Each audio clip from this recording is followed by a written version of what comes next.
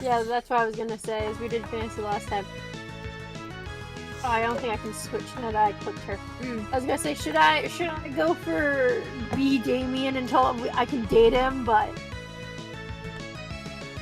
next time. If we play another game after this one. Yeah. Hi, Gimmo. Hi, Gimmo. And we knock on your door. Oh yeah, that's right. That's a thing we do. It's been a little while. Just a little bit. The last time I streamed was when I streamed this with you. Oh, you got work soon? Sorry, I had to take a bite of my mac and cheese. I'm literally almost non-stop working this past week and a half.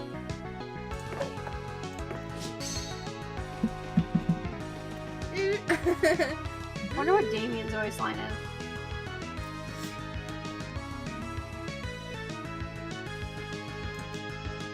Hi, Fire!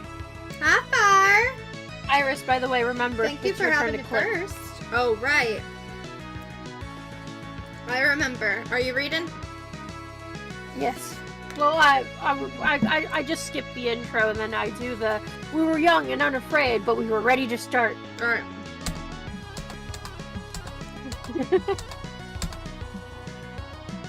You can hit escape to skip it all. There you go. Okay.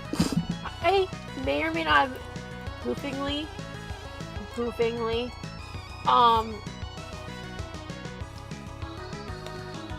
done 1 or 2 rounds to see who I would technically get. And I may or may not have, I have to find my little book, written down what I got, and got the red boy, the mimic. Alright, you have a great work day. Have a good day. So I did this one. Whoa, cosplay is foreplay is crazy. We love it. I don't, it doesn't have the other 2.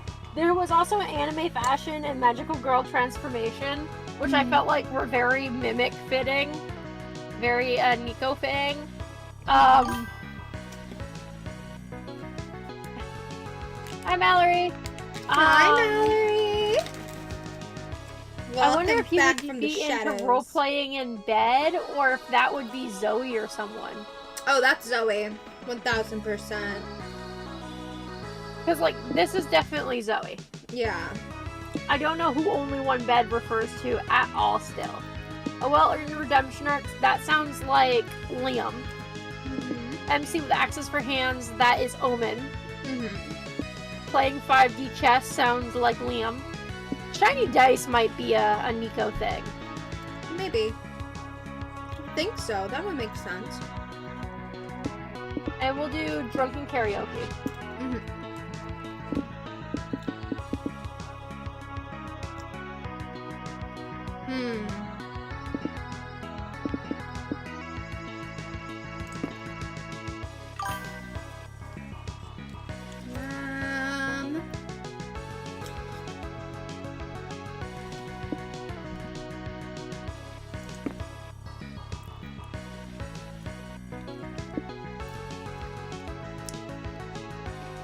I'm also gonna go with drunken karaoke. I feel like it fits both of them. It does. Alright, so.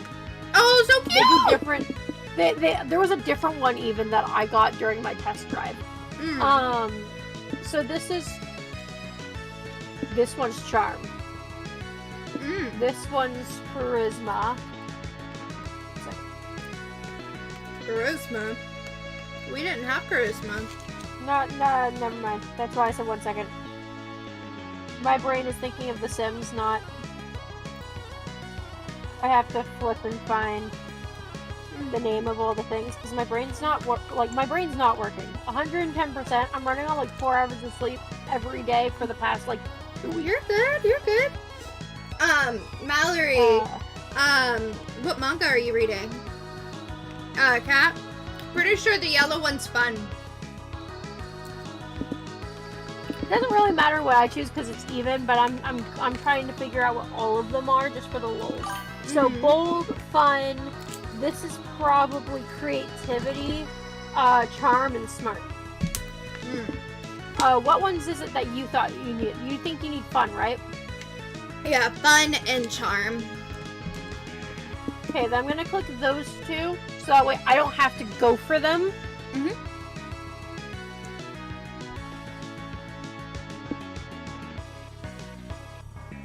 And then we'll be bold.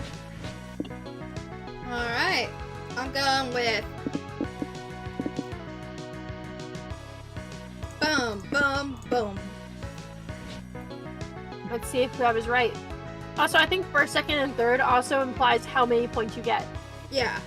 That's so why I did click- that.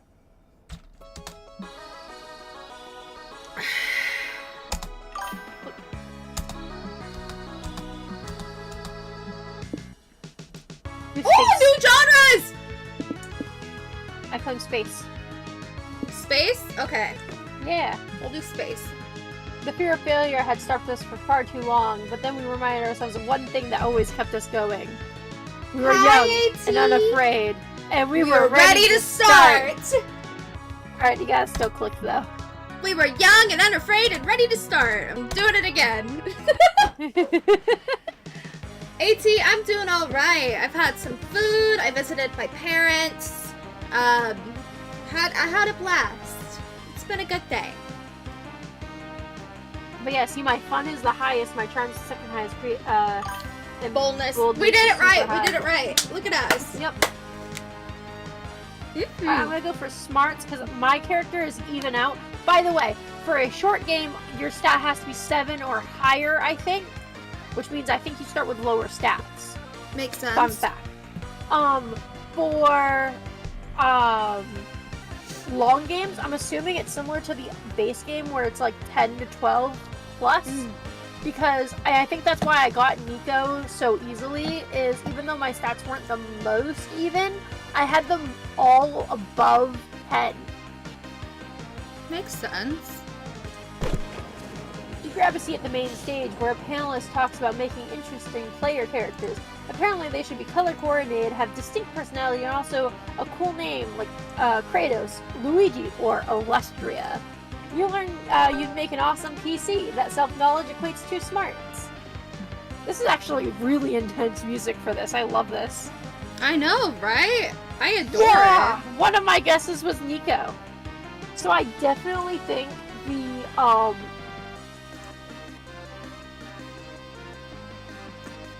what is it? What was the one I clicked? That first one. I'm not sure.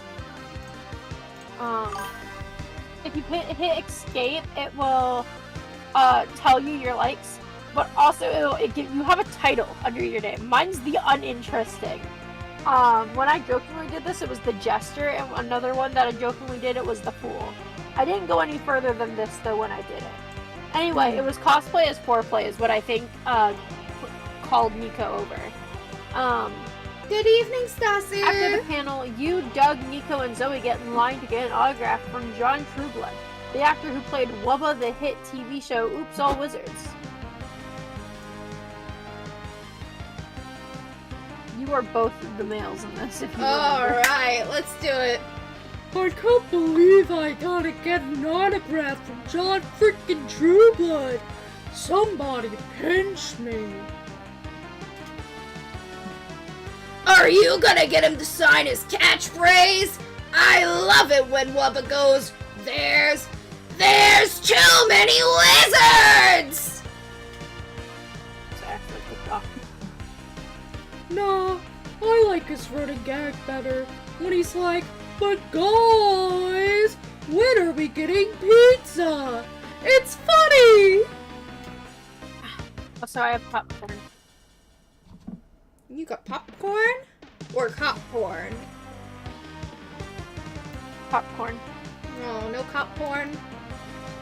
No. Too vanilla for that.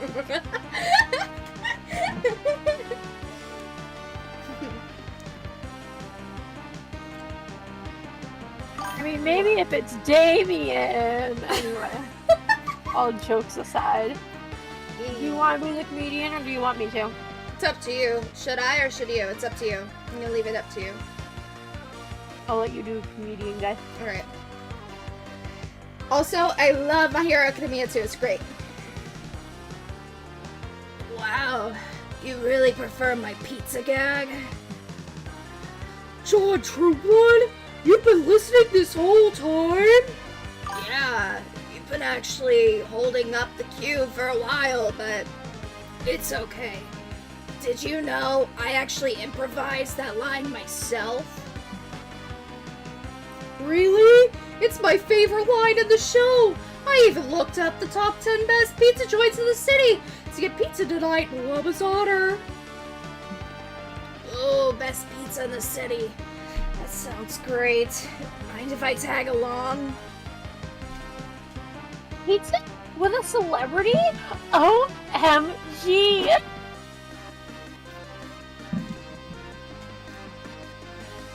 Cut to the so-called best pizza joint in the city. The pizza's actually kind of mid, but who cares? John Trueblood is here, and he's like 6 beers deep. It's so nice to finally meet people who appreciate my creativity. I just know the writers were jealous when I improvised that genius line. They were all, John, stop shoehorning pizza in all your scenes, stick to the script. That devil thespian killing script. I think jealousy's why they killed me off, you know. They were like, you literally never stick to the script. We have no choice but to kill you off. But I read the subtext there. Yeah, listen, Mr. Trueblood, this has been really fun, but we've been here for 3 hours and it's getting late. You're right. Time has flown, hasn't it? We haven't even gone to the other 9 pizza joints yet. The other 9, what? You said you looked up the 10 best pizza joints in town, right? We gotta try them all, you know the saying. But guys, when are we getting pizza?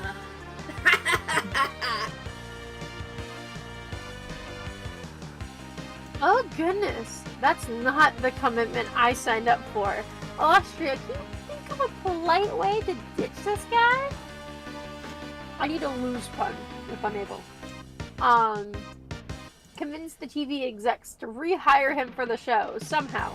He can make the writers miserable, not you. Learn from the writers and script this guy's death so we can cut him from Monster Prom 4 MonsterCon. Wild, I love it. I'm doing that one, even if it gives me fun. Oh, I feel like it's more creativity. What? Are you sure? Killing him sounds pretty mean. My favorite character is Toga Himiko. It's okay, Doug. The deed must be done, and I have killed with my death note before. I'll write his name's death. I'll write his... Oh, sorry. All right, I gotta restart. It's okay, Doug. The deed must be done, and I have killed with my death note before. I'll write his death to be a painless heart attack. Those aren't Sorry. painless, but okay. They're not painless at all. Sure, and when that doesn't work, I'll drop an anvil on his head. Where are you gonna get an anvil? Doesn't that seem a little absurd?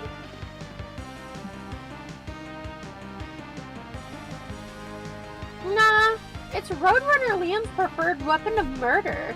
I did some research and it happens to be a way more common cause of death than you'd imagine. Also, mini fact, I like how my Nightbot decided to just randomly fill chat. Yeah, poor chat. All of those are scheduled for different times, but they synced for some reason. Weird. So, just out of curiosity, how much longer are y'all gonna sit there, loudly whispering and plotting my death? Whoops! Don't worry, I already wrote his name down! Any minute now! Look, if you all want me to go that bad, I'll fucking go.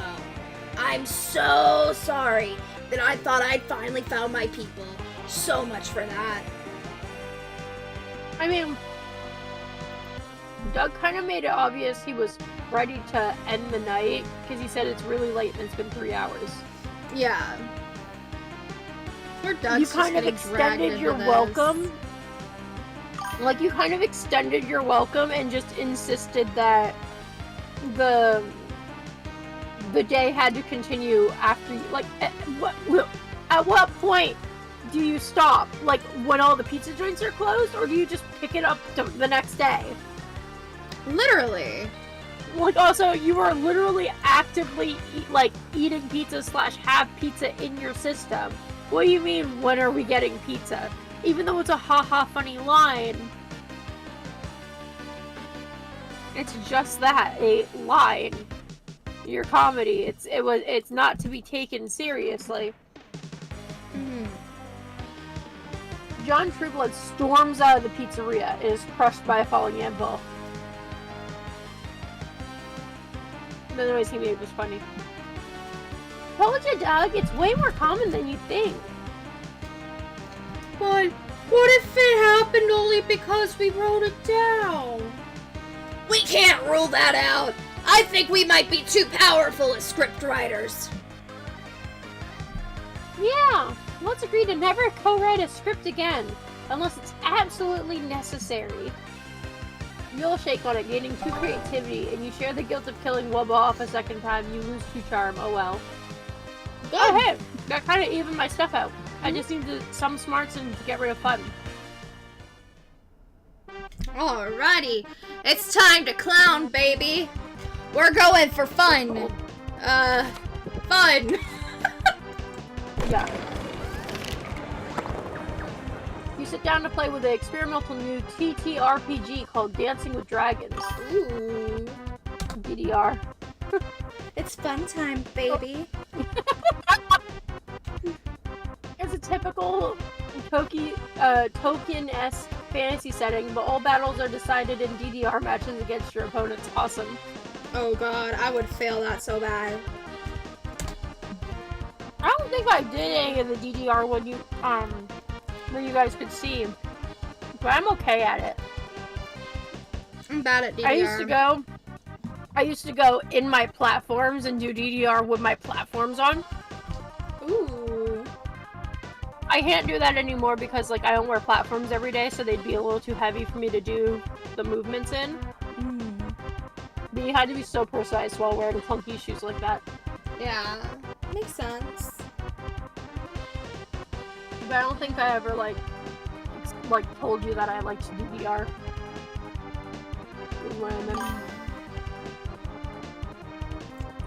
I was in Japan the day DDR first came out. There must have been 1,000 people there, and they had 25 machines in one arcade. That's crazy!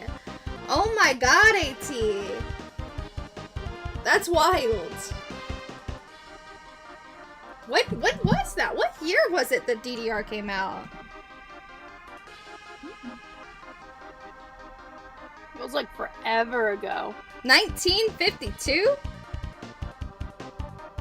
I think that's not it. That can't be it. DDR game release date.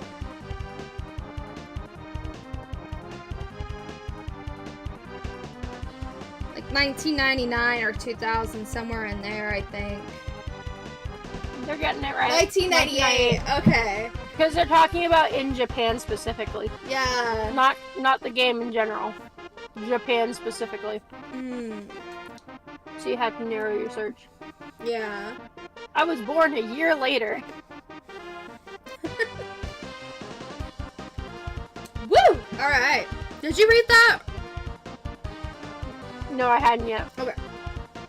You carry your party because you've got moves for days. It's a little unfairly skewed because your game master has a broken foot. But that's not your fault. Oh my gosh, you guys Oh, gotta do a freaking DDR showdown for me sometime. You and Kat. Like I said, I haven't done it forever. I moved on to like Beat Saber. You're getting too fun kicking butt with your S-rank DDR skills. Yeah! Also, I think at one point, the arcade near me that had the DDR machine. I don't know if they've moved it, because I don't think I saw it last time I was there. But also the last time I used it, it was bugging out. Makes sense. It was weirdly one of the times I didn't wear my clunky shoes on it. Damn. Because I had worn my 10-inch stilettos that day, so I took them off to do the DDR. Yeah, I think I've only ever done DDR once, and I was young. Also, Mallory says, to be specific, November 18th, 1998. That is that's almost crazy. exactly a year before I was born. That's crazy. Yeah, almost. It's like a month off. A month and a year off. Yeah. Hi, Fire. Welcome back, Fire. Yeah, I know, that was 2 years before I was born. And yet you act like you're so old. I am old, I'm ancient. You're not old. You're also not ancient. I'm not an old lady that's going to fall apart at any moment. Iris. Iris. Yeah. My joints are literally eating themselves away. My arms, my legs, my ankles, my wrists are all popping out, decaying as we speak because my body hates itself. And I still know that I'm young. And you're younger than me. Yeah. You'll be there at my I will funeral, not- though. I'm sorry. I'm just gonna scoff and shake my head. Also, Mallory, I think they're cute together. I adore it. They have a lot of moments together. I'm just getting started in this world. It's crazy. Okay, I'll stop. You're being told to stop. See, you're not old. Everyone agrees. Listen, I officially become a hag next month. Are you calling me a hag? You're not a hag. No, I am. Alright. But I'm older than you. I'm already a quarter. Just because you're becoming a quarter does not mean you're a hag. Okay. Iris, when you become a dollar coin, you can call yourself old. How about that? Alright.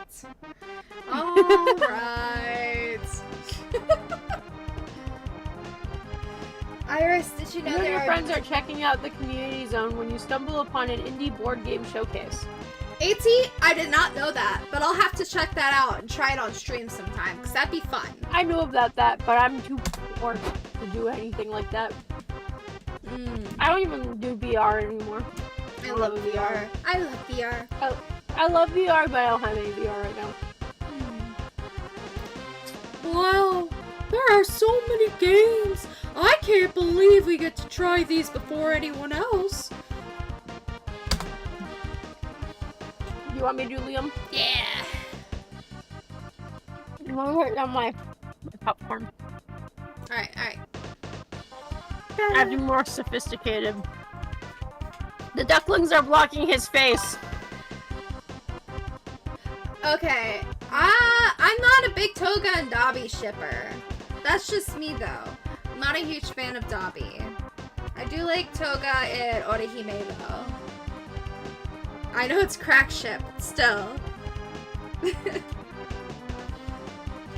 Yes, but be wary, Doug. If you look any of these game devs in the eye, they'll try to trap you in the sales pit. Hey! You there! You think you're smart enough to understand my Eurogame?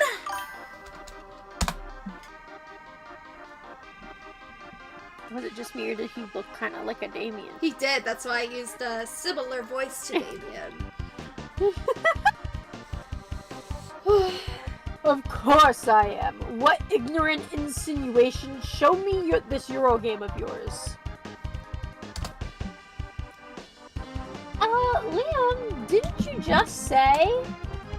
All rules have necessary exceptions, April. This won't take long. 3 hours later. So, how Okay, I can discard up to 3 plasma cubes to get a plasma homunculus, but only if I build a cube merger last turn? Do I do this before or after the harvest phase?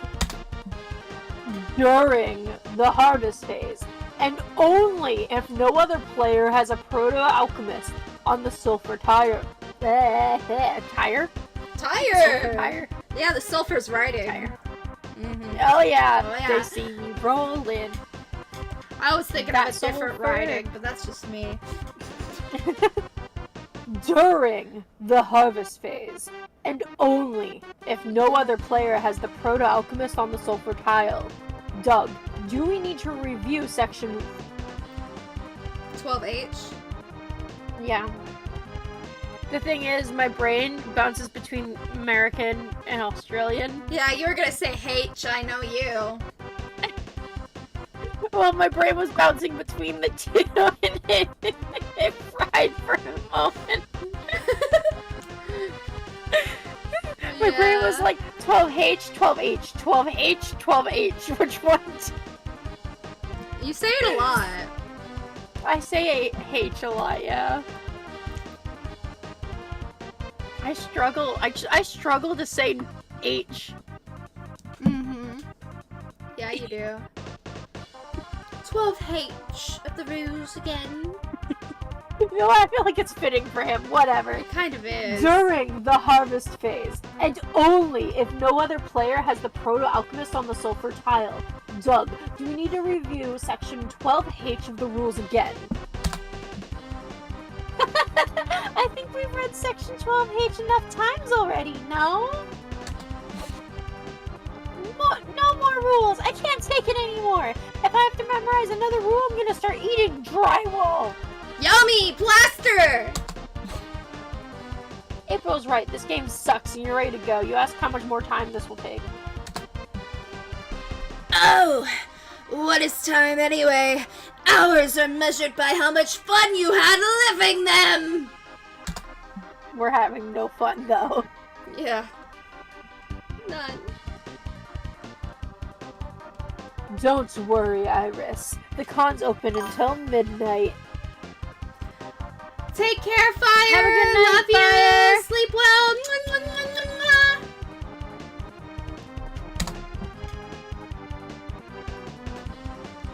Gonna do it? Or should I? I don't know if my mic will pick it up if I do it. Alright, I'll do it. I also don't know if I can scream with my mouth closed I like can. that. I can. I can. Okay, go ahead. There we go. Pretend like your mic didn't cut you out on Discord. Did it? No. I got the beginning and the very end. Okay, that's fair enough. It's close enough. I mean, I can do it without having my mouth closed. Gonna cut you out on my end too. Yeah, I told you.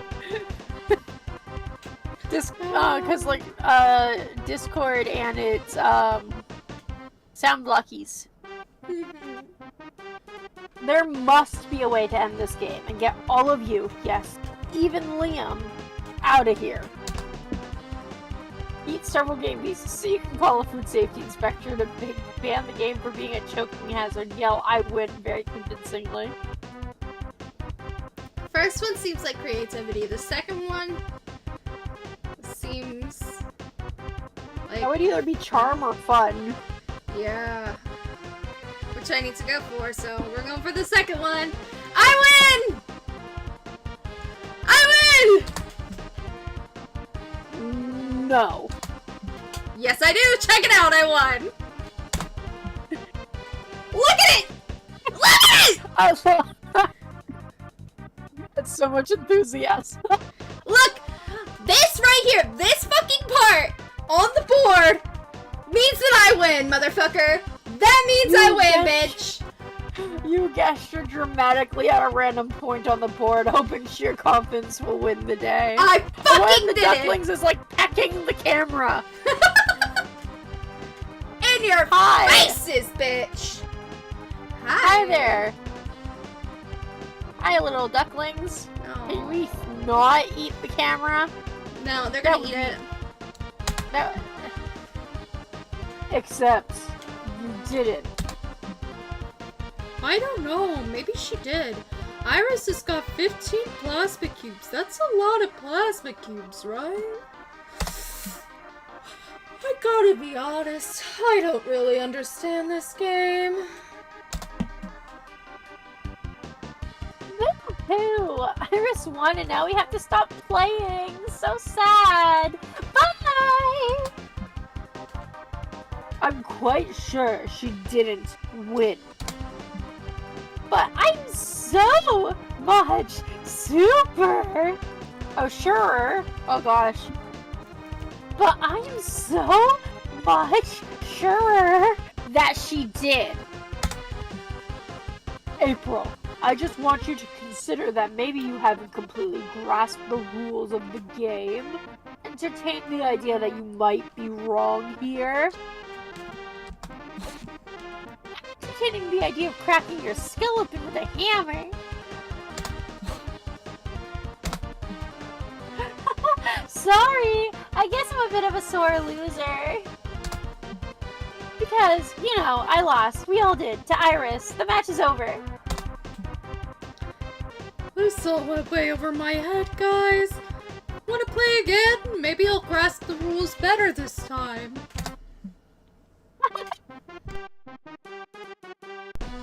You glitched out, Cat.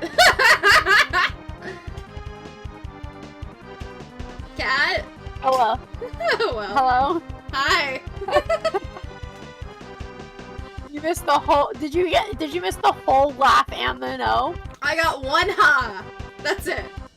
That was when I was laughing at you saying I glitched out, I think. Yeah. Alright, I'll redo the line just for you.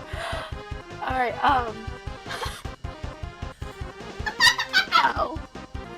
I heard that and then no. That's funny. That's funny. That's okay. Crazy. Close enough. Close enough.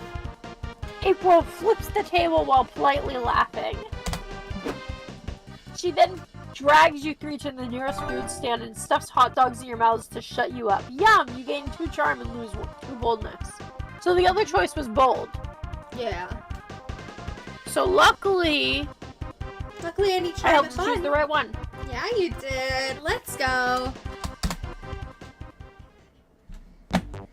Oh yeah, I can't go back to smarts. So, charm or creativity? You need a little bit of creativity because you're at 13. So you want me to go for charm? Yeah, go for it. You're walking around the merch hall sipping a cup of coffee. Coffee. This thing makes me think of like the axe chicken from like Knights at the Round Table, like the Disney one or whatever. Is it Disney one? I think so. I don't know if it was actually Disney. It's also not called Knights at the Round Table. My brain just not braining. I have like 2 brain cells and they're working on reading. Yeah, it's okay, Cat. Suddenly, a deluxe box set edition of One Kick Boy makes you spit out your coffee. Your spit take lands on the box set because you have great aim but very bad luck. The vendor gives you a box set at a discount because, after all, it's not in mint condition anymore. Your brand new box set and your excellent spitting skills give you 2 charm. What is it called?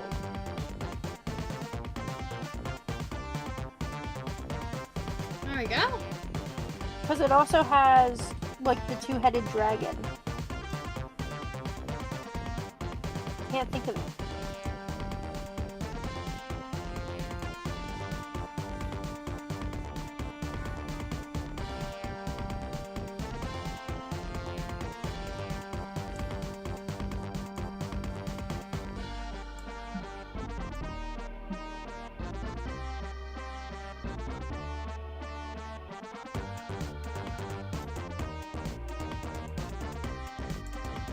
One second.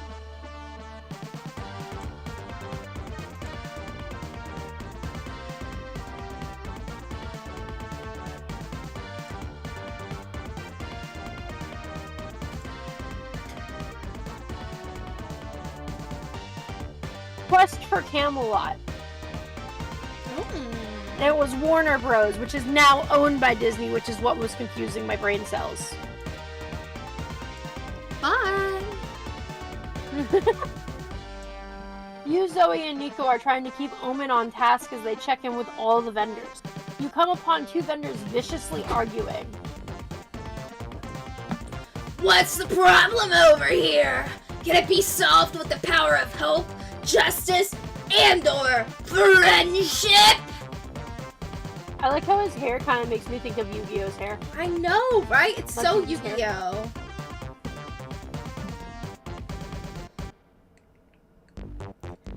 You want to be the vendor? Yeah. There's no hope or justice left in this con, and it's too late for friends. This motherfucker thinks he can set up shop at my table. Alright, I'll be this one, okay?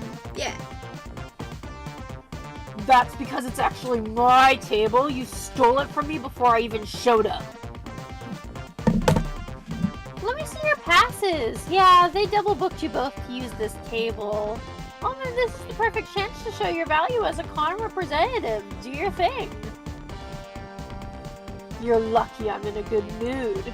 I'll propose the perfect solution to stop your pathetic sniveling. The proposal is as follows. You two battle to the death. The victor keeps the table, the loser passes on to the next life in eternal shame. Sound fair? Ooh, if the clothes seller dies, can I have these sweet sweatpants? It's really hard to find pants that fit a square butt. You know, maybe if you didn't try pulling everything over the chest. Yeah. It might change some things.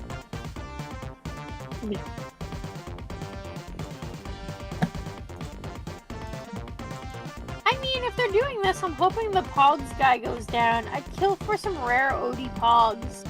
You can't let the sellers battle to the death. You'll be... If you're letting Omen get the credit for solving a problem around here, you're not gonna let Omen get the credit for solving a problem. Think of a different way to broker peace between the two vendors and make your friends horny for your conflict resolution skills. Conflict resolution so sexy. I don't think I'm supposed to be making you horny. Damn. Convince the vendors that all property is an illusion. Does anyone really own this table? Perform forbidden surgery and sew the two vendors together into a flesh construct. You've sewn a couple cosplays yourself. How much more difficult can this be? Definitely the second one. Do the second one, please. I gotta see what turns out. I have to. That one's going to be... I'm going to probably do this one. This would be creativity. And this would be charm. So I need to go for the creativity anyway. Yes. Fine, but who will do the sewing? I can't. I have a handicap called I hate sewing. Paging Dr. Nico. I was born ready for this. He's so excited for this. He is. I love the scrubs around the chest with the glove on the tongue. I know, right? He's so too excited for this. He's so excited. It's This so cute. little innocent face. Oh, look at him.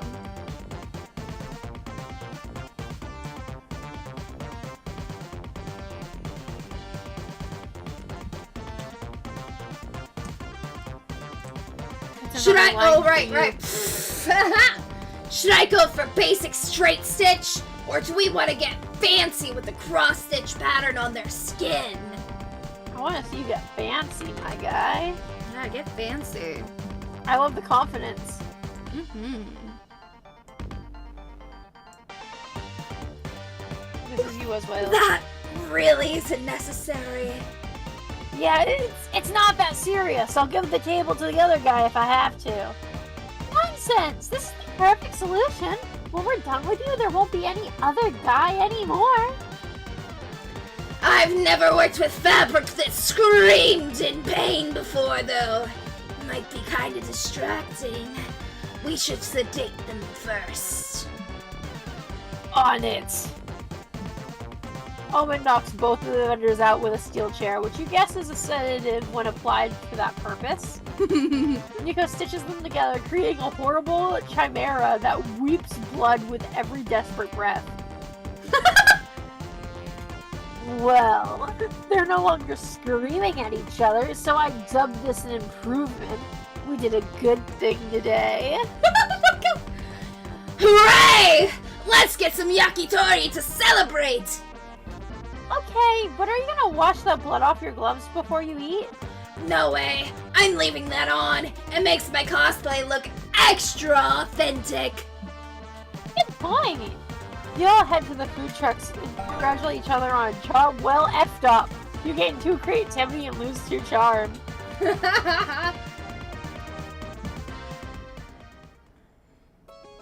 Let's go! I'm gonna go for more fun if I can. I can't. No, you can't go to a place you just came from. Okay. You have to go to creativity in the hotel. Creativity That's why hotel. I left it open for you. Thank you, darling. You love how I preemptively looked at your stats to see where you needed to go. Yeah. Also, the ducks are so distracting. You're chilling in your hotel room and decide to browse the room service list.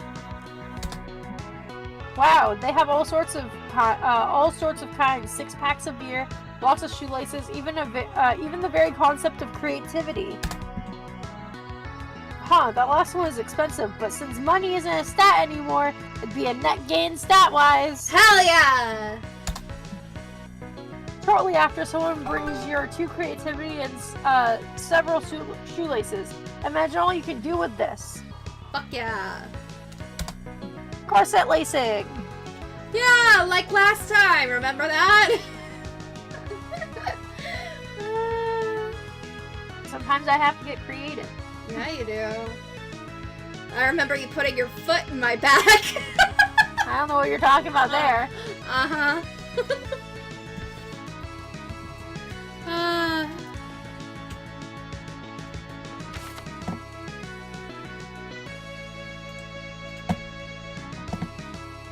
Kat, this is your line. I know. I'm doing something real quick.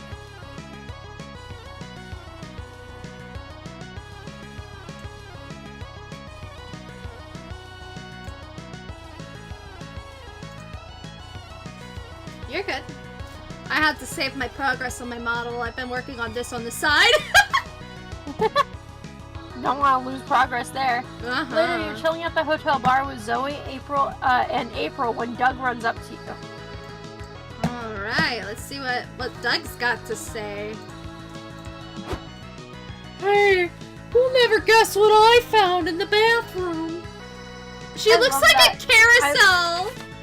Yeah, I was gonna say I love her outfit. By the way, that's one of the ones we unlocked last game.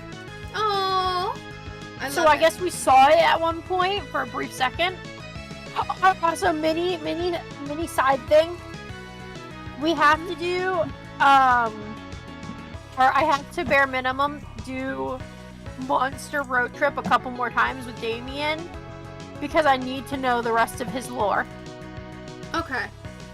My brain demands it at some point when I have like a lot of free time, not like today where it's kind of limited.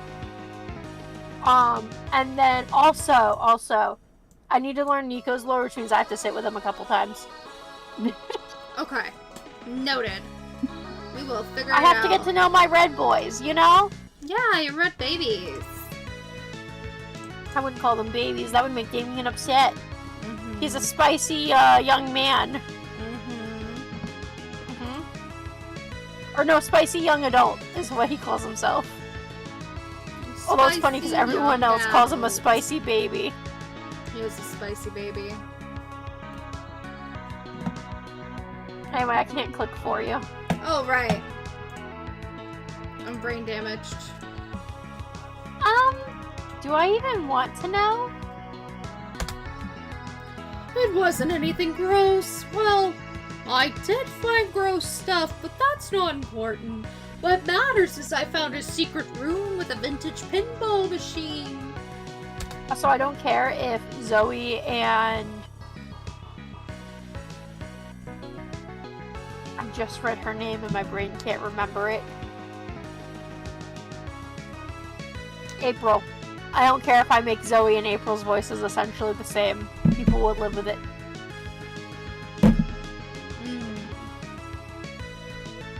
Continue. And it was a weird one, like its theme was sexy vegetables, I think? I'm 95% sure I saw an onion with cleavage on it. What? I want to see a big titty onion. Can you show us? Yeah! Sure, follow me.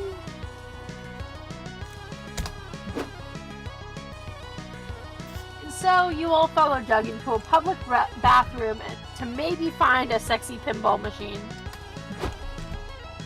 Okay, it's just past this door, down this hall, take a right, or maybe it was a left. Doug, are you sure you didn't imagine it? Maybe it was a mirage situation or something. No, that manly corn cob with the big bulge I saw, I'm pretty sure my imagination couldn't produce an image like that by itself. Oh, we have a duck, like, full camera frame. Oh, they left. No. Oh, another duck. All the ducks. They are very interested in the phone. They keep running at it and then running away when it doesn't do anything. April, I love you, but don't you dare stop us from finding a potential new fixation. You keep going, soon you won't even hear the sounds of the bar anymore. You're surrounded by windowless hallways, stale air, and eerie silence. Backrooms! Don't worry, I've got this. We're not lost. We're just, taking the scenic route. Ah, yes, the oppressive windowless scenic route. We have to go back. I don't want to die in liminal space. Yeah, I get you. On one hand, I'm pretty sure this is the back rooms, but on the other, sexy vegetable pinball machine, you know? You're pretty sure people die in the back rooms, so you better forget that pinball machine and find a way to escape. Ask for directions. Why not ask that tall guy there? You know he's nice because he's smiling too much. Just pee in a corner. Security will escort you out. I'm gonna pee in a corner. I think that's bold. Oh, the other one might be smart. I don't think it matters what you do here. Just pee in the corner. Peeing in the corner. That could work, but I just went to the bathroom. Does anyone need to pee right now? Not yet, but I bet someone will if we drink these bottles of wine in my purse. Ooh, wine. Wait, why do you have wine? I was saving them for later tonight, but hey, either Iris's plan works or we're stuck in here forever. In which case, I'd rather be drunk anyway. Mood. Cheers, you'll drink up the wine in April's purse. The back rooms turn as fuzzy and warm as your thoughts. Okay, Kat, here's a real question. If you were trapped somewhere without water, but you had wine, right? Would you drink it? No, because alcohol makes you more dehydrated. Okay. But you're gonna die anyways. Okay, and wine makes me sick. True, true. Okay. The smell of alcohol makes me nauseous. Ah, yes, let's torture myself. I'm already, because of my muscular problems and my iron deficiency, I first of all feel dehydrated all the time, but am consistently dehydrated unless I'm actively drinking liquids at almost all times. Hence why I'm constantly getting drinks. I don't know if you've noticed, but I'm surrounded by drinks at almost all times.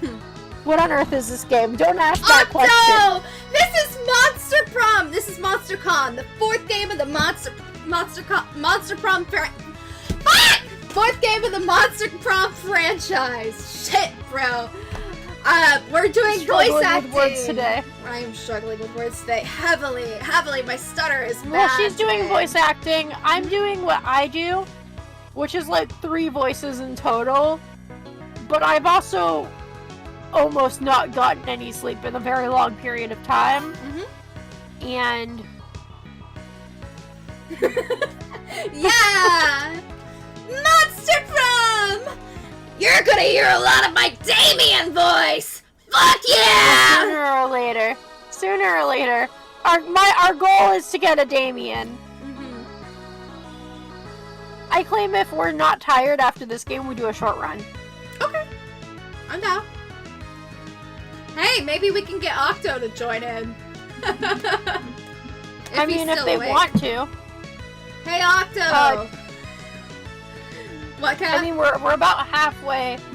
Well, I was gonna say we're almost halfway through this one, even though it doesn't feel like it. Yeah. Because we've been streaming for an hour, but last time it felt like that too, and then we zipped past it. Yeah, we went zip zap zoom. Also, cheers! I don't know if you guys heard the can clinking or not, but I tried. No, but here.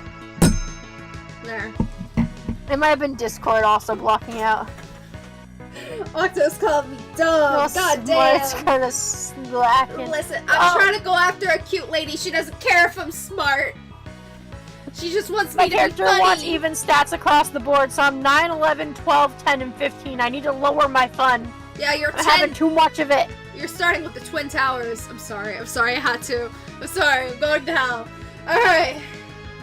Wow, Octo! Cheers! You'll drink up the wine in April's purse. The back room's turn as fuzzy and warm as your thoughts. Thank you! What just happened? Oh, who cheers? Movie cheered a bit. Aw, Movie. All I heard was the bit noise, and I was just like, hi again, Movie. So cute. Thank you. Oh, thank you. It hasn't had a chance to pop up yet. Yeah, Octo, if you want to join us. There it goes. There it goes. Kat, I think you'd adore Octo. Octo's one of my besties now. He's great. We adore Octo. You definitely gotta pee now. Nobody look, okay? Dog. I bet you can't knock this wine bottle off my head with your shoe. I bet I can't either, but I'm gonna try. Sorry if I give you a concussion. I can take it. Hit me, you big slimy snack. What the fuck? Hey, miss! What are you doing? I'm making shoe versus bottle history. F off. Pigs. Sorry, I didn't want to read that. It felt too mean. I did. Not you! The girl peeing in the corner! Welcome, Dark! Hi, Dark. Hey, don't watch me pee, you perv. Shame on you. You should always give a lady privacy when she's peeing in a corner. But she can't be here! Also, could you all stop shouting so much? All this noise is ruining the creepy backrooms vibes for all the other people trapped here! I'll be as loud as I want. Soon may the Wellerman come. Oh, Cat! The Wellerman come to bring us sugar and tea and rum. One time of the chauvinist, then we'll take our turn. We'll take our leave and It took go. my brain way too long to realize the song. The second I read Wellerman, however, my brain immediately went, okay, yeah, and I started bouncing in my chair. Woo! Click. Octo, we're gonna do a second round of this after Click. this. We'll if you're still down, we can bring you in.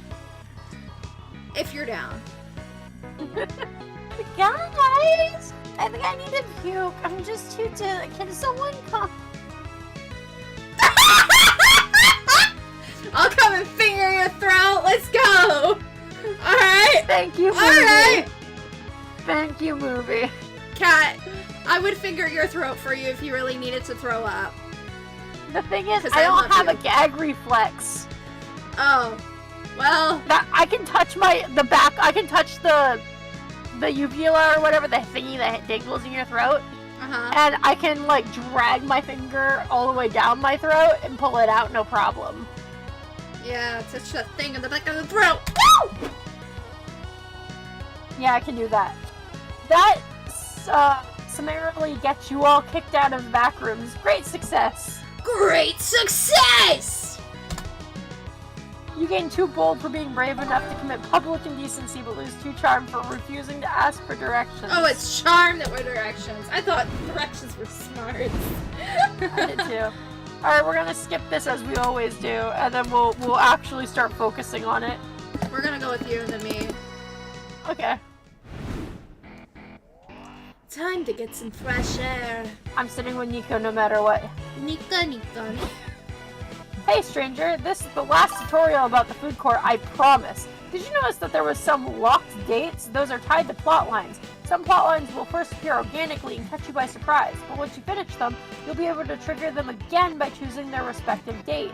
There are also locked plotline dates at the alone table. Those do not appear organically, you gotta unlock them, and only then can you trigger them through their respective dates.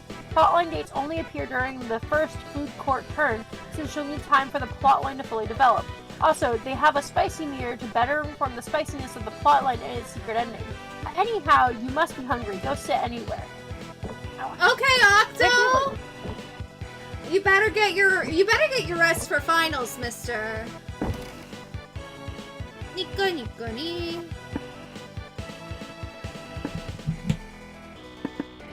Of course, I'm gonna go out to dinner with the boy. Yeah, go to Also, dinner. I hope you get good sleep. Yeah. Coming from the insomniac, you get good sleep. You and Nico go out to a fancy restaurant. You always wonder how Nico eats. They technically have 2 mouths, so which one is for food? Turns out the answer to that question is too disturbing to describe. Wild. Still, you two manage to have a nice conversation when they're not doing unspeakable things to that ramen. Hooray! Alright, we know where I'm going. Nightmares of the voices. I'm the voice inside of your head now. I already did this one, so this is what I need to do. Because I did that one before. So we're going out for lunch. And you unlock... So the more you talk to characters, the more you unlock extra plots. And I didn't get to talk to Nico last time. Big sad. Big sad. You and April go out to a restaurant. You two are having a lovely lunch till the desserts come in. April ordered a pie, the clowniest of all desserts, and you got deviled eggs because you're a weirdo. I love deviled eggs. They're so good. I don't like those. April then freezes there, staring directly into your egg. It looks like she's remembered something. Oh, the eggs! The eggs. The egg! The egg! The egg! The April egg! Little April!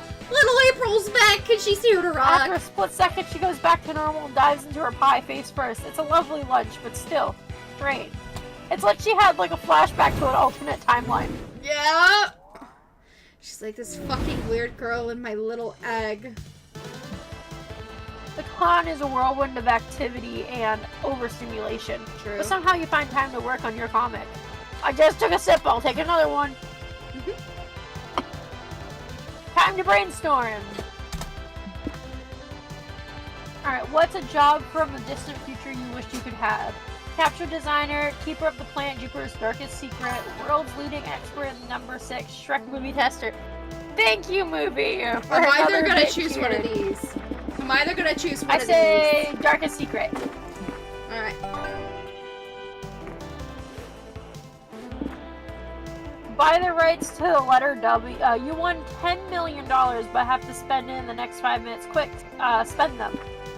Spend it on Tetris microtransactions and cosmetics.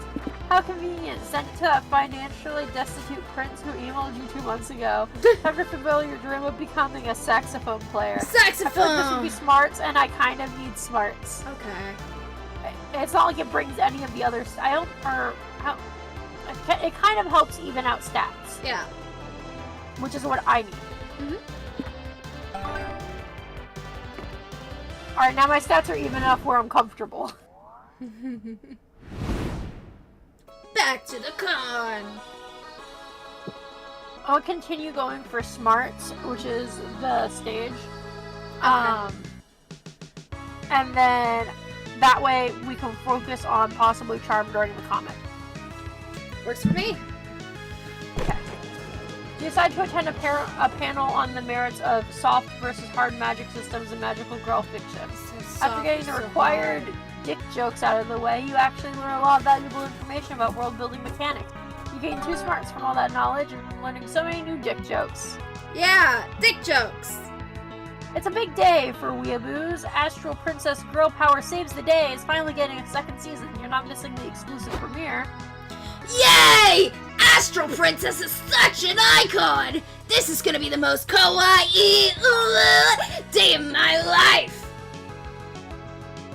Okay, movie, have fun lurking. Have fun, movie! Thank you for another bit. I think he did a total of like 5 bits. Probably. 1, 2, 3, 4. 1, 2, 3, 4, 5. Yeah, he did 5. It's starting. We better quiet it down.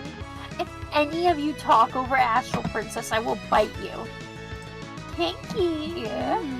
Oddly, there's no intro sequence. We cold open on Astral Princess battling a new foe. You cannot defeat me. I, Prince Edgelord, will defeat you with my Apocalypse Ray, which is a ray that can cause the apocalypse. Wahaha. Not the strongest dialogue there. Maybe you're right. Maybe I can't, sobs Astral Princess. I'm just a weak girl who got her powers by accident. I don't deserve to save the world. Wasn't her entire Season 1 arc about her gaining confidence? Where did all that go? No, Astral Princess, remember who you are. You are the Astral Princess, yells.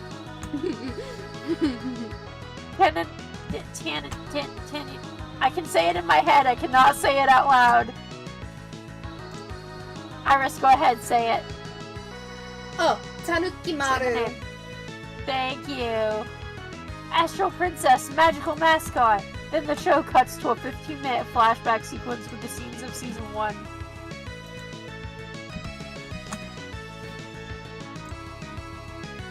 This is you. Tanukimaru. Oh, right. They're doing a recap episode as the first episode of Season 2. The crowd's not having it. They boo, hiss, and start throwing things at the screen. Fair. Oh yeah, I'm the baby cop, aren't I? Yeah. Or actually, sometimes you do both, and sometimes I'm the baby cop. Do you want me to be baby cop? It's up to you. What do you want to do? Why don't you do both, because you're good at them. Okay. Calm down, you nerds! If you can't control yourselves, we'll ban you from the con for life! Someone throws a Molotov cocktail and sets the curtains on fire. Fuck it! Our lives are worth this. Every monster for themselves. Now, Octo, if you're here, that's the voice of Nightmares. Hi! Not the others. No! We gotta calm everyone down! A life ban from Spooky Con is a fate worse than death! Actual death might be in your future if Molotov cocktails are on the menu, so... yeah, you should stop this crap from becoming a full-scale angry mob. Mari's like, I'm done lurking in the dark shadows. They're done. They're over it. Fire the cannon. No one can be sad when they have them. Convince everyone that a few very bad seasons are necessary for an anime to attain the cult status that allows you to say it really gets good in season 5. I feel like, would this one be smarts or charm? I'm gonna go for this one. Yeah, go for it. You comfort the angry mob with your fresh, elitist perspective.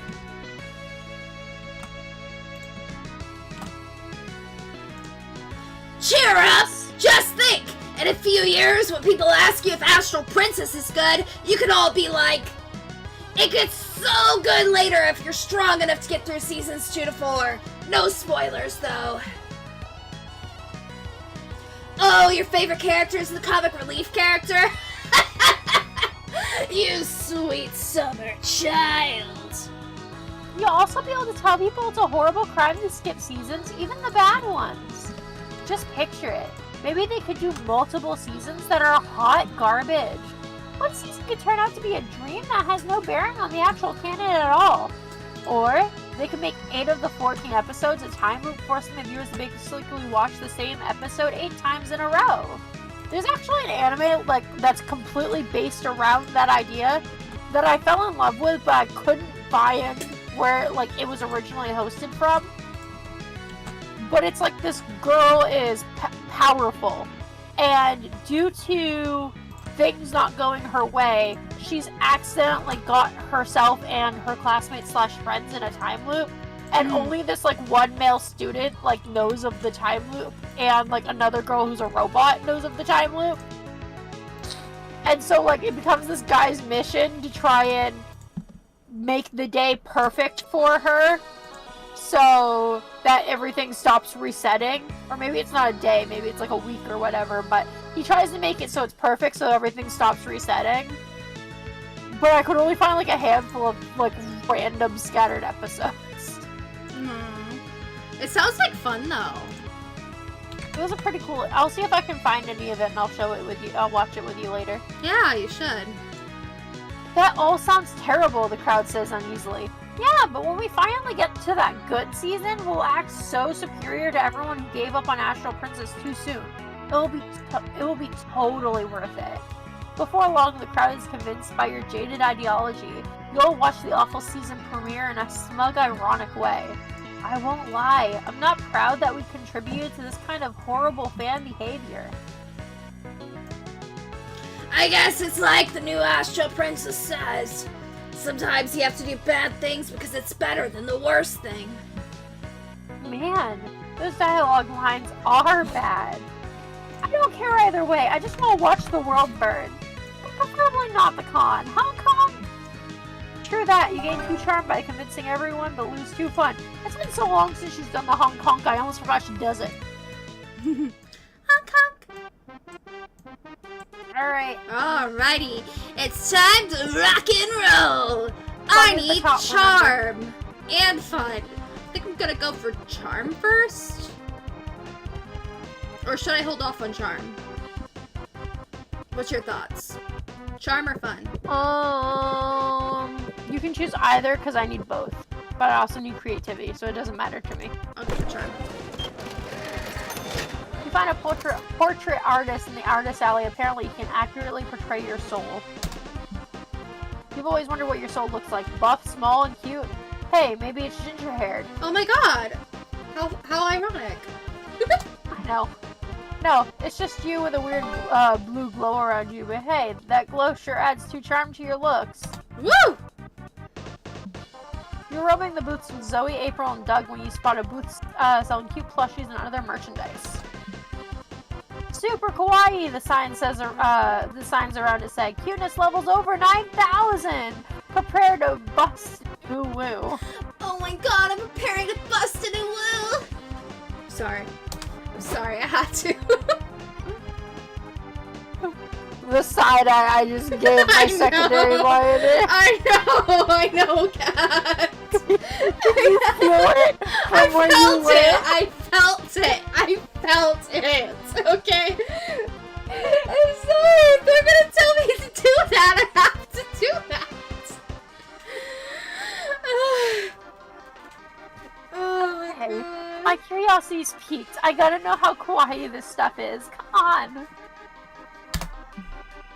You'll pass more signs as you enter the booth. Not for the faint-hearted senpai. Abandon all hope, ye sussy bakas who enter here. I feel like Iris is breaking because, first of all, these are things I would never say, and second of all, I'm able to say it with a straight face. Come on, sussy bakas! Turn back! Oh, this seems sketchy. Are you sure this is safe? Of course it's safe. It's just a plushie store. Kind of weird marketing tactic, though. Or it's a genius marketing tactic that makes you want to check it out that much more. Finally, you enter the inner shop. Huh. After all that build-up, this is kind of underwhelming. Yeah, these plushies are cute, but not poop out a rainbow and pass out cute. You You haven't seen anything yet, says the vendor smugly. Do you think you can handle my most kawaii product? Show me the kawaii product.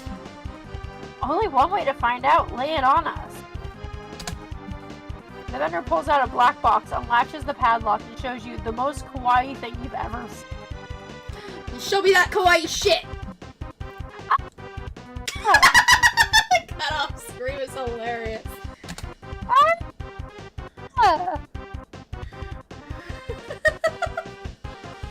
We messed up!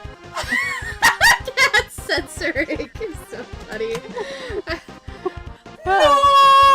Messed up, we messed up! No! It's too kawaii! They all collapse, vomiting rainbows and glitter. These levels of kawaii are too dangerous to be viewed with the naked eye. Oh my god. Do something before your friends fall into the cutest comas ever. Kawaii overdose is no different from snake venom, you think. Time to use your survival skills. Suck the kawaii out of your friends' bodies. Read the product labels. It was probably made by people under very non-kawaii working conditions. Ooh. Okay. Have you ever seen Billy and Mandy? Yeah. I'm just imagining the Dracula. It's like scrape and lick, scrape and lick. Oh my god. When Grim gets like bit by a snake or whatever. It's hilarious. Ah! I'm dying! I claim first choice. First choice is what I'm thinking too. We suck that Good kawaii idea. out of But you, honestly, baby. you'd call any idea that involves sucking on your friends good. Hold on, Pointus. Let me suck on your neck. I'm coming, Pointus. Oh my gosh, oh my gosh, oh my gosh, oh my gosh. Whoa. Hold the phone. Is someone sucking on my ankle? Stay still, princess. I'm trying to get all the poison out of you. No more kawaii for my princess. Looks like Iris is. What are you doing down there, silly goose? Wait, let me guess. I think I've got a good understanding of Iris's quirks by now. I think she is doing leech roleplay! It must be the hot new craze! Oh my god. Nah, I think she's trying to suck the excess kawaii out of my system. You know, like poison. Really? That sounds like... That seems a little, let's go with not smart. Well, she managed to distract us with the kawaii overdose, so I guess it was kind of effective. Nice! Doing stuff that kind of works is my specialty. Hey, don't stop now. It's my turn to get my ankle sucked. Wait, but if it's not actually removing the excess kawaii, why do you want her to... Because she was clearly having fun with it. It's not a fetish or anything, Hong Kong. Your girl's into some weird stuff. She is. She's freaky. You get back to sucking on your friends like a newborn piglet. They praise you for your heroism and your sucking technique. Big wins. Yeah, let me suck you off, baby girl. Come on.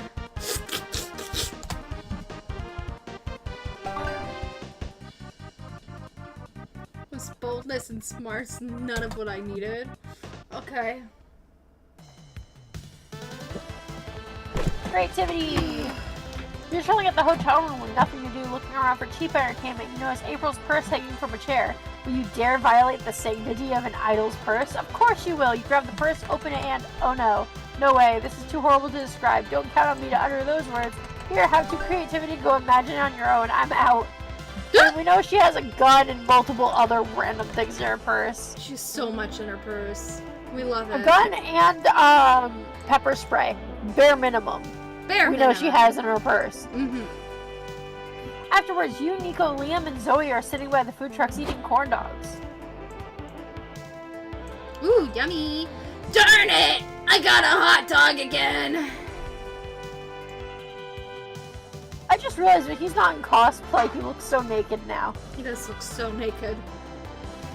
Like, because before, it was like, when it first started, it was normal, but now that I've seen him in so many cosplays so often,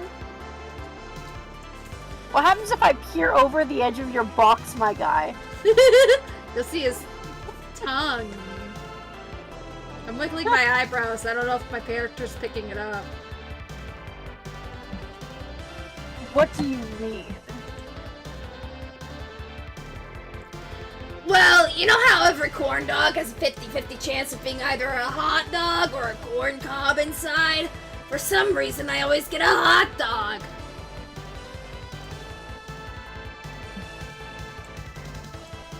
What? That's not how corn dogs work at all.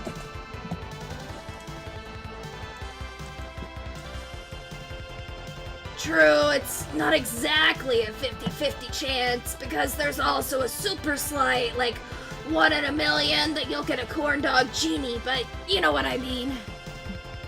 I don't think I do. That makes sense. It is called a corn dog. It's called that because it's covered in cornbread. No, I'm telling you, it's the 50-50 thing.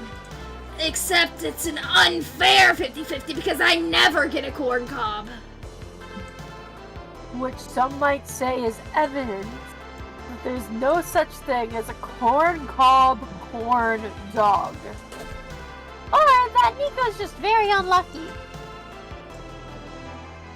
Am I seriously the only reasonable person here? Yes, yes you are. Good luck. I don't need someone reasonable. I just need someone comforting. Thanks, Zoe. I can comfort him. Yeah, you can. This conversation is interrupted by you taking a bite of your corn dog and getting a mouthful of magic smoke instead. A corn dog genie appears. He said it for me. Thank you, my guy. It's the corn dog genie, silly. I was just telling you about him.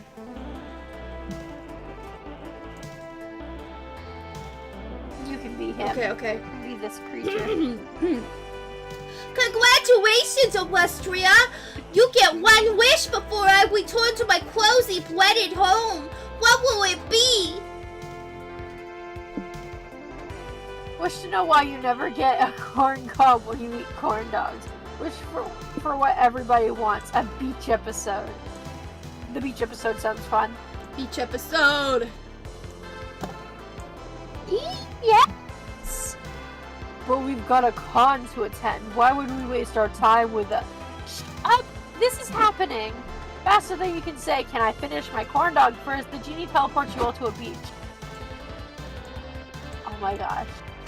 Ooh, this is nice! We could spend the next 3 days just doing this. Swimming, making sandcastles, smashing watermelons blindfolded. We can do this forever! I can see it now. Monster Prom 5, Monster B! Is this a leak? I know that they have multiple other games in progress, but that there was like one that they wanted to do, but then they did this one first instead. But I think there's one that's supposed to be like a snowy escape one or something. I don't remember actually. Give me half a second. I'm getting sidetracked. For all the good reasons. Yeah. All the good reasons.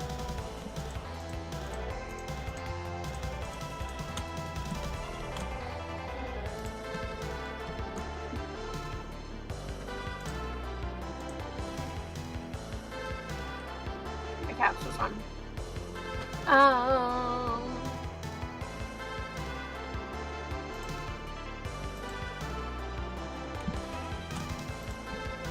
So Holiday Retreat is one of the upcoming sequels to Monster Prom, consisting of 3 unique game concepts: Monster Retreat, Monster Road Trip, and a third untitled game.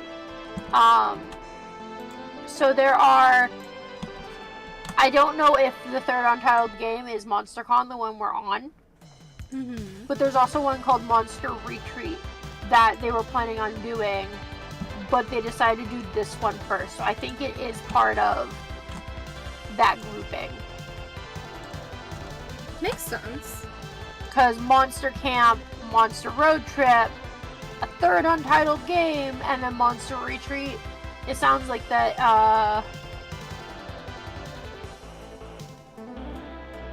that was it.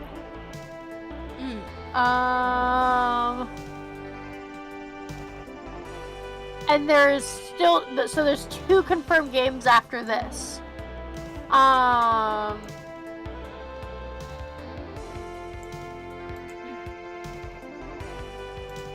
So,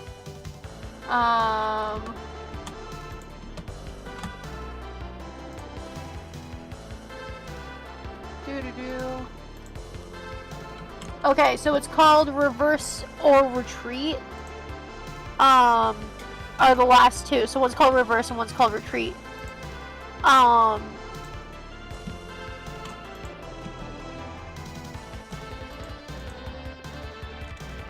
And those are placeholder titles.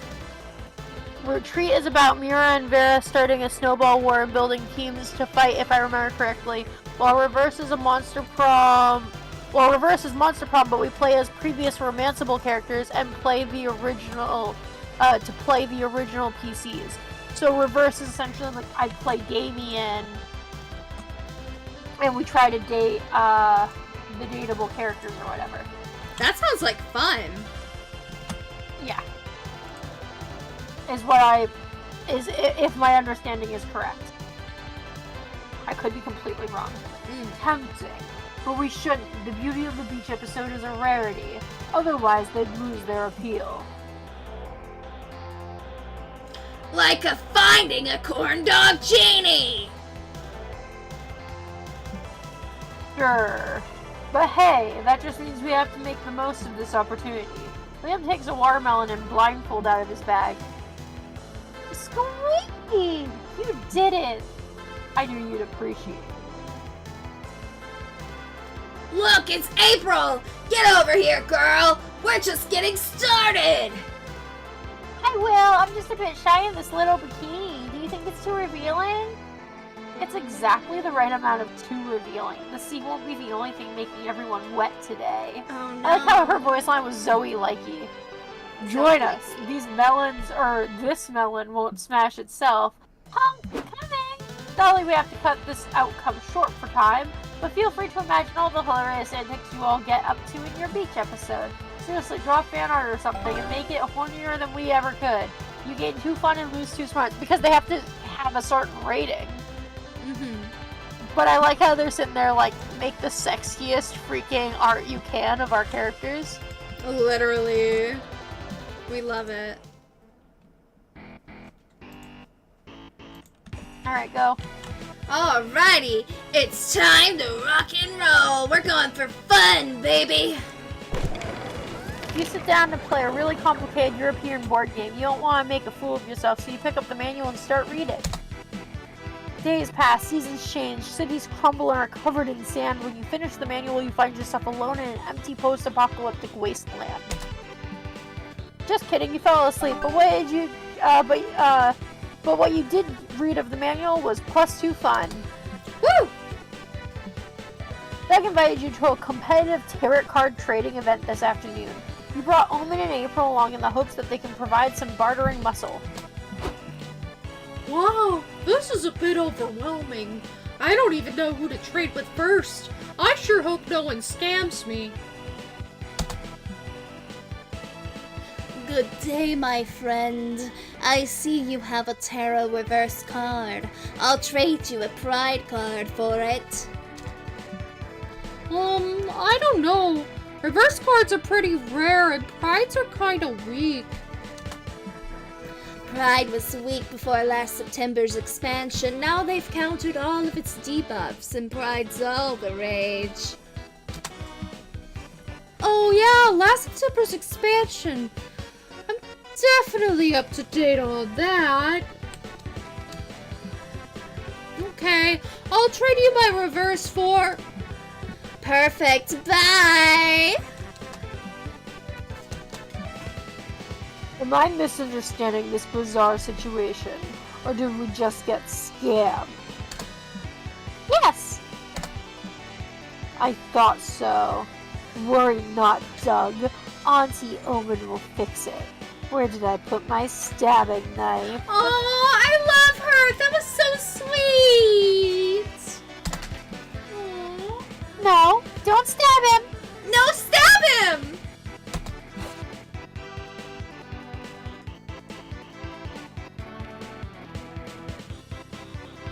Do you want to do this voice? Yeah. An insulin overdose is much harder to convict. Jab him with this EpiPen.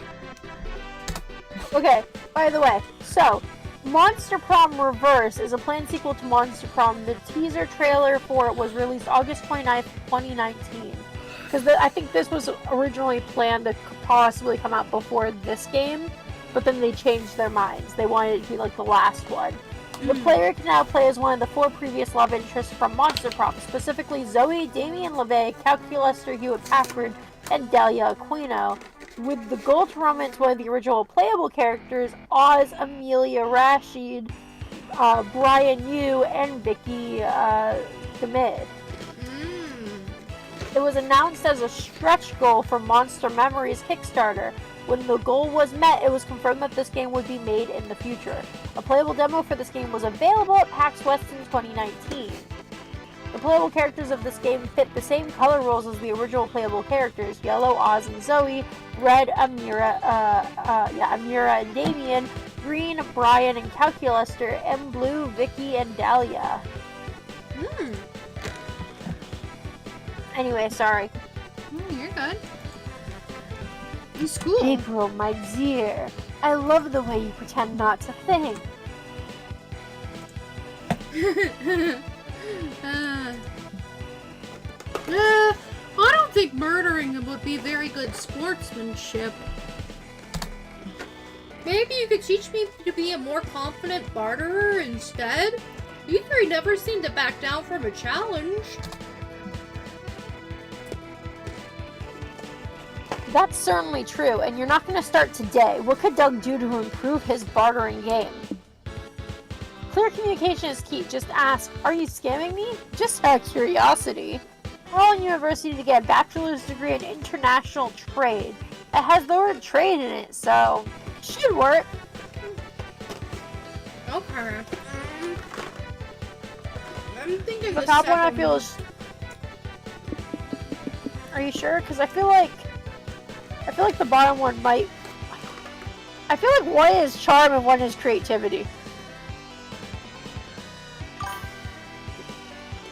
I think the top one is, Mallory is pulling an all-nighter. Hey, welcome to the All-Nighter Club. Let's go. I think the top one is, creativity and the bottom one's smarts. That's what I was initially thinking, but also the bottom one could be creativity and the top one could be charm. No matter what, the top one's your safe bet. Alright. That makes sense. Honestly, it's the best policy. It's also a viable misdirection tactic. They will be so caught off guard by your candor that they will blurt the truth. La la la la la. There's the same guy from before. Let's test this out. I'll offer another trade. Hey, pal. You wouldn't happen to have a Wheel of Fate, would ya? I'll trade you the rules card for it. I might, but first, I have a question. Are you scamming me, sir? Just out of curiosity.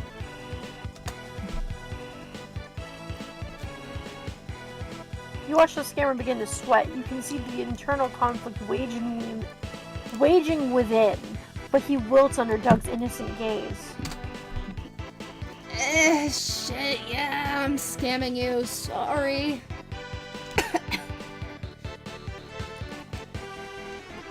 Well, I'll be hung. It actually worked. Great. So, what do we do now? We didn't plan that far ahead. Time to improvise. Apparently, Omen's version of improvisation is stabbing the guy in the stomach. Oh! Sorry, I panicked. It's okay. He was trying to scam me. Stabbing him was basically self-defense. Look at all that blood. I'm craving steak. Hey, totally random idea. You guys want to celebrate our victory by getting some food? Doug grabs the scammer's cards and you all leave. April keeps turning and eyeing at the corpse, but you're too busy gaining 2 charm and losing smarts to think of it. Oh, that was good. So we were right. Yeah, fuck yeah.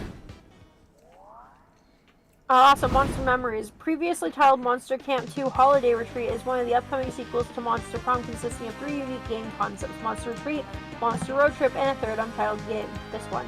Monster Camp was originally planned to be part of this collection, but eventually grew in scope to be the same size as the original game, and thus became its own separate project. Eventually, Monster Road Trip would do the same. Monster Retreat focuses on a feud between Vera and Miranda, and the player is expected to pick one of their teams to join, named Team Vera and Team Miranda, respectively. A snowball fight is set to take place between the 2 teams, and beforehand the player must recruit allies to learn techniques and ensure victory. The game is stated to be more strategy-oriented, with a mini-game replacing Prom. Monster Road Trip focuses on a road trip with Polly and Scott. As you stop by many locations serving as the events, you can pick up various hitchhikers, such as new NPCs and ones from prequels. Survival resource management mechanics are being worked on to encourage cooperation between players in order to avoid being stranded. MonsterCom, the developers, unable to find a good place for Zoe and Liam, decided to include them in a 4th game concept originally centered around a trip to Japan. It was tentatively titled Not Another Isekai. Beyond this premise, nothing else has been confirmed for this game, such as a more detailed premise or end goal. The title has also not been confirmed. It was later implied that the game would no longer focus on a trip to Japan, but that Japan was merely an aesthetic the game or its promotion would use. Eventually, the last game would move on to become MonsterCon, using the same baseline mechanics as Prom and Camp, but also taking in elements from Road Trip, such as the bench conversations and the stat system. Interesting. Sorry, I like lore dropping. Oh, you're good. Do you care if I go for charm? Go for it. I have enough charm. You suddenly realize your phone is dead. Good thing you're at the merch hall. You find a stand where someone's selling chargers. You want to buy one, but you feel bad about buying something so not nerdy. The vendor sighs and draws an uwu face on the charger, so you gain 2 charm for your kawaii phone charger. I love how the vendor sees your, like, mental, like, struggle and goes, guys, and just draws the uwu face on it. Like, ugh, this again. With, Fine. like, a paint marker or something. Yeah, it's hilarious.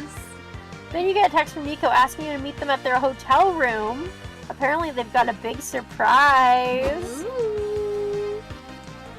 Hey, Illustria! I need a second opinion, and you've always got great ideas that never go wrong, so I figured I'd ask you. I'm entering the Cosplay Grand Prix. It's the biggest cosplay contest at the con, so I gotta pull all the stops to make the biggest impression. That's why I'm gonna debut this outfit there. You ready for this? It's actually really good. It's so good. Let me get my card But off. what's even funnier is he's admitted that even though he can change what the chest looks like, change his whole form, he normally doesn't. But for the specific outfit, he changes the chest. Anyway, continue. I'm the Joker, baby! Oh, that looks great. You'll win the cash prize for sure. It's not about the money, Illustria. It's about sending a message. I like how innocent he looks with those things. He's so cute.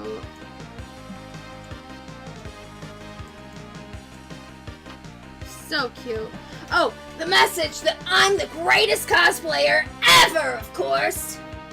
I also love how his voice line was Nico, Master of Disguise. I have the voice lines off for some reason. Oh, if you press escape real quick, you can go into settings. And you can turn the voices back on.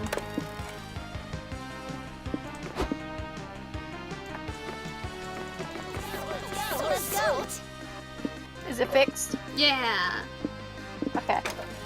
Continue.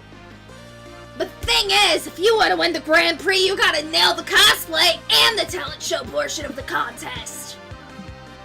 For my act, I thought about blowing up a hospital or killing a robin or diving into a vat of toxic waste, but the judges said those were all too psychopathic.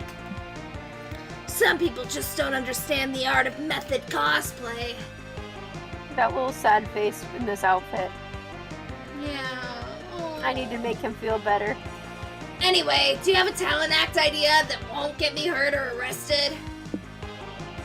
Cathartic dance number down, a cathartic dance number down a flight of stairs that makes people want to become you, despite you being a known murderer. The Joker is known for fighting the Batman, but Nico will have to do, The Joker is known for fighting the Batman, but Nico will have to make do with the next best thing you have. This bag full of actual bats. This one sounds fun / charming, while this one sounds like bold or creative. I kind of want to go for the top one, because it's a reference to the actual Joker movie, I think. Okay.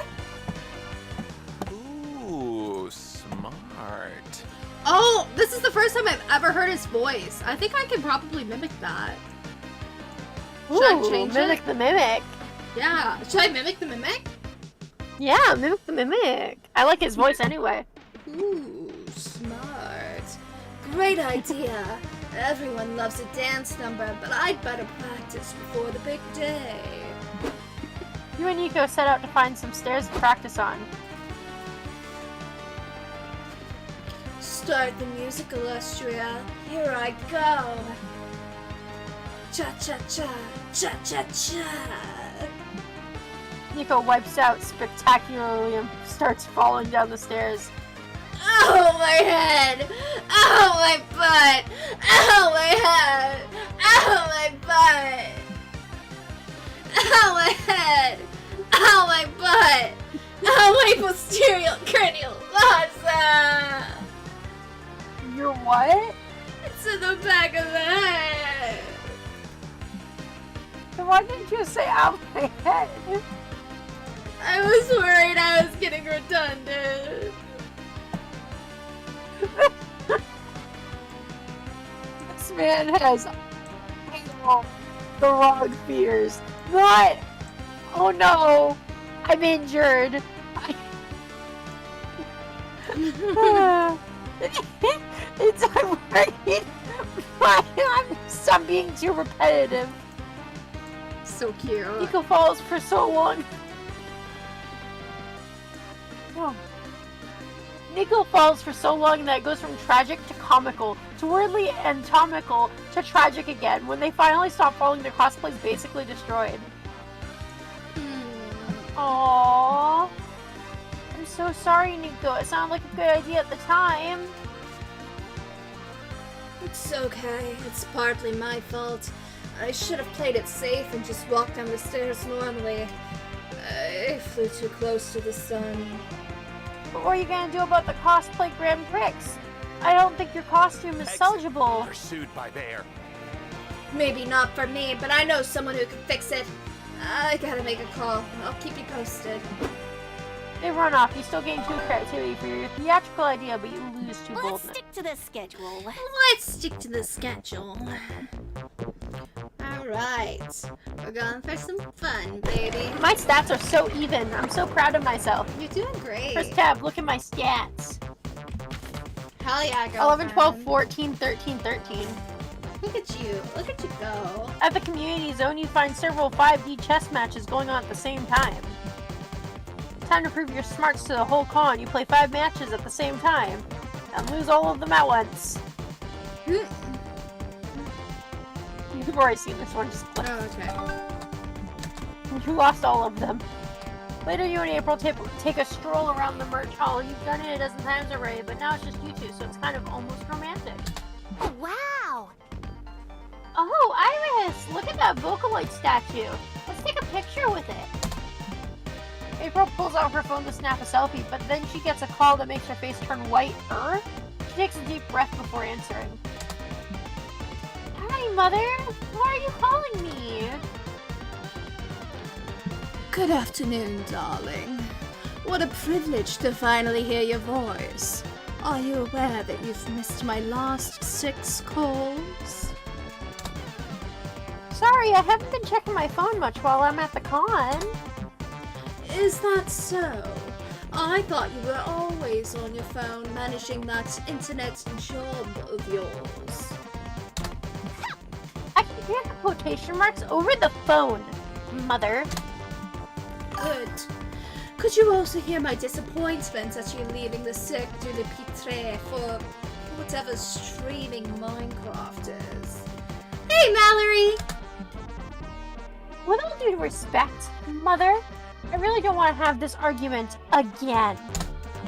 An argument requires 2 opposing viewpoints with some degree of validity, my dear. Be that as it may, I called you today to make sure you've registered your clown egg. Clown egg? I'm having flashbacks! I am too. Yeah, it's traditional for clowns to paint their signature makeup on an egg and submit it to the clown egg registry so no one copies your look. Why are you telling me that? Don't explain clowning to me, Dove. I'm not the one who dropped on noble craft for no discernible good reason. No, Mother, I was explaining it to Iris.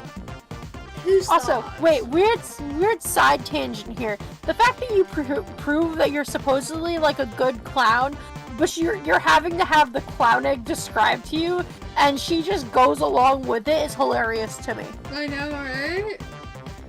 Who's that? They'd better not be some new lover of yours.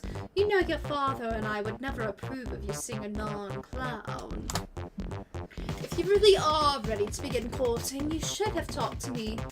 I could arrange you a chaperone date with Buffo from Circo dei Pagliacci. No! What? You can't marry me off to Buffo? He smells like eggs and he honks when he breathes. Big yikes. You can't pursue April if she's unhappily married, so it looks like you need to show her mom that you're a viable suitor, but how? You have just the thing for this. Not long ago, you recorded and edited a video introduction for an 80s video dating service that explains why you'd be a good lover. Call your friend Liam. He'd be happy to confirm you're definitely a clown. I did Liam last time. I'm doing this top one. Okay. You two go to the circus tent where April grew up, and after some perfunctory greetings, you roll your cape and get ready to dazzle her mom with your raw charisma. Hello, beautiful. Are you the one who's gonna show me a night of wonder? Will you grab my heart and juggle it with both hands? I'm a sensitive soul who's just looking for love. I like go-getters, fun lovers, date havers, anyone who looks at me twice, really.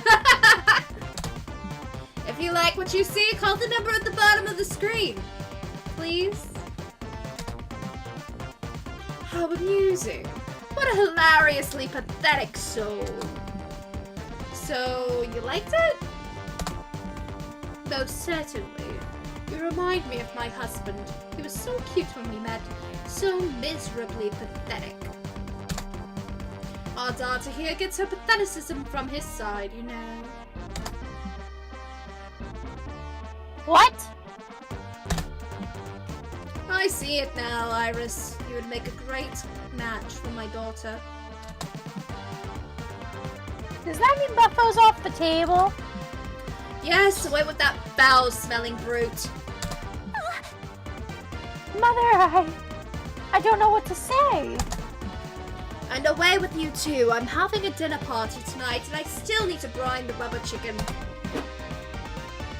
With a sigh of relief, you two say goodbye to April's mom and head back to the con. This is almost better than the convincing one. It is, it is. Thank you so much for helping me deal with her, Iris. How can I make it up to you?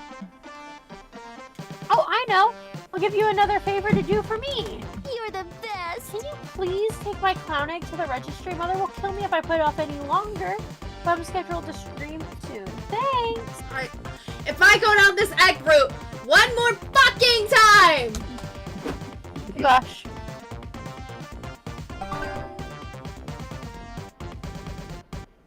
Kill me. Kill me. Well, I guess Fun it's fact, just- the cold duck camera turned off. Oh. Need to take a break. I need more water. Yeah, can we pause for a moment so I can fix duck cam? Yeah. See if I can fix duck cam? Yo, let's pause for I a don't know moment. if I'm gonna put it on my I don't know BRB if the screen. phone. I will do the same. I don't know if my phone died or not.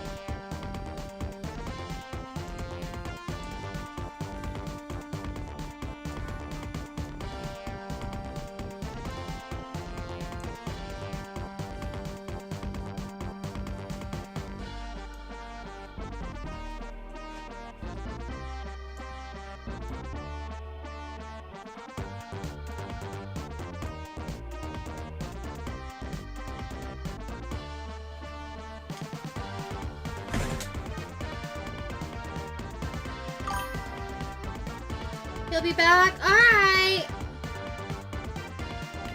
The headphones are on backwards.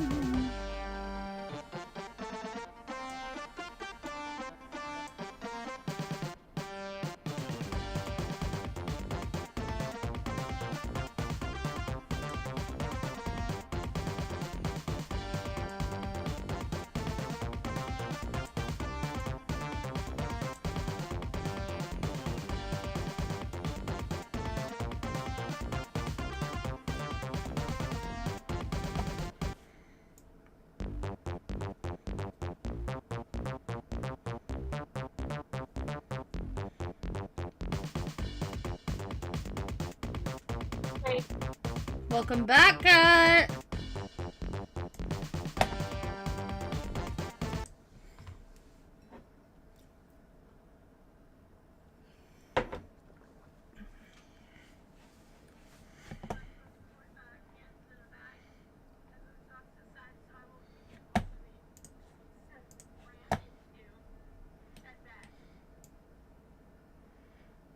Oh, man.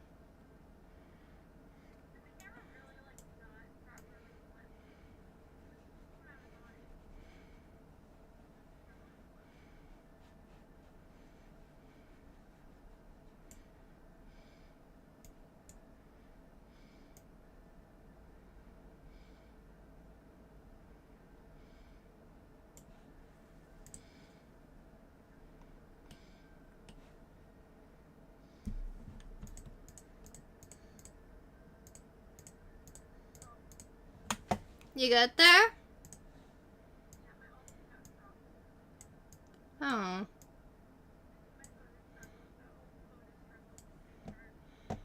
Probably.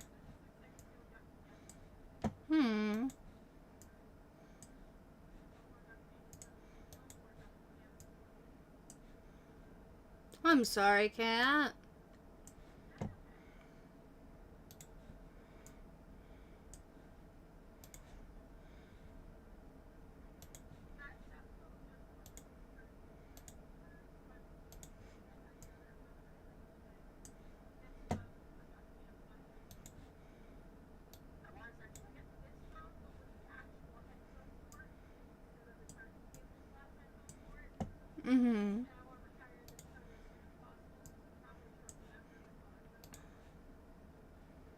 Makes sense.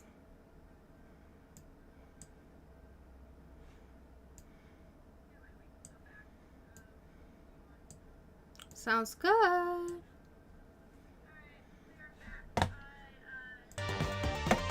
Sadly, no more duck cam. The phone did die, I brought it back to life, and it immediately died the second I got upstairs, so... No more duck cam. Big sad. Anyway, Irie, your go.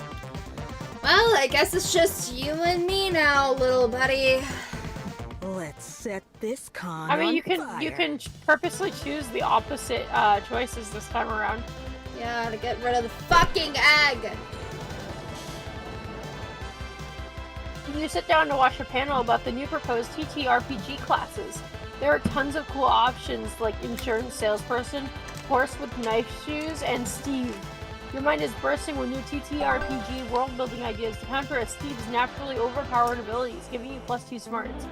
I wonder if it's like referencing the fact that someone's like done the math and like figured out how strong Steve has to be to carry like an inventory of blocks worth of stuff. Probably. Welcome back, Mallory. Welcome back, Mallory. You just came back from RBRB too. It's time for a live session of your favorite TTRPG actually play show. You and your friends are stoked. Hello, everyone, and welcome to Fiends at the Table. Boy, have we got an adventure for you today. An adventure with a twist. Today, the party will be joined by a very special guest. Someone from the audience. Someone like you. Me? Yeah, you have the look of someone who's used to being thrown into weird high-pressure situations with no prep time. Come on up here. Damn. I read you like filth. You get on stage or I handed a character sheet. You are Walter Lee, the Goblin Farmer. You're a goblin who's a farmer, or a farmer who farms goblins, who can say? So, everyone, you've heard reports of a dragon to slay on yonder mountain. What do you do? You want to do this one? Yeah, go ahead.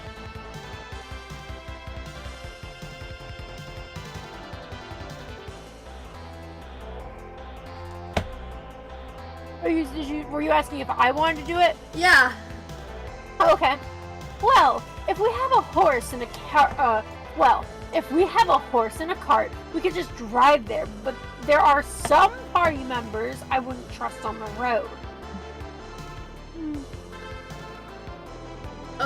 Listen. This again. It was one little accident. Get over it. One little accident?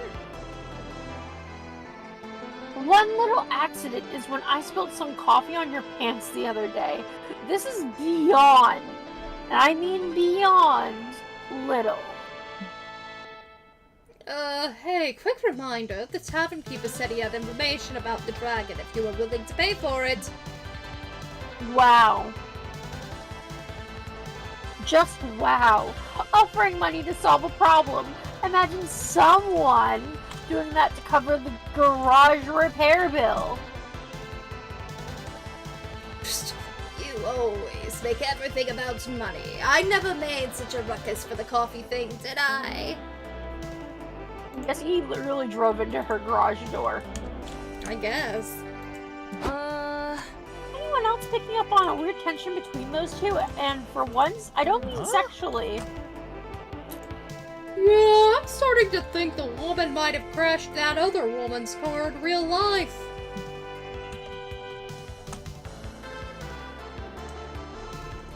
Luckily, oh wait, yeah, I'm doing a different voice. Luckily, we have someone on the inside, Walter Lee. I hope she realizes the true adventure is slaying the dragon of friendship squabbles. No pressure or anything, so how are you going to squash this beef and get the show back on track? Unleash misery upon all of the guild in a scale that makes them forget their petty squabbles and be grateful you aren't part of their real lives. These nerds can't pass up a good roll. Make them roll a die, and whoever gets the higher number will be objectively right.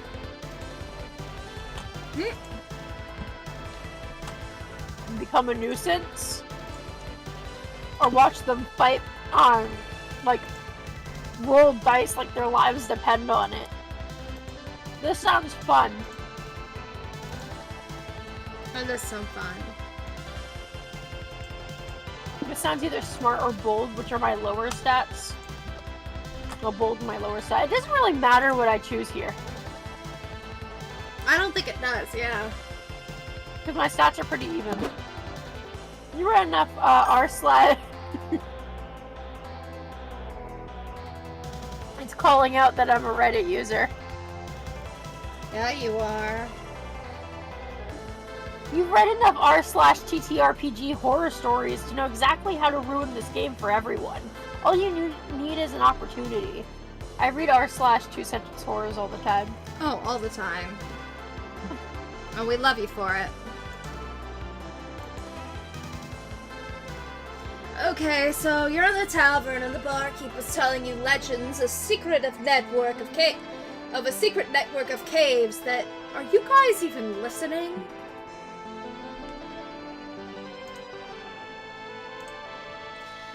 I told you, it had a few dings on it when you lent it to me.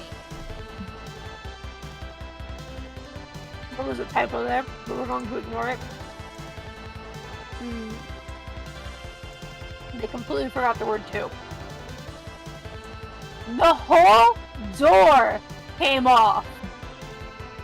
Hey, DM, can I roll to barricade the exits and then to light the tavern on fire? Oh god. Sure. Soon the whole tavern is on fire, and the other players are doing their best to put the fire out. The dice don't seem to be on their side, though. By the way, it might now be a good time to tell you I've introduced some new homebrew rules. If you die in the game, you die in real life. What? We told you we're not okay with that, no matter how cool it sounded. Quit whining. Just summon elemental rainstorm already. Let's try not to die. Everyone's so busy trying not to burn to death that they forget to argue. It's such a great tactic, you use it again and again.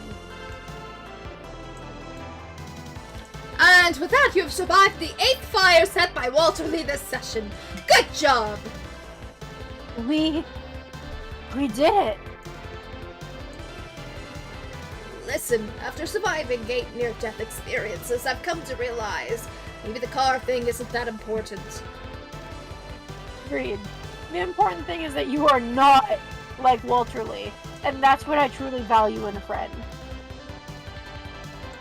The thing, they always told you that arson couldn't solve everything. You Arson! made up players from your torment and return to your friends. Damien would have loved that. I was gonna say I kind of summoned the Damien right there. That's my little mini homage to my boy. That's Yeah. the power of friendship. That's the power of arson! Aha! I called it! The power of friendship always triumphs! So sparkly. So sparkly. I'm so distracted by the wiggle wobbles. Anyway. It's amazing how senseless violence really brought everybody together. Wow. I gotta take notes on this life hack to solve disagreements. I didn't know TTRPGs could be fun and educational. They sure are. You gain 2 boldness for such an unhinged solution, but lose 2 fun. So many I places thought to it was go. fun. I thought it was fun as well, but I think it's because I made the other players not have fun. No, that would make sense.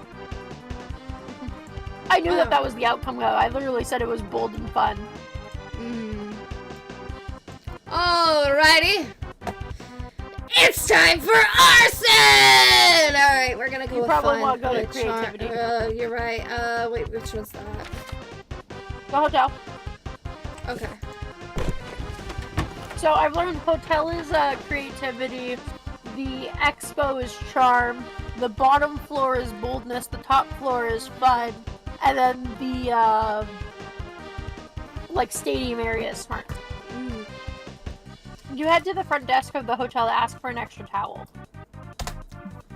They give you one. You're drunk with power, so you decide to test how many extra towels you can ask for before they tell you to stop. You managed to get 14 extra towels. Huh, what can you do with these many towels? You only needed 1. You decide to build a towel. You decide to build a towel fort in your hotel room. You gain 2 creativity from such a magnificent architectural endeavor. Yay, towels!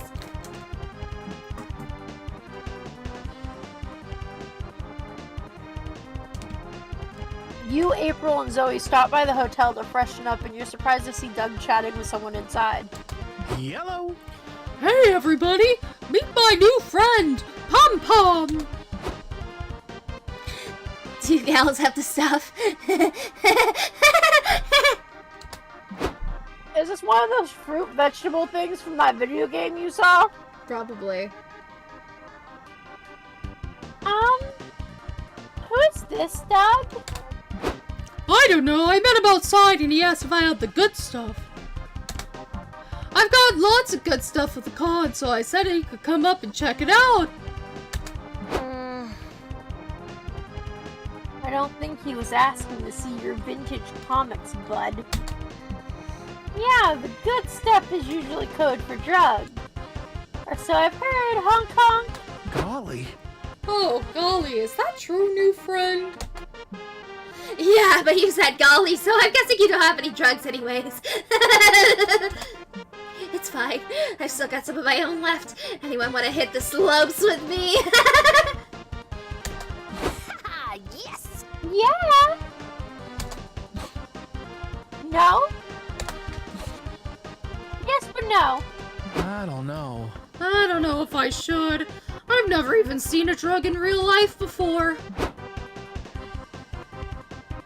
Only do drugs if you want to, Doug. And even then, only do them in responsible amounts with people you trust. Yes, Zoe. Responsible amounts? That's not my style. We're doing an irreversibly fuck up your life amount. Uh-oh. No drugs for me then. But you have fun with that.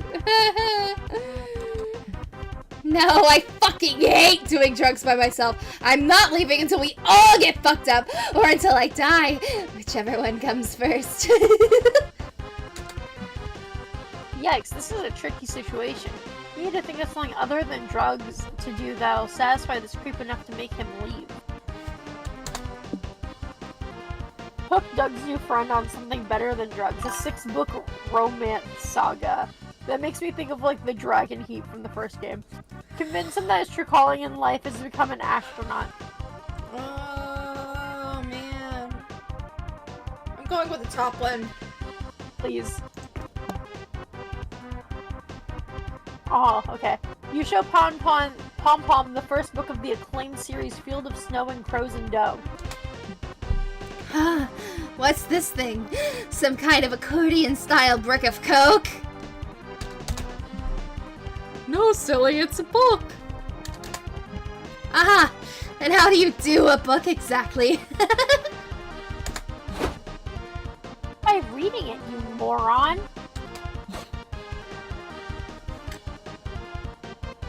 Hold on. Let's not make assumptions. Maybe he's asking how to F the book. I personally recommend starting with... I don't want to know. No. What I mean is, how to get high off of it, huh? Please tell me how to get high off of this. Do you tear it into strips and snort it? Or is it a suppository? No, you just open the book and look at the words inside, and you're transported into other worlds through the magic of imagination.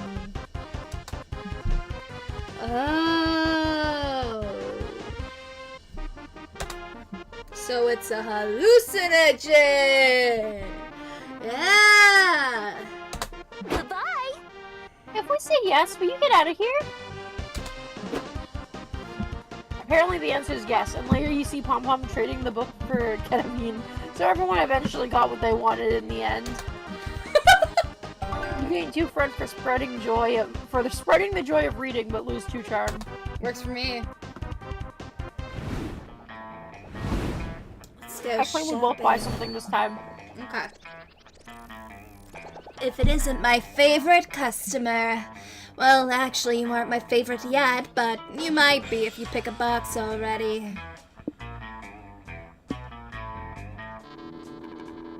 think I did Little Village last time, right? I think so. I want to do Landmarks in Love. Okay.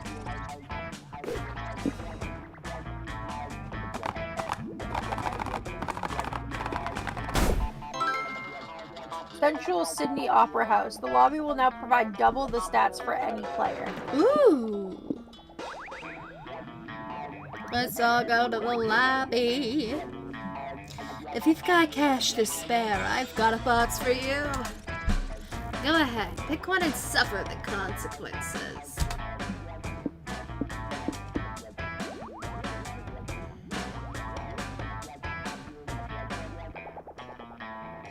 Let's go with the Zodiac.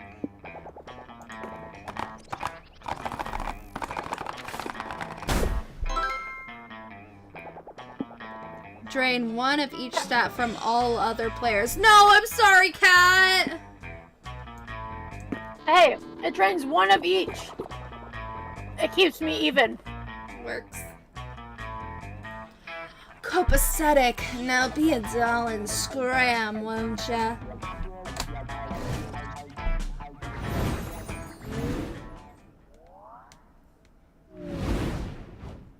Time to win at art. You feel a surge of creation inspired or rush on your comic. Woo! What genius will your pens create today? Brainstorm and find out. A metal cock that also serves as a deadly projectile. Free internet access. The refined sense of humor so typical of robots.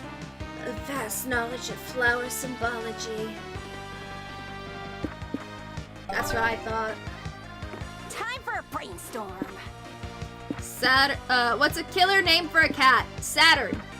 Douglas. Douglas Fearsome of King of the Moon. Sun's Secret Sweet Caramel Core Big Mustard. I need fun. I don't know if any of these are fun though. That one. Oh. That one or this one? Go for Sun's Secret. I think on the scooter anyway. Go with this one? Yeah.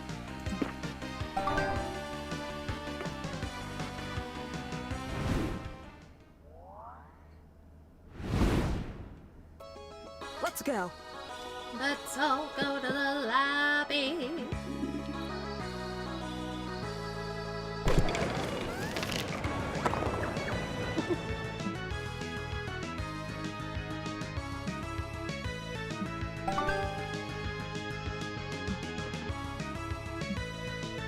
You, Zoe, Doug, and Nico have just finished the most breathtaking, life-changing, thirst-quenching event the con offers, the Tea Ceremony Workshop. Wow, that was the most zen I've ever seen. I feel wiser just from watching. No. I wish every drink had a special ceremony that we could all feel mystical and wise every day. You're so right, Doug. Every beverage is special and beautiful, and they all deserve to be appreciated in a unique way. Let's do it. Let's make our own new drink ceremony. Are we, like, allowed to do that? Just to make up your own ritual? Yeah. Trust me, I've run a cult. I've done it a lot. Now, what drink are we going to sacrifice? I mean, celebrate. Huh? Water? Sorry, I panicked.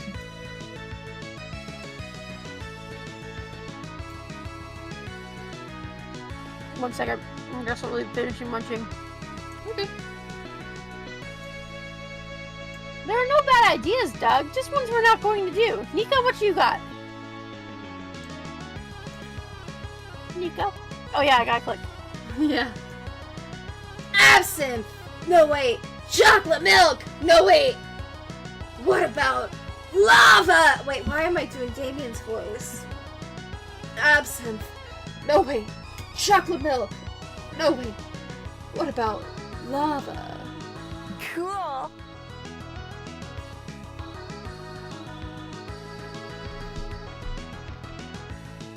I swear, some of the things these characters do makes me have to do a double take. Lava's perfect! We could travel to different volcanoes and see if they're different flavors. That would be so cool. Maybe one volcano is sweet and one is spicy. I want to find the lava that tastes like melted cheese. I just looked up flights and we could be in Pompeii in 8 hours' time. Should I book it? Definitely, this lava drinking ceremony is going to blow the tea ceremony out of the water. Are you the only person here who remembers that lava hurts? You better come up with an even cooler drink ceremony idea before your friends burn themselves to a crisp. The 5th coffee of the day ceremony, a way to properly pay tribute to the passage from drinking too much coffee to actually having a problem. The ranch dressing ceremony. Maybe if we make a whole ceremony for it, people will finally stop calling you a weirdo for drinking it straight from the bottle. I love that. This one? Yeah, ranch. Your friends wonder where you're going to get a bottle of ranch in the middle of the con, but you reveal you actually carry a bottle everywhere you go for hydration. Hydration is super important, but drinking straight ranch is that good? Says the person who suggested drinking lava. Yes. But isn't it, more of a dressing? It's in the name and all. Don't be so close-minded, you two. The lines between different types of liquid are arbitrary and impossible to predict anyway. Like, you drink soda but eat soup. Ketchup goes on hot dogs but not in a glass on a fancy date. What's up with shampoo? It's a liquid. It smells tasty. Why can't I eat it? Oh man, these are such good points. Okay, let's try the ceremony. Naturally, you begin by visiting the birthplace of ranch, an actual ranch. You bring out the ceremonial chicken fingers. Oh, thanks. I was just getting hungry. No.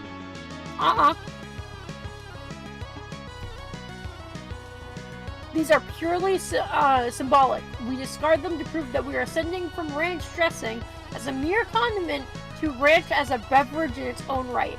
This is our oath. Yeah! Understand? Capiche? Capiche, baby! Could I at least lick this one? I haven't had lunch yet.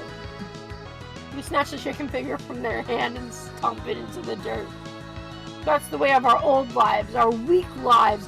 Our new lives were sustained by delicious and refreshing ranch dressing alone. The nectar of the gods, now drink. Fun fact, I actually don't like ranch. I love ranch. I don't like any condiment. So the fact that I'm getting this run is hilarious. Yeah. You're doing it because you love me.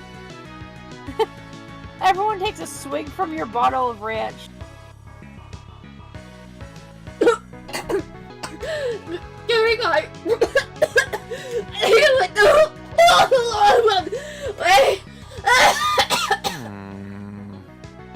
I think it's a solid 6.5 out of 10. I'm still kind of hungry though. Tasty, kind of like a garlicky smoothie. Anyone up for another round? Me! You and Nico happily agree, passing the bottle back and forth as you drink and watch the stars come out. This is the life. You gain 2 creativity but lose 2 boldness. No, seriously! Is anyone Your slime. Oh! Finally, my turn. Alrighty, let's go.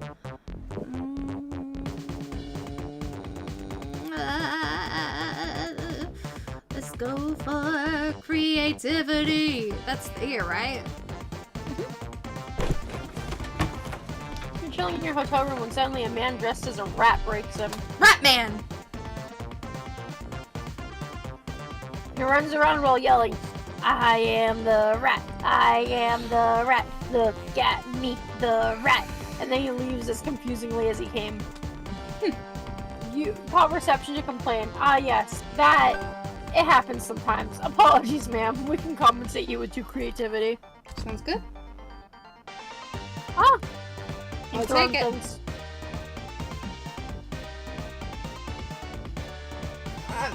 Fucking kill me. We're gonna be stuck on this plotline because it's the, it's one of the secrets. Yeah. I've already got this ending before. It just wants to give you the chance to get all the other options. Of the same ending? Yeah. You stopped to chat with little April, which is what you've been calling the clown egg that April made the mistake of trusting you with. Yeah, apparently, again. Now that's why we call Cars 3 the best installment in the franchise. You agree, don't you, little April? Hi there. Hey Iris, who are you talking to? Huh? Nobody. Definitely not a smaller, more delicate version of you. Hey, silly goose, I want to ask if you want to get a bite to eat my treat. April 1st, just a hardworking starlet we were hoping to see.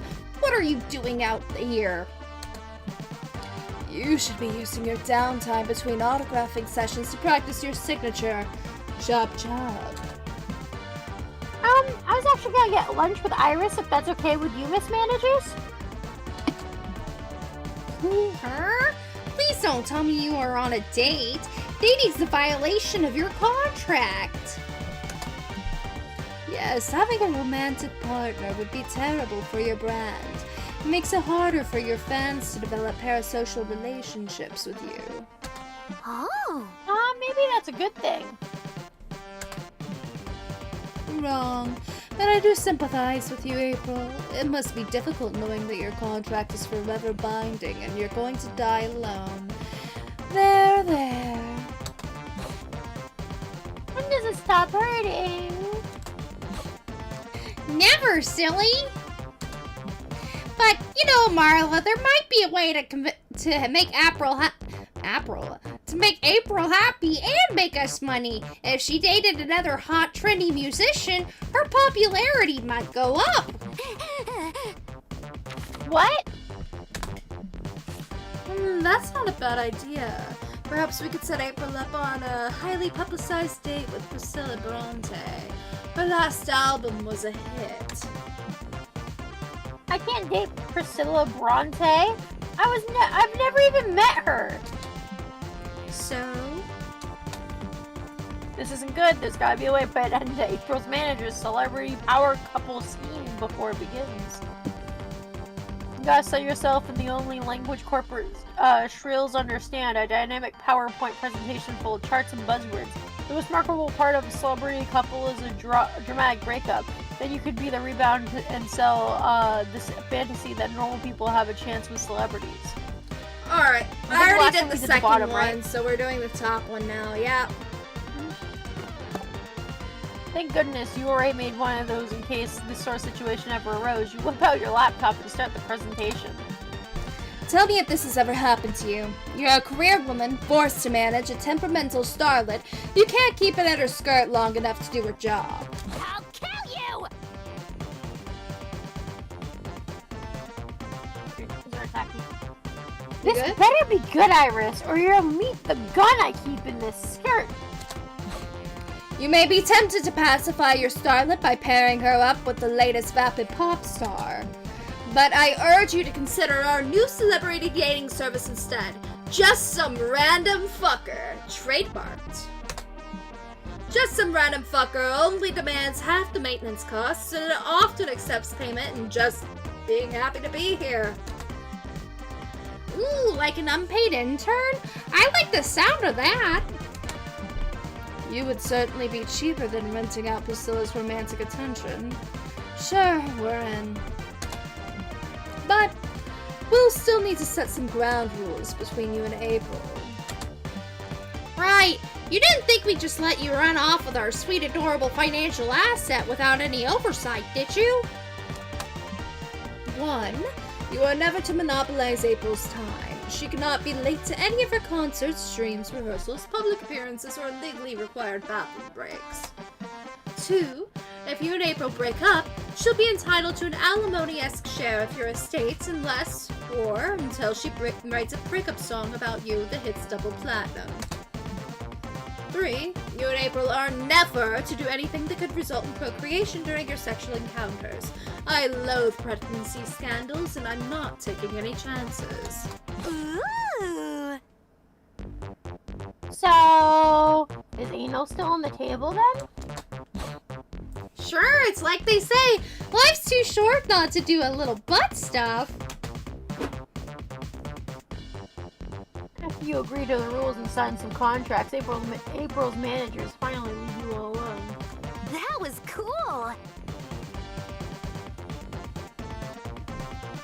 Nice work covering for us back there. I guess I really owe you a real nice lunch now, huh? The date's back on. You gain 2 creativity for your presentation and lose 2 charm. That works for me. How it's done. I'm gonna get my fan going. It's hot. Although my fan's fighting me. More than I'd planned for it to. Uh-oh. Smart. You attend a panel on how to seamlessly add loot boxes to games. The short answer is that you shouldn't. I didn't realize how clean the UI was for this game. Ayo. Yeah, it's a great UI. It really is.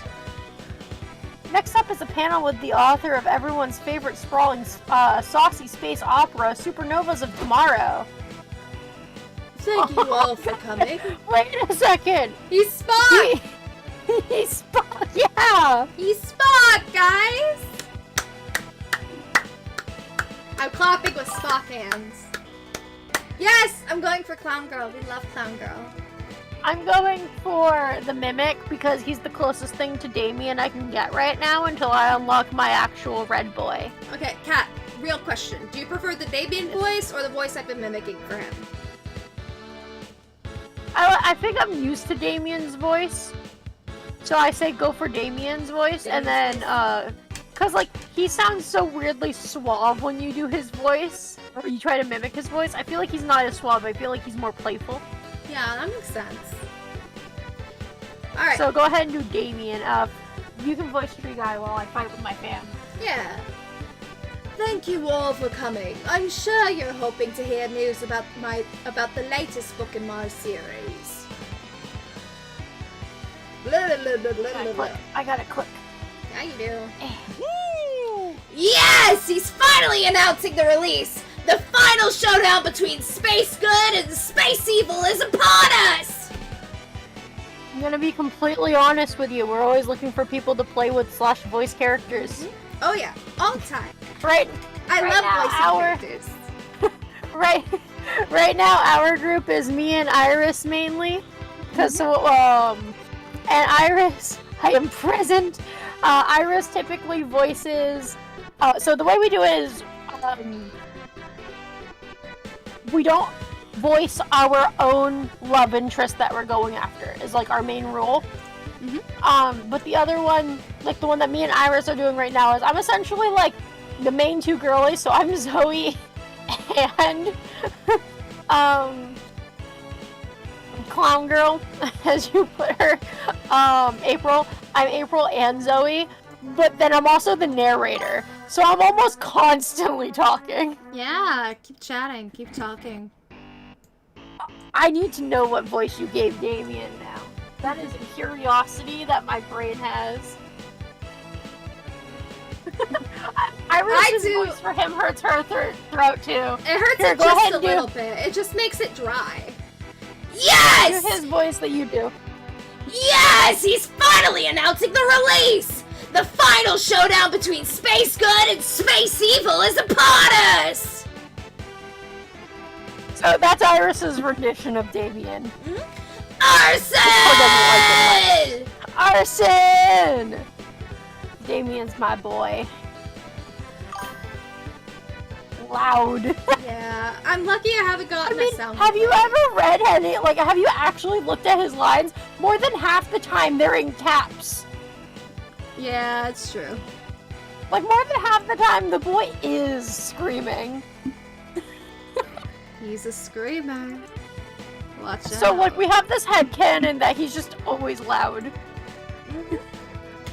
I mean, if you want to join our Discord, we could or my Discord, I'll drop a link to mine as well. We could totally talk about it later on, because we're gonna probably do this and we might do a short one after. Yeah.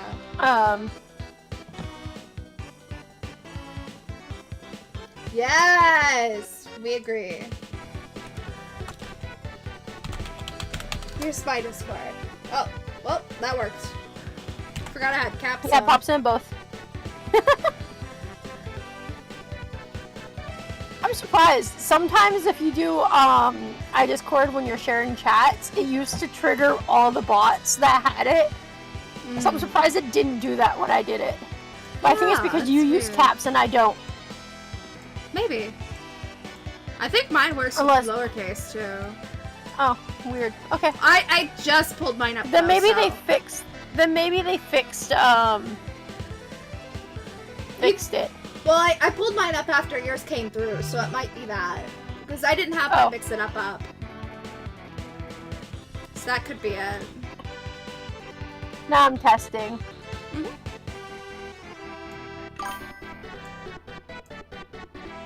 Yeah, there we go. Okay, there it goes. Lady,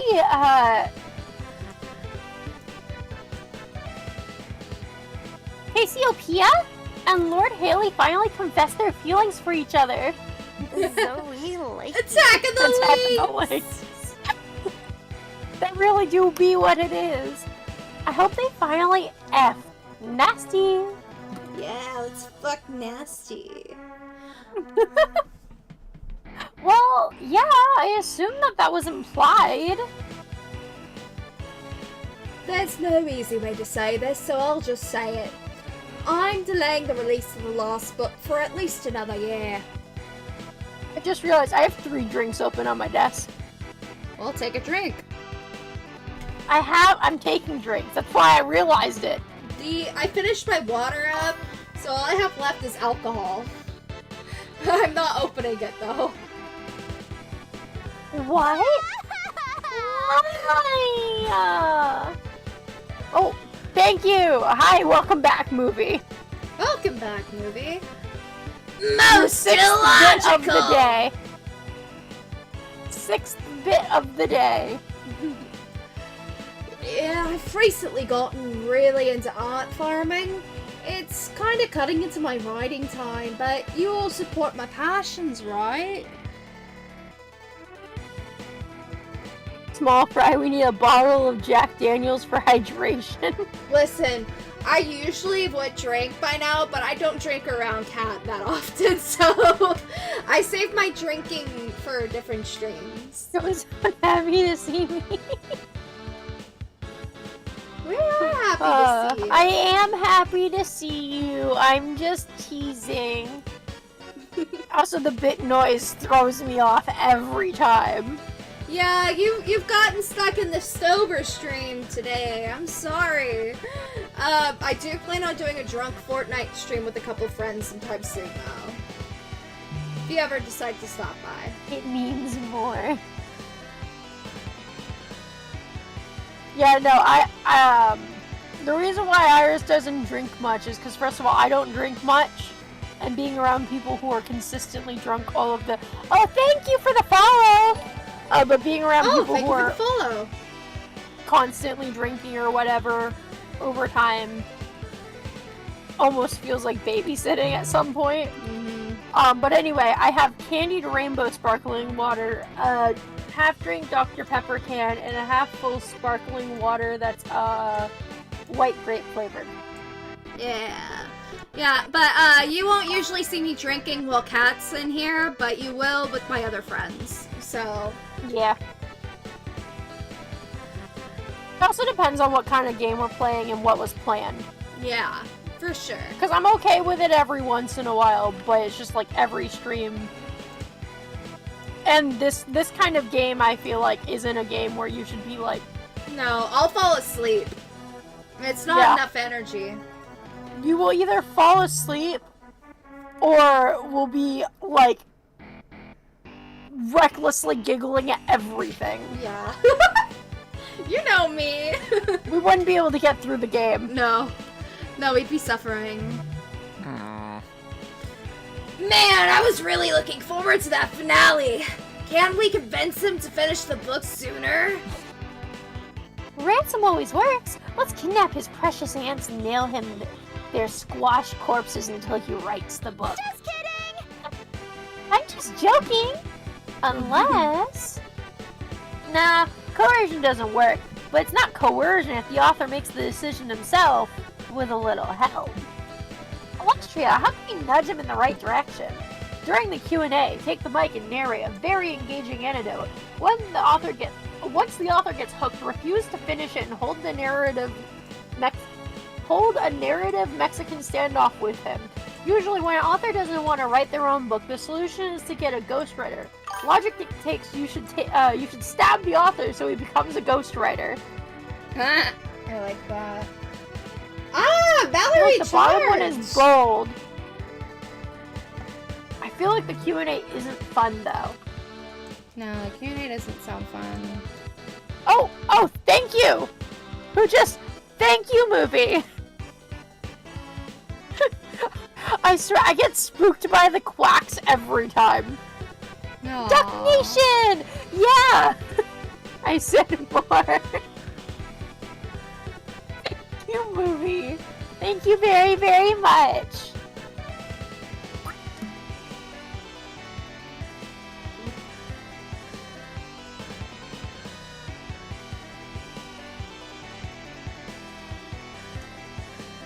Oh my goodness.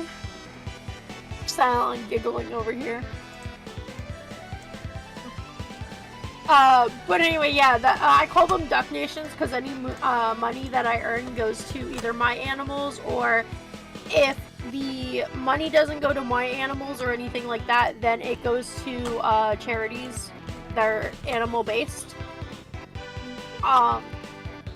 And yeah, so it mainly goes to my ducks, not gonna lie. Like the last, you actually got here after my duck cam broke.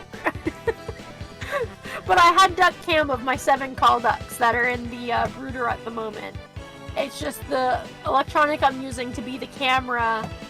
Well, no, it's not that it's a really old phone that doesn't hold charge very well, and the cable wasn't reading as being plugged in. And so I replugged it in, and it charged, but only charged it for like 2%, and then it immediately died right after. Because Discord takes... I am the undoer of cameras. Because it just drew too much battery power. I knew it was going to happen at some point. Totally my fault for not preemptively charging the phone. Because if it was at 100% and if I had double checked to make sure the phone was plugged in properly, it wouldn't have happened. The phone's just really buggy and really particular. If I really wanted, I could use my newer phone and put my other Discord account on it and go use that for the duck cam. I'm just lazy and like having my phone with me. I should say a fast, well-working phone with me. But yeah, so they're called duck nations mostly because any of the money I earn goes to animals in one way, shape, or form. The most recent thing I did was money donated actually went to me getting the 7 ducklings that are in my basement. Because I love animals. All Hey, why am I 7 the are second option? trapped inside her basement. They're not trapped in my basement. It's too cold outside for them. I know. I have to wait for them to feather out. They're my babies and I love them and I have more space than most. I know. I'm Good messing idea. with you. Here, use my knife. Why do you have a knife? You never know what you'll need to butter some... you'll never know when you need to butter some toast. Sounds legit. Oh, that makes sense. More.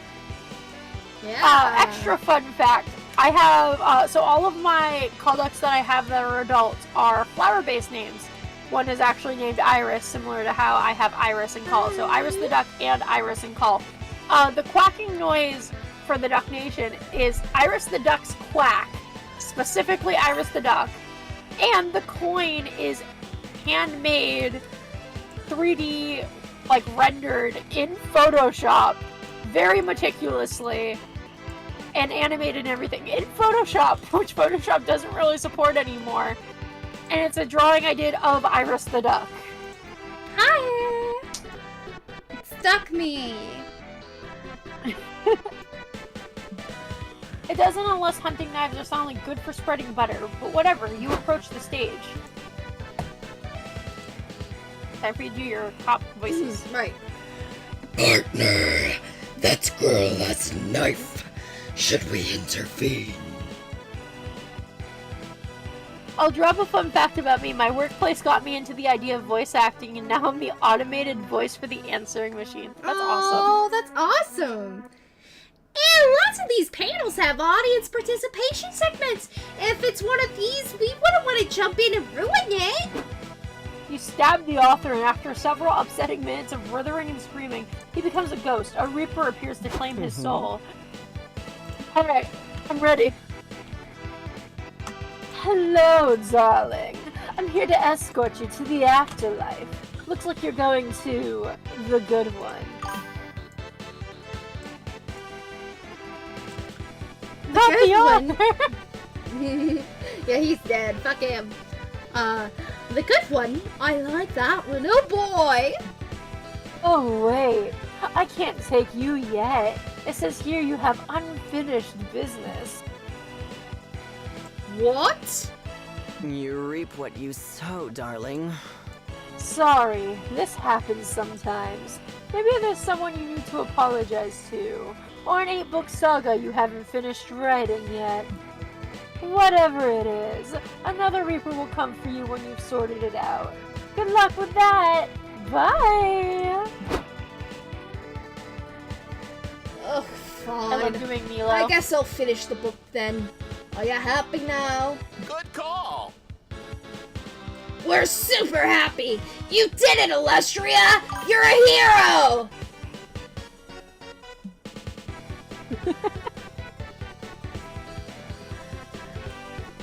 Clockwork A murderer, but mostly a hero. Everyone applauds for you and your marvelous heroic stabbing. See? They're all cheering! It was definitely part of the show!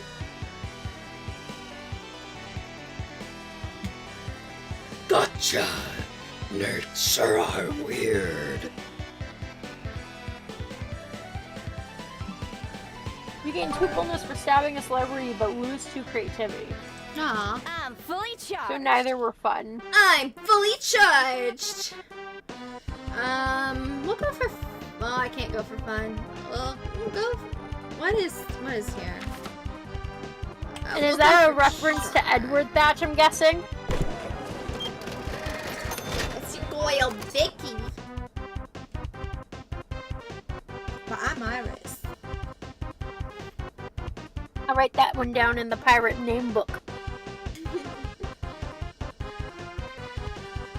I literally have... Oh wait, which book did I put it in? I have too many books. 1 second. I could just text it to you when you find it. You can write it down later.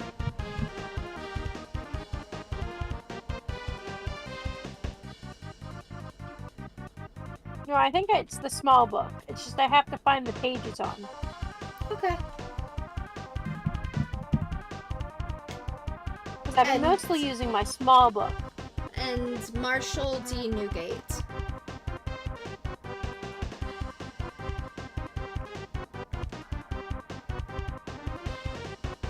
Also, the names don't necessarily have to be a pun. So for example, like a good example that I put that I like is like Siren, because like that's part of the lore around pirates. You can't have Blackbeard without Whitebeard. I love that. And then also like Star for like either the Starbird, or like the Northern Star. 'Cause I feel like both are fitting. Am I flipping these pages the They wrong both are direction? very fitting. Have a list. Did I? Don't tell me I took the page out and I have it sitting on my desk. That would anger me. So I mean I'm flipping through all these pages for no reason. But I need to know where this is now, or my brain won't. You buy a cool t-shirt which features the entire JoJo family tree. Needless to say, it's several sizes too big for you. Alrighty. You get back to the stand to return it, but the vendor doesn't take refunds. Unacceptable. What he can give you is a free JoJo pose. You take it, it forces the limits of your flexibility, but you gain 2 charm for striking such a pose. Jojo! Pose! Pose! Pose!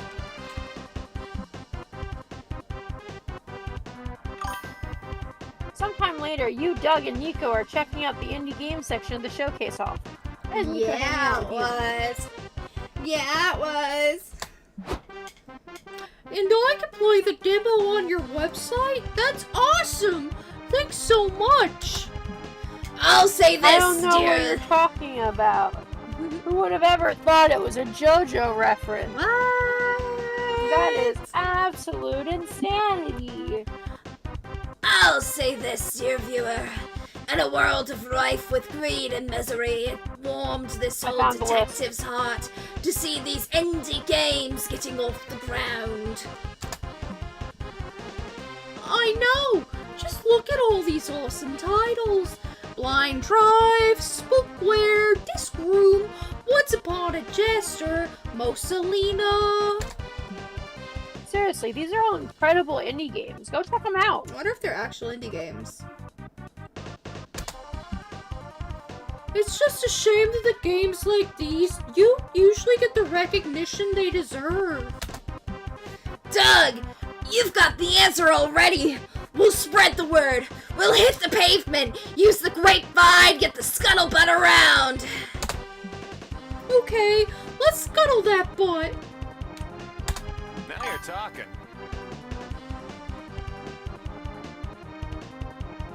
But we gotta spend our resources wisely. Let's pick one game to spread the maximum word about. Put Shovel Knight in Monster Prom. Let me kiss his helmet. Oh, I like that. That's cute. Like that one. Hello, are you interested in trying Endless Runner number 79 working title? It's oodles of free-to-play fun. This is perfect. These devs are so desperate for players, they're giving away the game for free. Excuse me. Our company's not desperate. Our demo is #1 on Mindless Clicker section of the App Store. We make our money through copious invasive microtransactions. You know you want them. That's so sad. Don't worry, we'll get the word out about you guys and you'll be able to upgrade to microtransactions soon.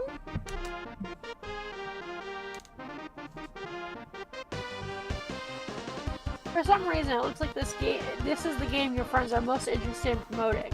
So that's that. How will you get Endless Runner number 79 more recognition? What a mood. What a mood, Jess. What a mood. Also, I feel that. Telling everyone sounds like a lot of work. Just tell one friend about the game 100 times. It's quantitatively the same thing. Tell everyone the app is actually spyware. Spies are cool. Everyone loves spies. The fuck do I go for here?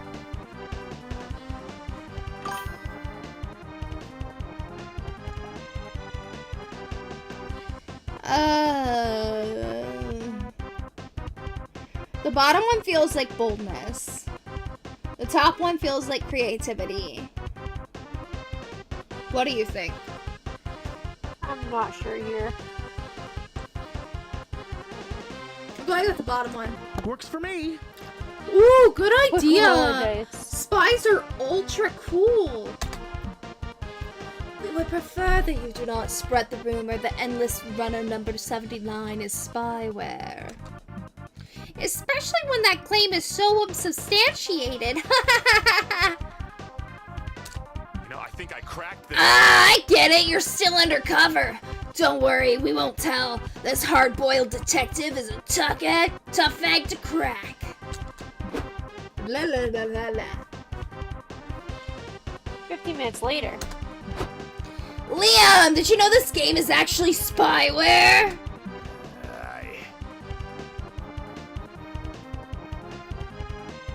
Doesn't anyone say hello anymore? Hello, Liam. It's good to see you. I value our friendship very much, and because of that, I wanted to recommend you this game. The one with the spyware.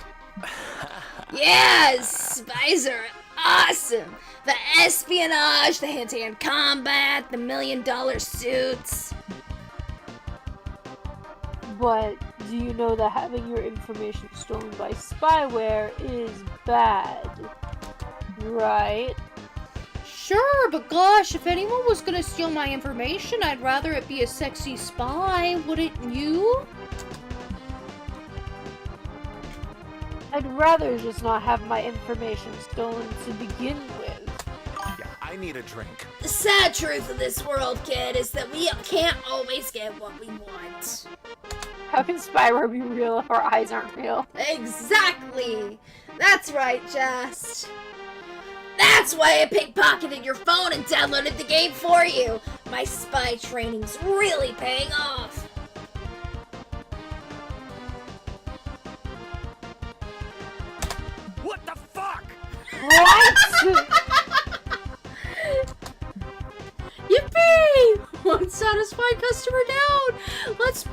word about the game to more folks. You leave Liam to work out which dark websites his credit card number is on now. You've got a game to advertise. You gain 2 bold and lose 2 charm. Hipster man. Kinda, sort of, yeah. Let's go. Okay, I need my fun up desperately. Fun and creativity are kind of what I need. There's an auction going on at the community zone. They're auctioning the original notebook from Death Note starting at 100 monster dollars.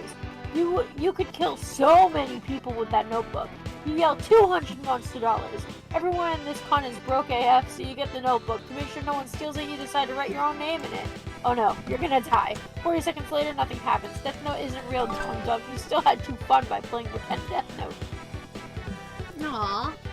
You're staring at the bathroom, debating on either removing your complex cosplay or peeing yourself when Nico runs up to you. It's me. Hey, Illustria!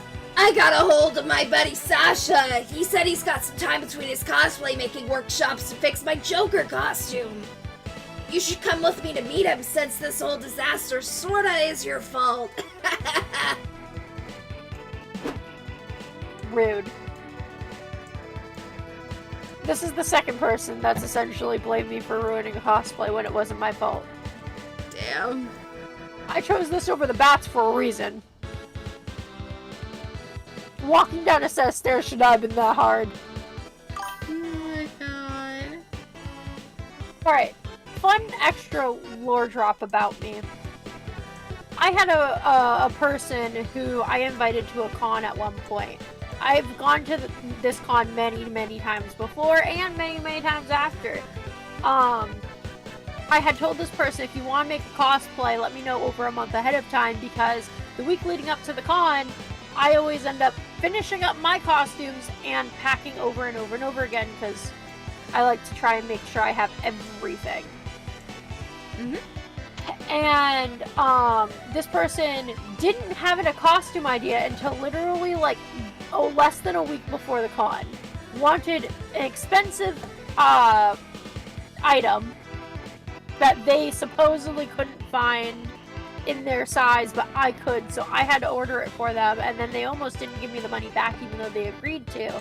And then I also offered to make them a free prop, but told them it would be cheaply made and very hastily made because of the short notice. Made said item within less than 24 hours, brought it to the con, and then when they didn't go to the con until the next day, the prop that I made had fallen over or whatever, even though it was across the room, no way for me to shake it or whatever, just gravity doing gravity bull, and part of it popped off. Didn't even break, it just was more fragile than the rest of it because I didn't have time to properly sand and put together this prop like I would have liked. So then I fixed it and warned the person the next day, hey, by the way, I learned because this part popped off that it's sensitive, so don't go tossing it down on tables or anything. My pants fell off at con once. Oops. Anyway, he turned around and started walking around the con, essentially warning people not to let me take pictures of their costumes, take pictures with them, or even look at certain detailed parts of cosplays because I was clumsy and would break their cosplay. What a dick. Due to their item falling across the room while I was sleeping and partially falling apart. And then whenever people complimented any part of his cosplay that I had made, he tried to act like he made it. Yeah, screw him. And it's bruh. Bro sucks. We fight them. I just kind of let it slide, and then I haven't talked to them in forever, so it's whatever. I know I'm better than that. But yeah, no, so this is the second person that's blamed me for breaking their cosplay when I didn't do anything to it. I looked at it. That was my cardinal sin, I guess. Well, when the guilt trip you like that, how can you say no? You and Nico then meet up with Sasha in the lobby. Okay, Nikki, let's see the damage. Oh, I kind of like this dude. Yeah, he's cool. Also, just because I like to show them off. I gotta do a thing. Yeah.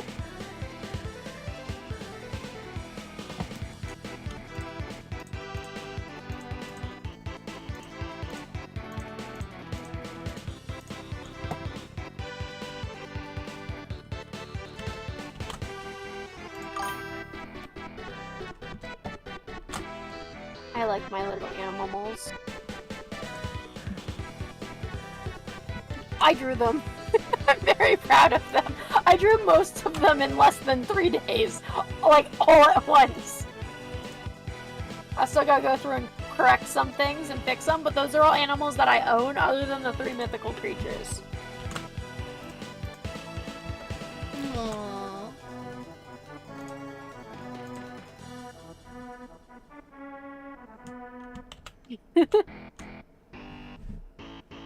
Anyway, I read your next line. Alright. This was a Joker outfit? What the hell did you do to it? I'm down like 30,000 stairs. Yeah. Let's just say mistakes were made. That much is obvious. I'm sorry, but I don't think there's anything I can do here. No! No! You have to fix it, Sasha! You have magic sewing fingers! My magic fingers and I appreciate that, but unless you want to cosplay a pile of dish rags, I'm afraid this costume is a lost cause. Damn it! Don't give up, Nico. You're still the best cosplayer at the con. Any of your other cosplays could win the Grand Prix.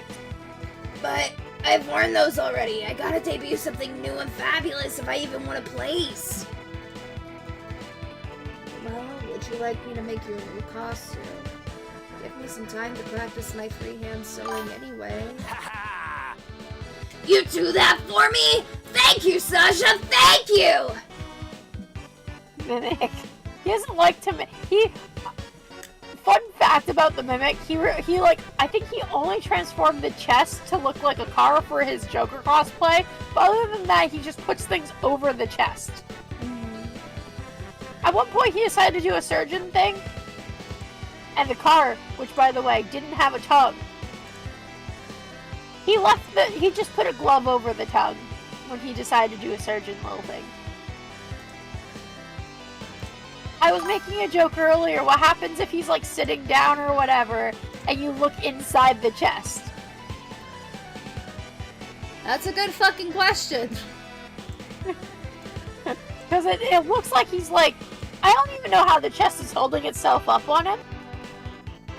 Other than it's attached to him, is my guess. But where is it attached? Like, where does...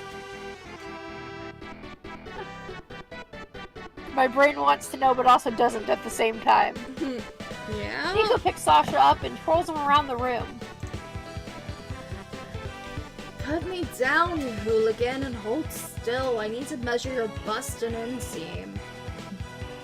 Sasha wraps a tape measure around Nico's chest, making them squirm ticklishly.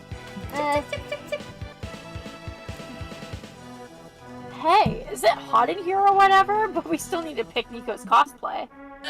Crud, I'm blanking. What sort of cosplay do you think would win the contest, Illustria? Oh god, I have 4 choices? Mm-hmm. Read them off. Oh gosh. Okay. Pancakes, it's always pancakes. Pancakes, pancakes, pancakes. No. No. No! No! I implore you, no! I will cry! Are you still traumatized from the pancake song?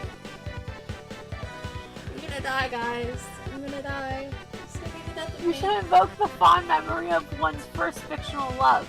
And let's be honest, for many Congoers, that'd be an over-sexualized video game character.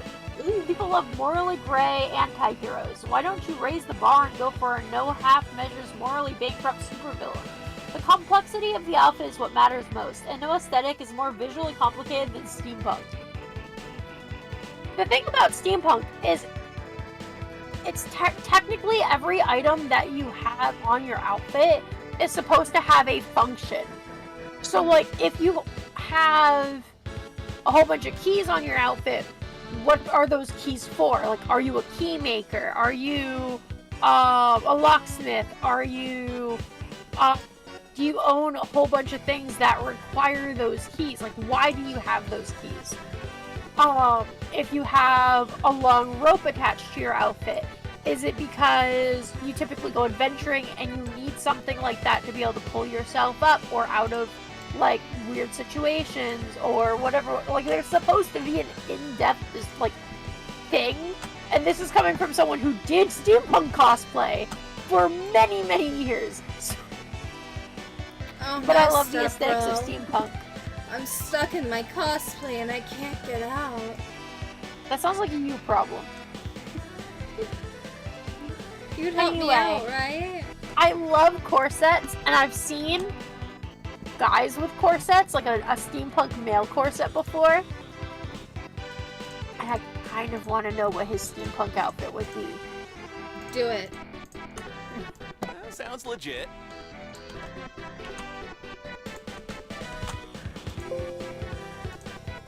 I like your energy. Steampunk is one of the biggest challenges for cosplayers. All the tiny details, the interweaving of fabric and metal. Yeah, thanks for that. Magical! Don't worry, you have magic sewing hands. Don't be grumpy, Between that and pancakes, Sasha. and I would The have. hard work will pay off. Together, we'll tell a story of punks and I guess steam. It was between steampunk and pancakes, and I would have been brutally murdered in my sleep if I chose pancakes. Yes.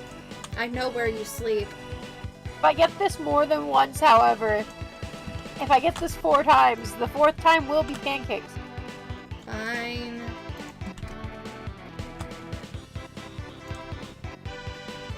I'm pretty sure there's more to steampunk than just those 2 things. There's a futuristic element, for example. Yeah, the style is based off of the 1800s when it was originally like thought up, but when they were first coming up with steampunk powered items, they thought that that was going to be the future.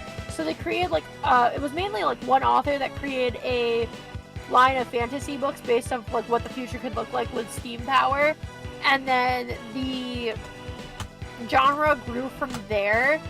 But because the clothing style is based off the 1800s, that's why you have the corsets over the outfits and stuff like that. Anyway.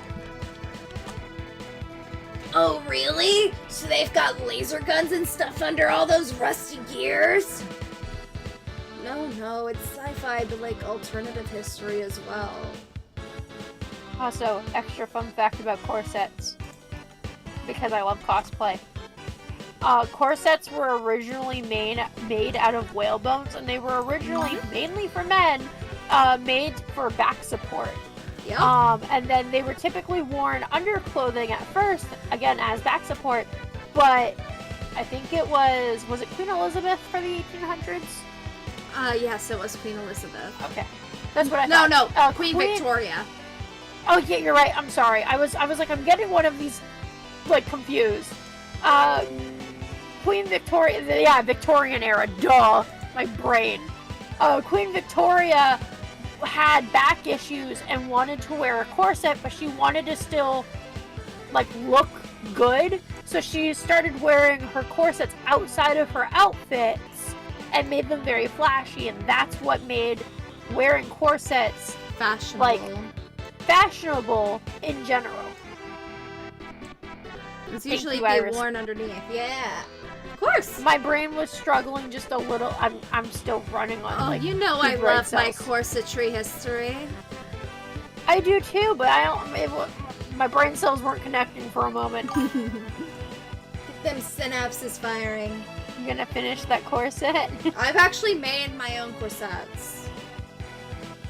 I've outgrown mine in the top half. I can't breathe in them, and I refuse to wear underbust. I once made myself a pizza. Does that count? What kind of pizza? Two completely different answers. Pizza sounds good. I don't have any more pizza. I cooked all of mine. Aww, cat.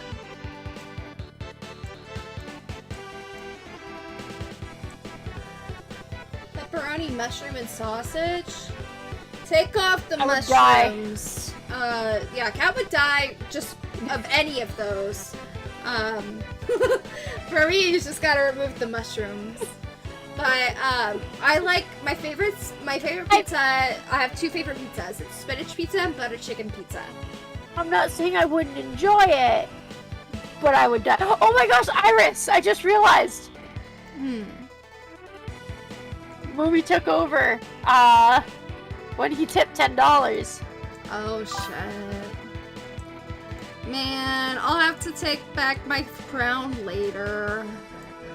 You are no longer the stream boss. Fuck me, man. I think that's what he was trying to, like, slyly imply about earlier, and I was whiffing it. Probably. I would extra die from your favorite pizza. So my pizzas have to be cheese, but my favorite is like 4 cheese with stuffed crust. Yes! I like all the cheese. All of the cheese. What? What? How can something be in the future and in the past at the same time? We all need cheese. I don't know, do steampunk enthusiasts care that much about the logic of it? Their main concern is answering the question, how many gears can I sew onto this corset until it stops being lingerie? I'm looking it up because I'm curious now. It turns out there are a lot of punks. Solar punk, diesel punk, cyberpunk. I guess punk plus a type of fuel is the secret formula for sexy, sexy cosplay. True enough. Well, we'll need to make a run to the hardware store, but I think I can make this idea work. But yeah, extra cat lore. I am allergic to red meat, so that's why the pepperoni, mushroom, and bacon would kill me. And also, I can't handle spice. Iris lore, I can't digest pork. Fucks with my tummy time. I'm just straight up allergic. We'll go with you, Alestria. We'll go with you. Wait, why am I using that voice? Ooh, we'll go with you. Alestria can help us pick out the horniest gears. Oh yeah. Thanks for your confidence in me, Nico. Hell yeah! You gain 3 creativity for utilizing such a complex aesthetic, but you lose 1 charm, 1 boldness, and 1 fun. Now I need fun again! Damn. You poor thing. Alright. Welcome back, Mallory! Welcome back, Mallory. I'm gonna go for smarts. Just cuz. Sit down on the main stage to learn about your favorite art form, anime, specifically a ranking of the best anime butts. Oh yeah.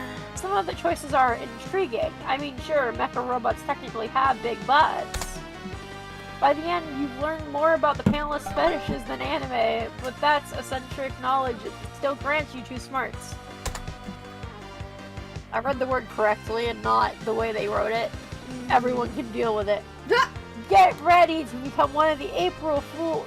Get ready to become one of April Fools, because you, Liam, and Doug are going to see your clown friend in concert on the main stage. April! April! Woohoo! I can't wait to see April on stage. I'm so gonna look up to her. Literally. We'll see how it goes. Come on, Liam. Aren't you excited? She's gonna be on a stage. That's like 6 inches higher than anybody. More than height, April needs everybody's full support. An idol is only as good as her audience. Crap, crap, crap! But I'm her audience and I'm not as good as her. Oh crap, what if these people aren't so good either?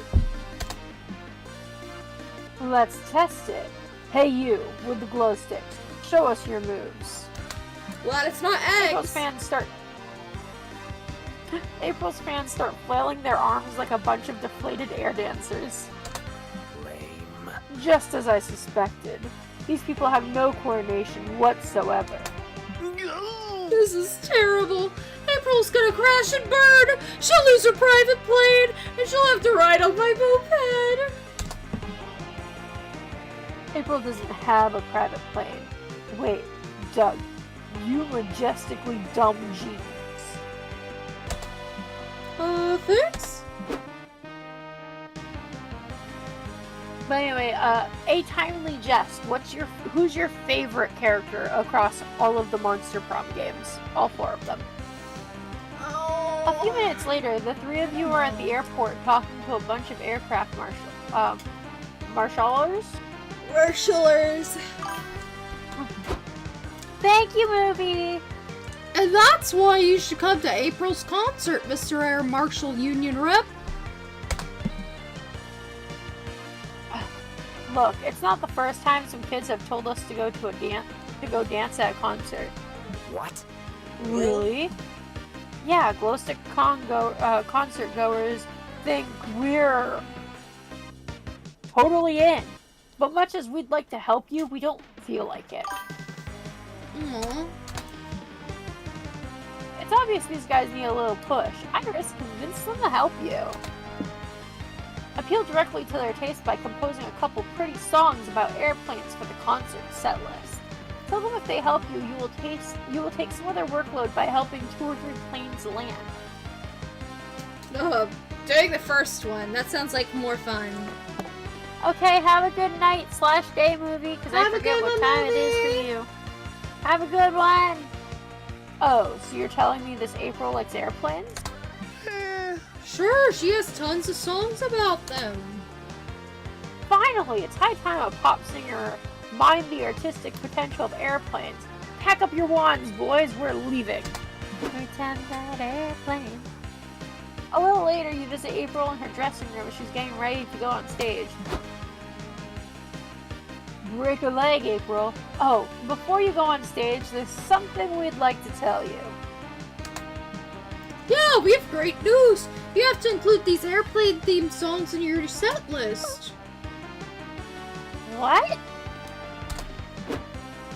No time for questions, it's showtime. April goes on stage and starts singing as the aircraft marshallers guide the audience. Hi, my darling fools! Thanks, everyone! I have some new songs for you. They were written by some very good friends of mine, so remember who to blame. When I want to get away from all the pain, I jump inside Airbus A380 airplane. I don't know what beat they're going to. I don't recognize that one. Look, Liam! The audience is moving their glow sticks in sync! Now it all hinges on one question. Will the audience finally appreciate my poetry? There's only 2 things that take me to heaven. Your love in the wings of a Boeing 747. The crowd goes absolutely wild, Doug and Liam included. Pretty soon everyone's singing along. You can take all my money, but baby, please don't take away my 4-engine Lockheed C-130 Hercules. After the concert, you meet the aircraft marshallers outside. Whoa! Thank you, so guys! cool. Your professional sick moves saved the show! No need to thank us. If anything, we're grateful to April for shedding some light on the beauty of aircraft. Anyway, our job here is done. Aircraft marshal is away! The aircraft marshals lift their wands and fly away? What the fuck? They can fly? Of course they can! How would they know how to speak to airplanes? That was something. Anyway, your airplane-themed songs net you 2 creativity, but you lose 2 charm. No! Here comes the MVP. I need fun, but I can't go to fun. Kinda need smarts, but Iris went to smarts. I'm sorry. Doug. You like Doug? Wait, you could do boldness. That's one of my higher stats.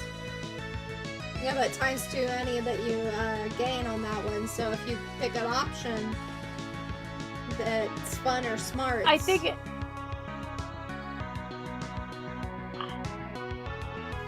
True. I hope I lose some boldness too, though. You're walking around the lobby when suddenly you hear, "Look, it's Illustria!" When you turn around, nobody's looking at you. They're looking at somebody else, someone who's cosplaying you. When did you get famous? Are you part of a beloved fan game franchise? More importantly, did that guy steal your clothes? There are too many questions in your head right now. Here, you need +4 boldness to go on with your life without asking them. Now you're trying to cross the lobby with Nico, Zoe, and April, but it's chock full of people. You can't move through the dense crowd. Gosh, what a mess. What are we going to do? Such is the way of the blade. Fear not, my young pupil. When the noble lion must pass through the galloping antelope herd, he patiently waits for an opening. Like now! No, sorry, that wasn't right at the moment. It's now! Oof, another false alarm.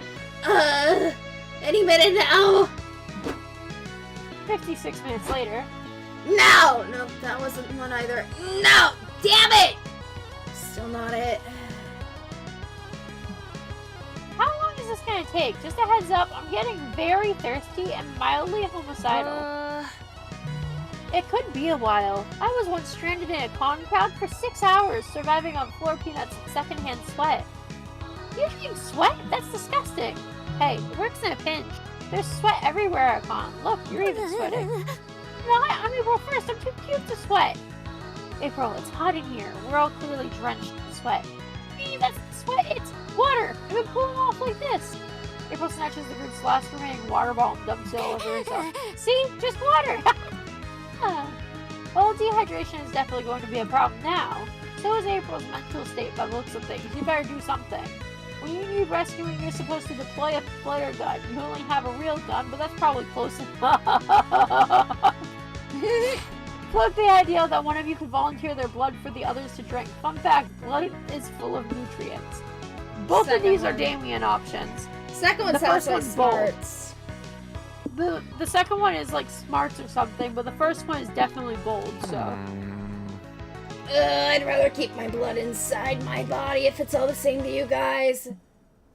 I wouldn't mind sharing mine, but I'm not sure if any of you can drink my blood without going completely eldritch crazy. I think we gotta take. Let's draw straws. Whoever draws the shortest straw will share their blood with the group. But... Poor buddy, I know you're scared, but this is for the greater good, okay? Draw a straw, Nico! Whoa, she's so dehydrated she got her balloon animal stick all mixed up. We better draw these straws. You all draw straws and you draw the shortest one. Harsh but fair, you stab yourself in the leg. Drink up, everyone! Good, I don't want to drink your blood. Hard pass. I'll pass too, but if your sanity's ever up for grabs, call me. More blood for me! April clamps on your leg and starts drinking. And then a miracle happens. The crowd stops moving and stares at you.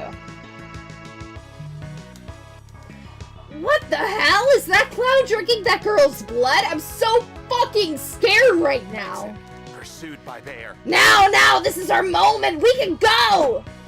Freedom! You all rejoined the con. Zoe and Nico appreciate your sacrifice to help the group, and April really liked your blood. Which is good, if kind of concerning. You gain 2 smarts and lose 2 boldness. Yay! Now I just need A fun. new day? A new Woo, adventure. baby! Let's go. Alright. I'm gonna go for charm.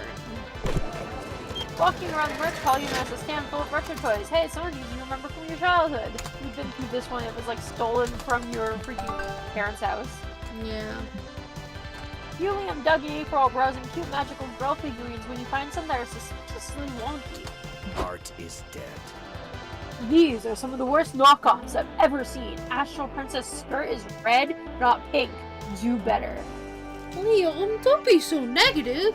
After all, isn't pink a shade of red? If you squint your eyes, this looks almost official. Yeah, have some perspective, Liam. Look at the next stand. Those are some bad knockoffs. What the fudge? Oh wow, those are really bad. I don't think any amount of squinting can save them. Yeah, if this were a contest for which knockoffs were the most knocked off, these would win. You think these knockoffs are better than mine? I got way better stock than those ugly little shits. Let me bring out the good stuff. The seller sets out some knockoff figurines that truly push the boundaries of what could be considered merch. That's the best you got? Check this out. Then they sew He them brings out together some earlier. knockoffs that push the boundaries of what could even be considered figurines or plastic. Hi, Gimmo! Hi, Gimmo! Didn't they sew those two together earlier? Yeah, we did. The first seller sets out a new batch with creepy, off-putting expressions, like they're laughing at God. I wonder if this is... Alright, so... breaking rules of laws of physics here. I sewed him together at the beginning of the game. What if you and I are technically in, like, slightly different dimensions? Could be. Across time and space right now. Possibility. Interesting. I mean, every dating line is like a different plot line or whatever, so... The next batch of figurines seems to constantly morph and dissolve. They leak strange oozes. If you listen closely, you can hear their subtle yet unsettling screams.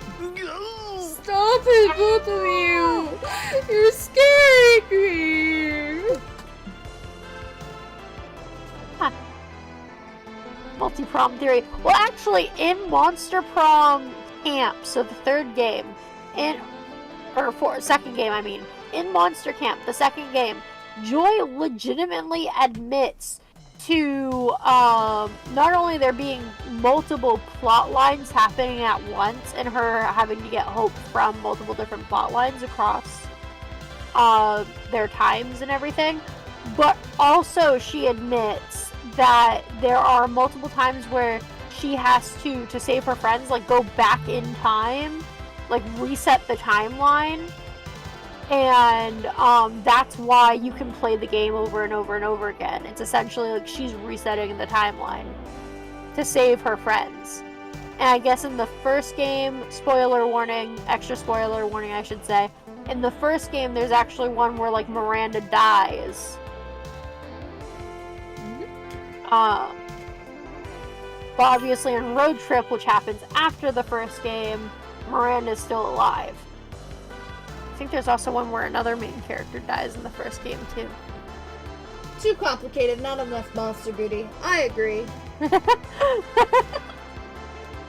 I'm no believer, but I suspect these knockoffs are getting so old that they risk defying God and incurring divine wrath. Normally you'd call that an overreaction, but the last batch of knockoffs are just disfractioning the waves of reality, so yeah, you should do something. The Miranda death ending was the first ending I ever got. Oh, I haven't gotten that one yet. It's probably because I always go after D. These people don't fear God. They instill the fear of God in them by performing a tragedy about the gods punishing knockoffs. Conjure the most powerful spell against the knockoff sellers. The cease and desist. What do you think I should go for? Iris, read his message out loud. More like damn Nian. That's a good one. I like that. I like it. I like it too. I want to instill the fear of God in them. Do it. Let's do it. You quickly write a script for your friends to act out. Me? All of the young Greeks want statues of Aphrodite, but these hands were made to sculpt bulging biceps and tiny tits. What's a poor sculptor to do? I know. I'll produce a knockoff made with cheaper materials. This way I can make them faster and sell them at a lower price. Behold, my mediocre opus. She's so cute. She's adorable. Honk honk, I'm a statue. She's beautiful. Statues don't talk. Knockoff statues do. Oh! Ooh! Oh no, it's the real Aphrodite. Come to shame me for my hubris. Yes, and now I'm cursing you for sculpting such a hideous knockoff of my gorgeous self. I didn't mean it, April. You aren't hideous. I'm just following the script. Please, don't be my friend. Please, please. Alas, alack! Now I'll be hideous and uneffable forever, all because I chose to offend a goddess with my arts. Oh no! We better stop this before we become unfuckable too! You already are unfuckable. What do you mean? You got sewn together, you freak. Yeah, getting laid is the only reason I got into the knockoff figurine business. It's arguable that they were affable to start with, but success is a success. You gain 2 creativity but lose 2 smarts. Oh my god, I'm so dumb. Doug, Goddess of Beauty, achievement unlocked? What? We love it.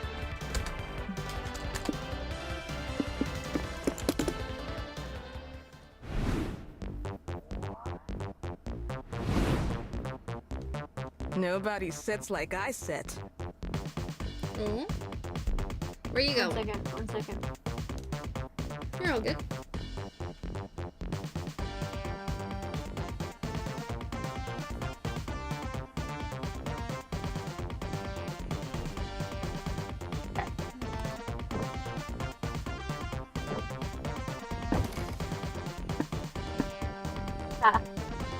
Alright, talk about the SpookyCon friend group, improv or hobbies.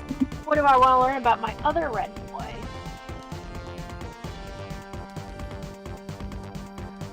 I don't think it matters what you talk about. I think it's I cute. know it doesn't matter.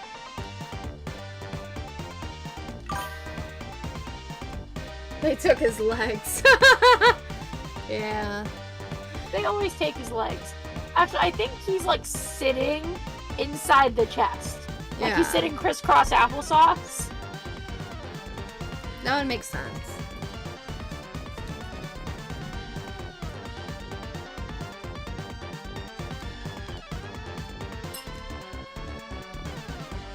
Like, because I kind of know his hobbies already. Like, cosplay obviously being one. I think he likes anime. I'd say improv.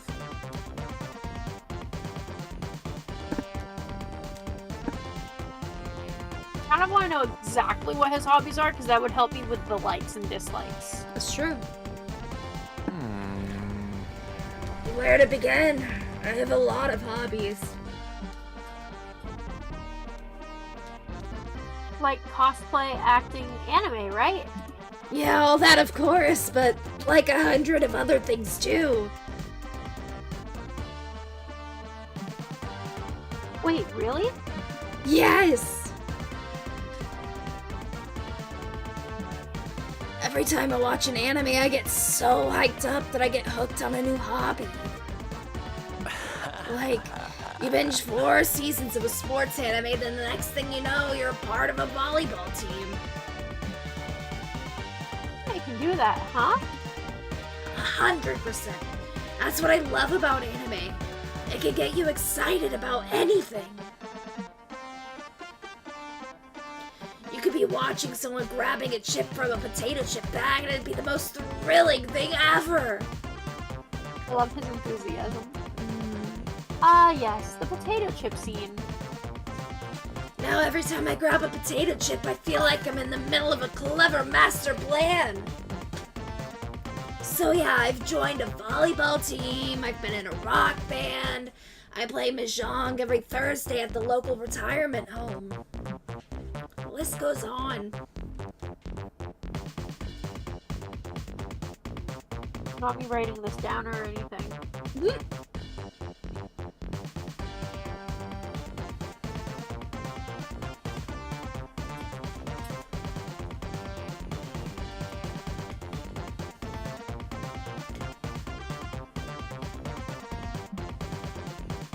You're good at all of that?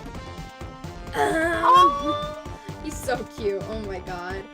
I'm unsure. It's true that I tend to lose at all the hobbies in which you can win.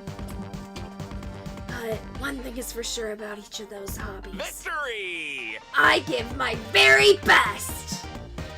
That's the important thing. I'm sure you're just in the middle of your underdog Oh, arc. genius! Of course, it must be that, Illustria. You're a genius. For the next few hours, Nico tells you all about these hobbies. The list is long, but you enjoy every second of it. Wow, Nico's passion is infectious. I'm undead tired. Alright. So essentially, he gets addicted to every little thing that he does. Wowzers, hand sanitizer, send sanitizer. Oh. Sand sanitizer. Sand sanitizer. I actually have hand sanitizer in my room, like 24/7. Don't drink it. I won't drink it! I actually almost did that at work one day. I know. Oh, did I tell you about that? Yeah, you did. It's a similar shape to my water bottle, and the only reason I realized it was hand sanitizer is because the top of it was square. And not round. I once ate a cigarette. I didn't get that far, I just got like halfway there. I picked up the bottle and went to unscrew the cap and went, huh, this is weird. And then realized what it was. I've lost my thing of hand sanitizer. I have a big thing of hand sanitizer somewhere. But it's run away.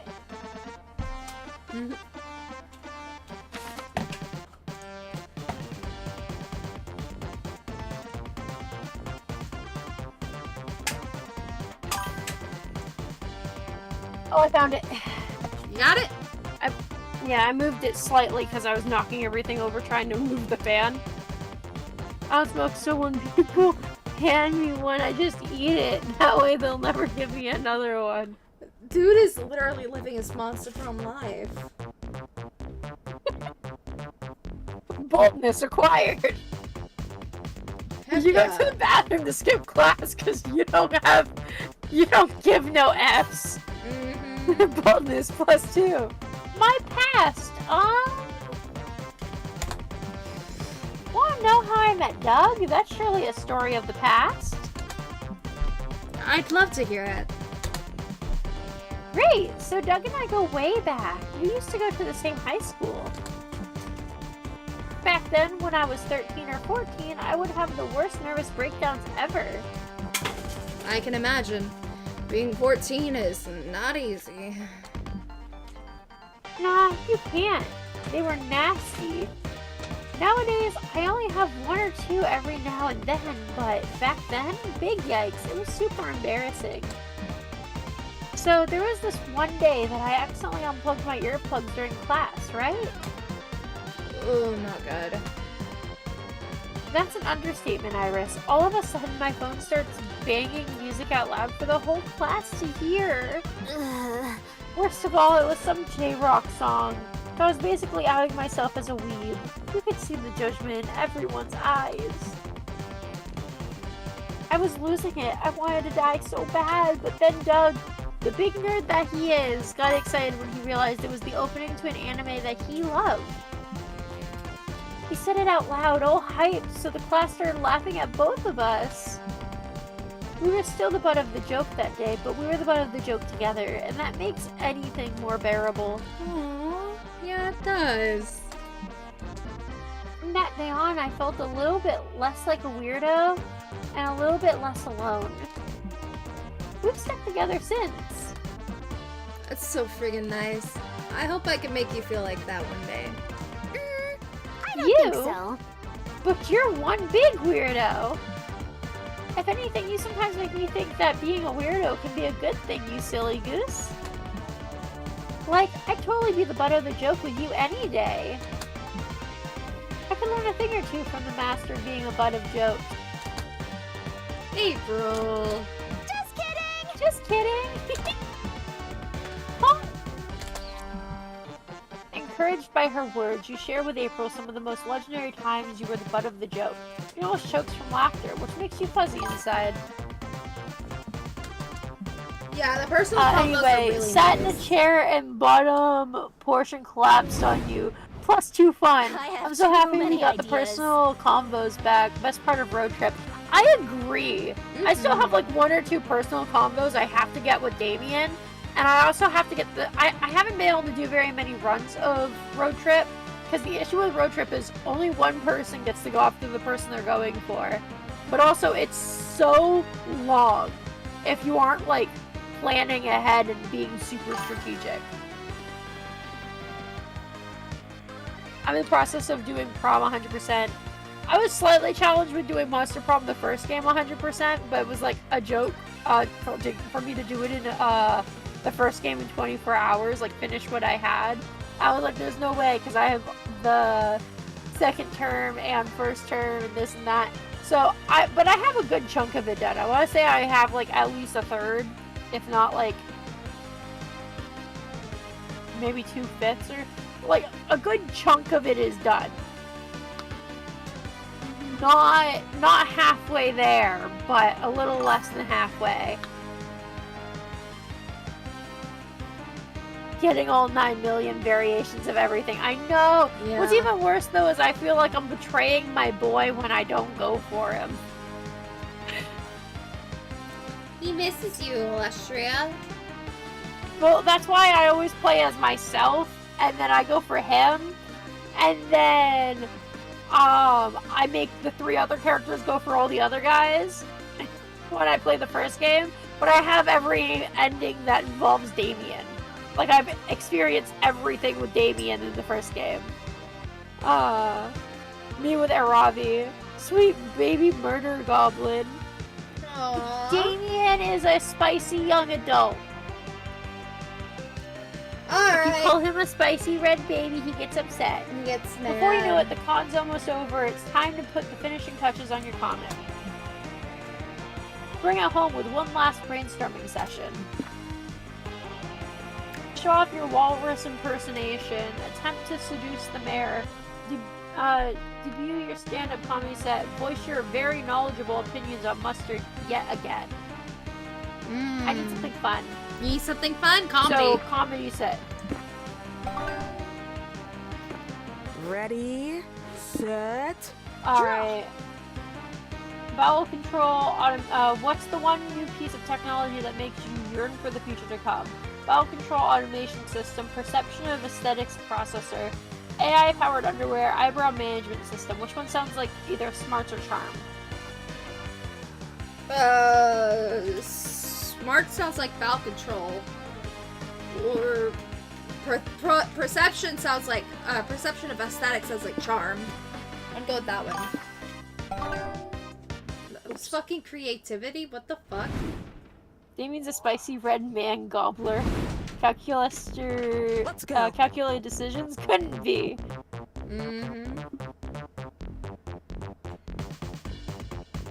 Okay, looks like I gotta go for smarts. And then isn't this the option where you have to make a specific choice? I think so. Where you have to make it based off of your stat? Yes. Oh no. We decided to watch a panel discussing fighting game archetypes. Your main goal is to determine which archetype you'd be. Are you a grappler or are you a zoner? By the end of the panel, you realize that you are a very rare lover, a highly effective archetype for fighting games. Makes sense, you're a better fit for a dating sim. You gain 2 smarts for achieving such self-awareness. So self-aware. Afterwards, you're sipping some water. Singing the water! Afterwards, you're sipping some water when you see something hot enough to make you do a spit take. Nico in their I'm new Nico. cosplay. Or am I? Oh my god, I love giving Damien vibes. 1000%. I love the fact that he full on like went for it. I was expecting like the suit with like the vest instead of him having like an actual corset, but I'm so pleased to see that they actually went with the corset. Hello, is that the small girl from Great Ace Attorney?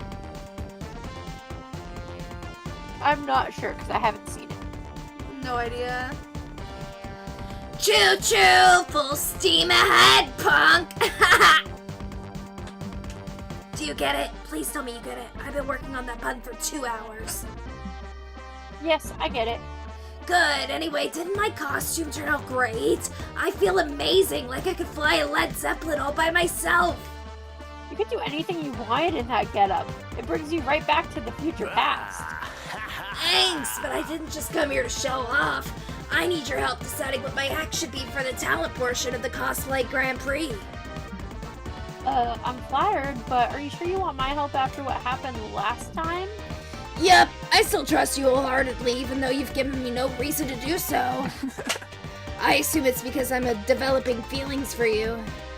You are? Well, yeah, wasn't it obvious? I'm sharing my love of cosplay with you. That's basically second base for me.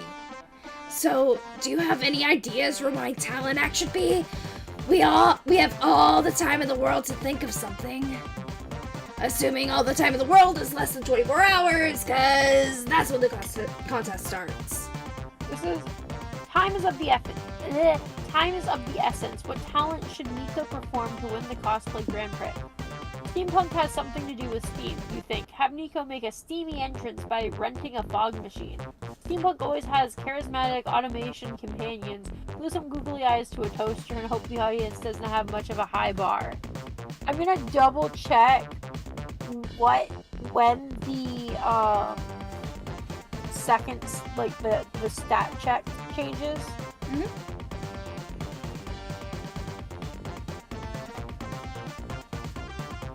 If it's even online at the moment.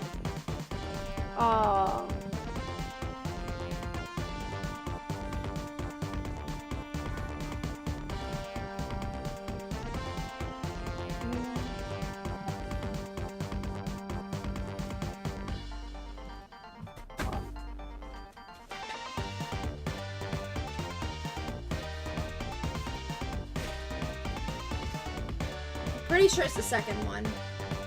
For creativity. So the next one? No, I'm pretty sure it's this one.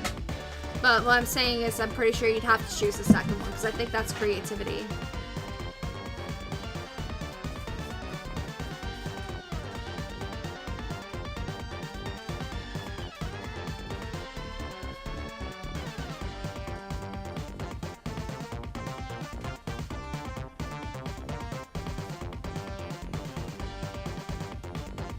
Man, is this annoying. Yeah. I wish I had like marked when it did it, because I think it's actually the next one. Because is it the second to last or the last? I think it's this one.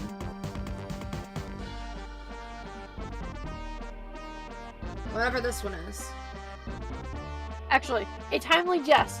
Do you remember, is this the one where I have to do the stat check based off of my current stats? Or is it the next one?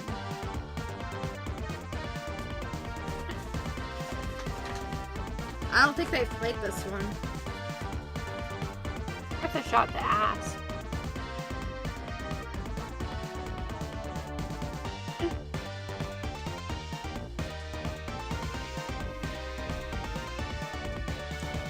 I can fumble in the dark for a minute.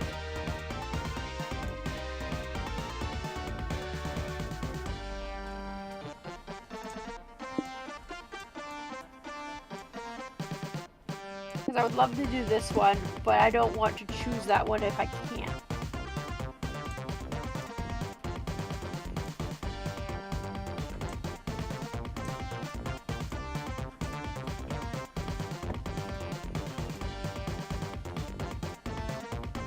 Am I pulling up A tutorial, maybe.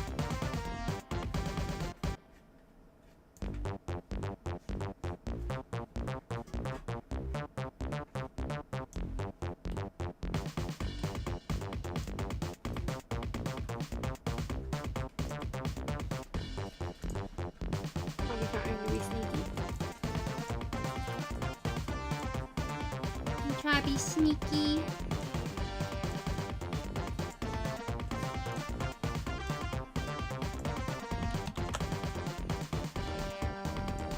You're all good. I'm working on my model now, so do what you gotta do.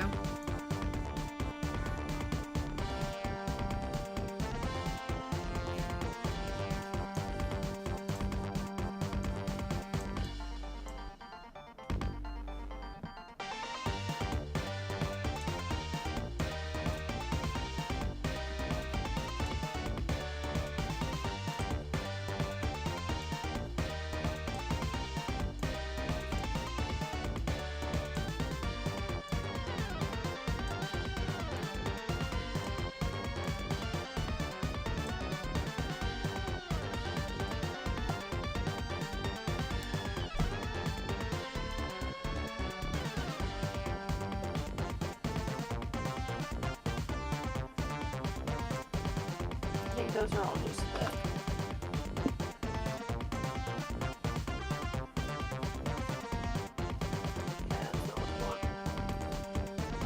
Oh, I'm the box escapist now. I've changed.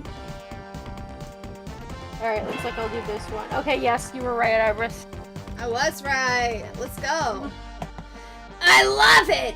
Let's find a store that sells craft supplies and kitchenware.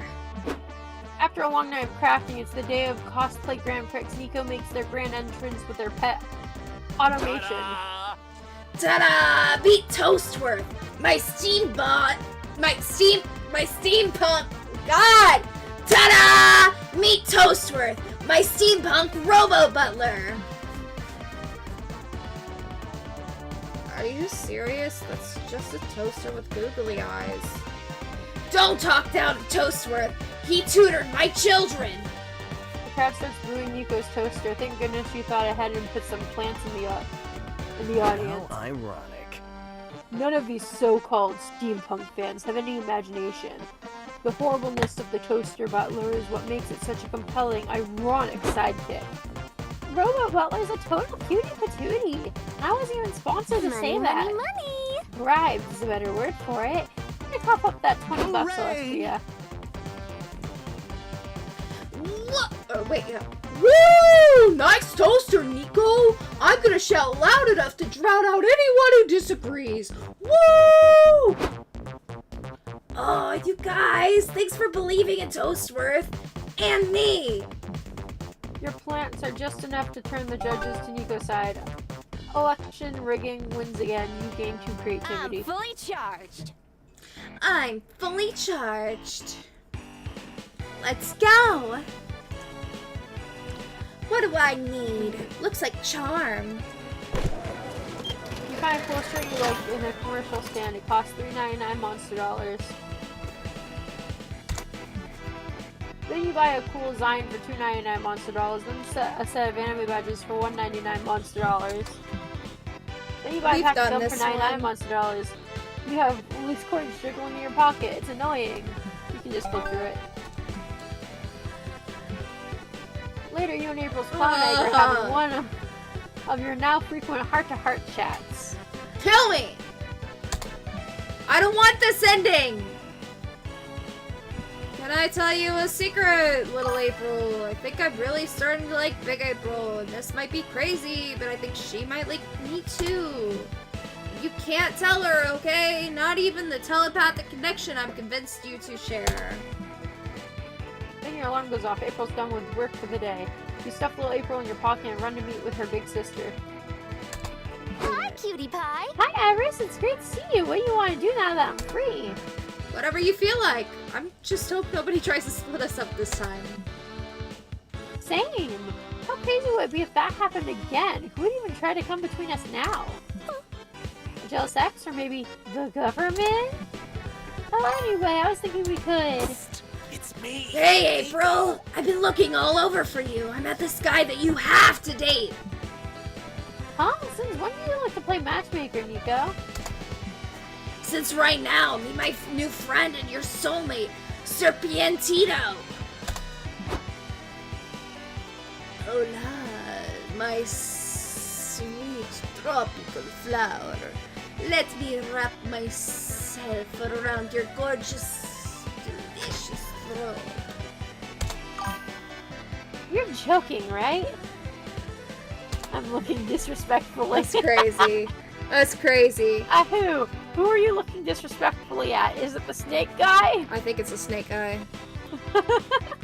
I would never joke about the true love between a clown and a sexy snake. Damn it, little April. Should have known there'd be another bump on the road to making Big April mine. Fucking kill me. All three. Iris, I thought you registered my clown egg days ago. Instead, you're just talking to it. That's creepy. I know. This seems like a bad time. Serpientito and I could come back later. Yikes. The psychosexual attachment you formed with little April seems to be freaking out Big April. Is there any way you can smooth this over and still get the girl? Explain to April that this isn't creepy at all. Just collect painted eggs that look like all of your friends, which would be charmed. Explain to April you would never abandon something as precious as an egg she laid. Oh wait, no. What, isn't the bottom one charmed? So would the top one be... I don't remember. Welcome back, Mallory. I don't fucking care. I did this one last time. I'm doing this one this time. Fuck me! Good choice. Because I think the bottom one was charmed. Yeah. What? Yeah, it's my thing. Check it out. Fucking kill me. I sneezed directly upward. There's this little Liam. I tell him all of my cringiest opinions that big Liam couldn't handle. I kind of like little Liam. He's adorable. Where did you get this? Did Liam also ask you to register it at the clown registry? Oh. That would make sense. Liam is a bit of a clown. Actually, each egg has its own unique, zany story of how it came to join my collection. Like little Zoe here. I found her at my mother's best friend's chiropractor's estate sale, which she held after her rocky divorce with the warlock of... Whatever. Is this story gonna be long? Okay, I get it. You want to get to the good stuff, so here she is. Ta-da! Little April, the crown jewel of my Aggie collection. Now there's a compliment I never thought I'd get. I hate this. Of course! Just look at that delicate shell, that smooth, bulbous chin. Little April's the belle of the breakfast ball. Fucking kill me. Still, I should have taken her to the clown registry, and I'm sorry for that. Yeah, you should have just fucking taken her! Why? Why do I keep getting this ending? Why? I'm not even... Only our second time playing. Still, I should have taken her to the clown registry. I'm sorry for that. I just got too excited. I'll take her over there with you right away. Hey, you goober, I forgive you. We really do need to take this egg to the registry, but since you like it so much, I'll pay a new April egg for you to keep. No. Wait, you painted this? Yeah, what did you think? I thought you laid it. Well, it makes sense. My smarts is 2! My smarts is 2! Of course I think that. You're such a silly goose. Iris, you silly goose. 2 smarts, She guys. kisses you on the cheek. Phew, crisis averted. You gained 2 fun. Let's set this con on fire. Can't really go for charm. So, I guess I'll go for fun. My arm popped weird. There's a Smash Your Bros tournament going on at the community zone. You sign up because love always triumphs violence. The matches involve 8 players each, and things get horny and confusing quite fast. In the end, it's very hard to tell who actually won, but you all surely got too fun in the process. Alright, this one's a normal stat check, right? I think so. Later, you're sharing a meal with Nico at a nearby restaurant. What could be more romantic than a candlelit meal for two? This mana-filled margarita titillates my magical palate.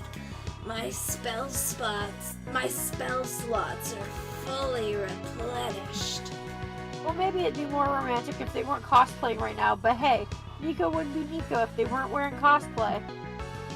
Sorry, I got distracted by the thought of Nico not wearing cosplay or anything else. We've seen it before. Yeah, we have. Give this individual some spell-bottom jeans is crazy. So, Illustria, where shall our adventure take us next?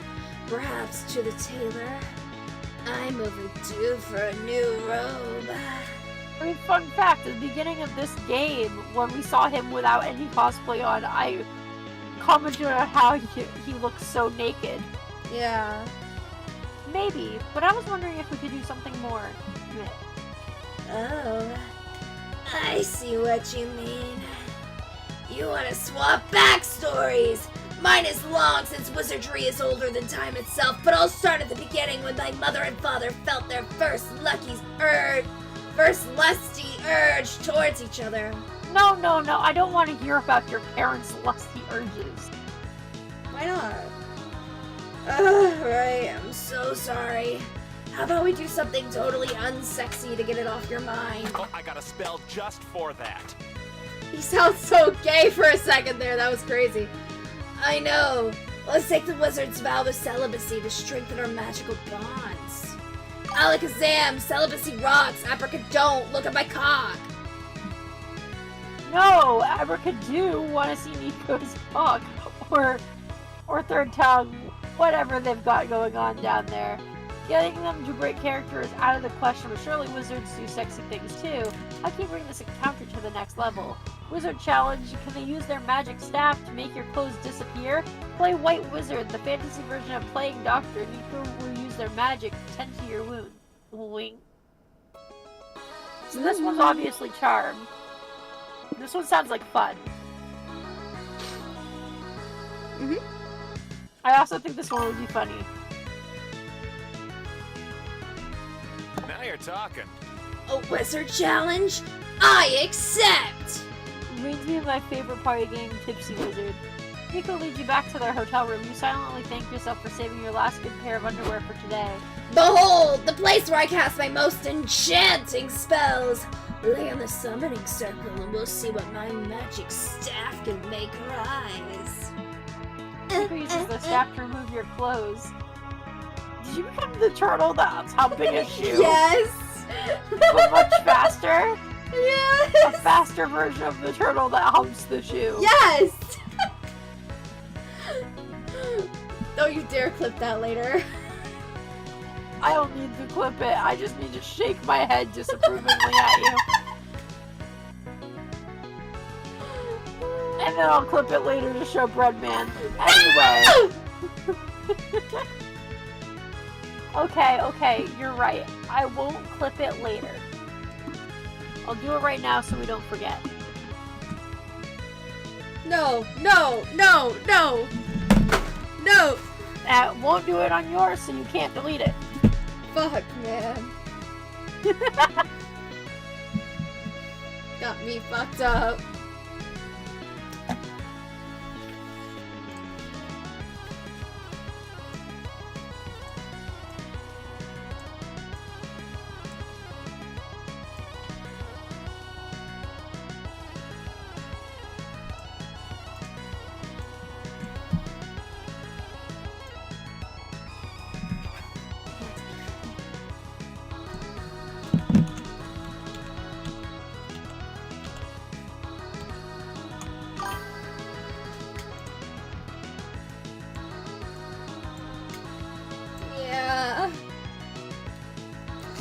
Yeah, I'm fucked. I'm never beating the allegations of me being a corn star. It's titled Turtle Noises on my stuff now. Turtle Noises. For every can of beer you drink, you tape it to the last can you drank until you have a staff, or you make eye contact with another staff builder. The tipsy wizards must clash to determine the tipsiest of wizards. I love that. Nico uses his staff to remove your clothes. You surrender yourself to the moment, listening to them recite their weirdly sexy rhymes. Hocus pocus. Ta-da! Now for my next trick. I'll cast the spell on myself too. Yes, please. BAM! I'm naked! Well, you look very nice, but I've also already seen you like this plenty of times. True. I feel less wizardy without my costume. I'm sure you're still packing some magic. Why don't you show me your fireballs? That's crazy. Alright! Naked. Nico reaches in their chest and pulls out a handful of cloth balls soaked in gasoline.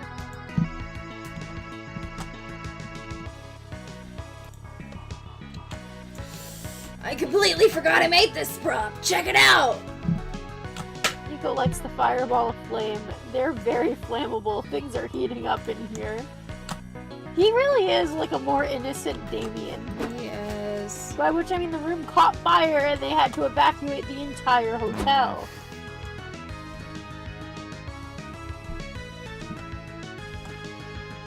There we go, I fixed it. I'm starting to think the fireball stun isn't safe enough to work. Yeah, I was kinda, you know, talking about your actual balls. Wait, you meant... Oh, sorry for the misunderstanding. I'll get it right next time. Loving that there's a next time, you gain 2 smarts for rising the wizard challenge. For rising to the wizard challenge, but lose 2 I know the pride. map by heart. I know the map by heart.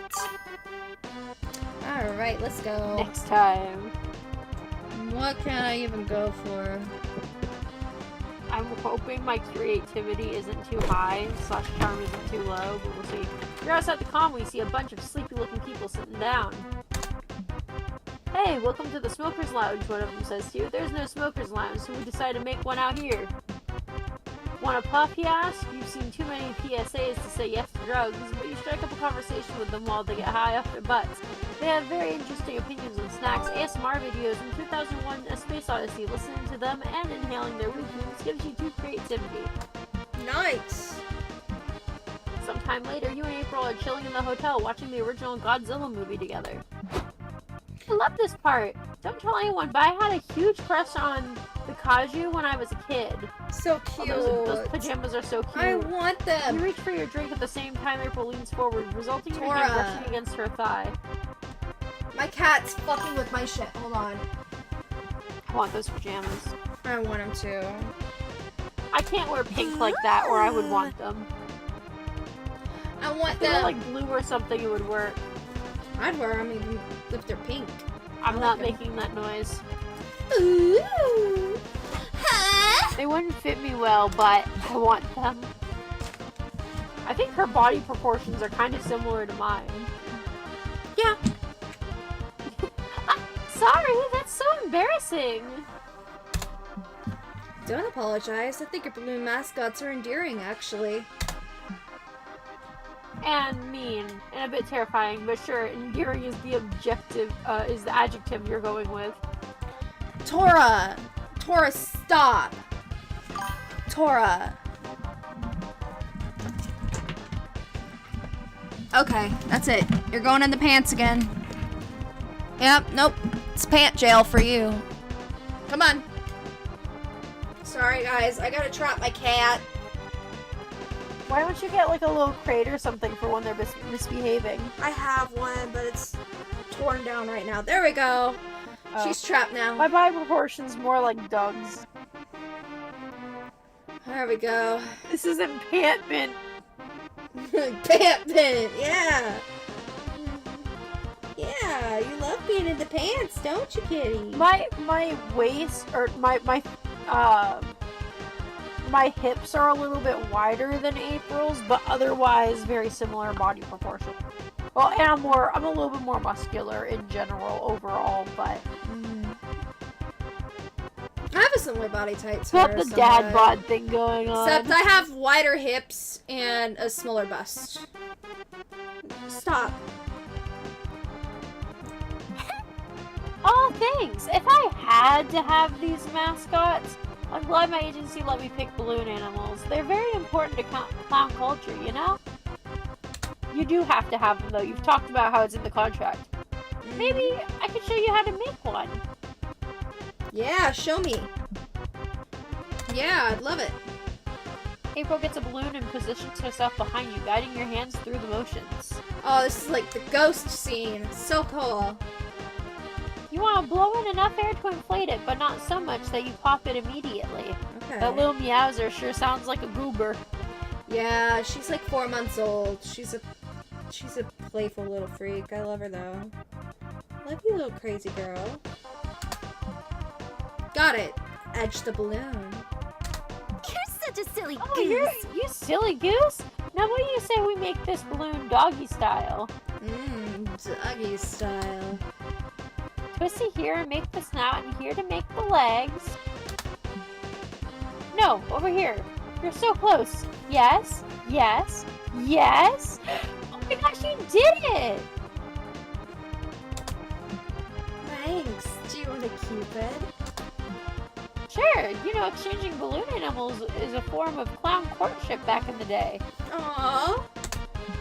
Well, in that case, where's my balloon animal? Oh my, Mother would kill me if she knew I was exchanging balloon animals out of wedlock. Oh. But yeah, I'll make you one. What do you want it to be? A balloon shape that encapsulates all of April's hopefully horny feelings about you. Boobs, but balloon. I want to do the first one. Okay. Oh, let me think. Should I make a... No, what about... Oh, I got it!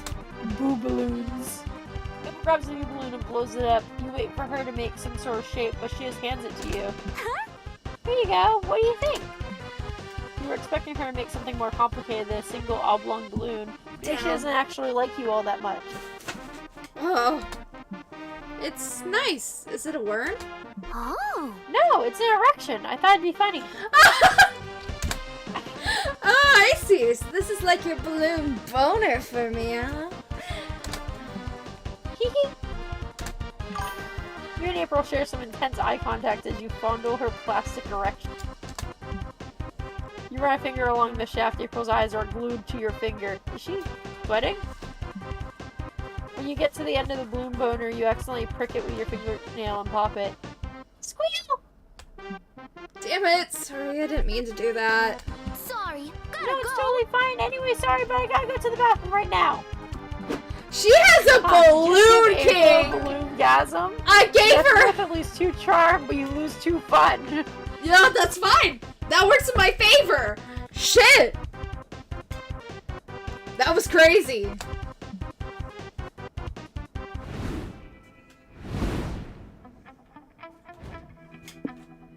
Will be your con love. Who's gonna be mine? Oh, what about the weird slime? No, we're going with April.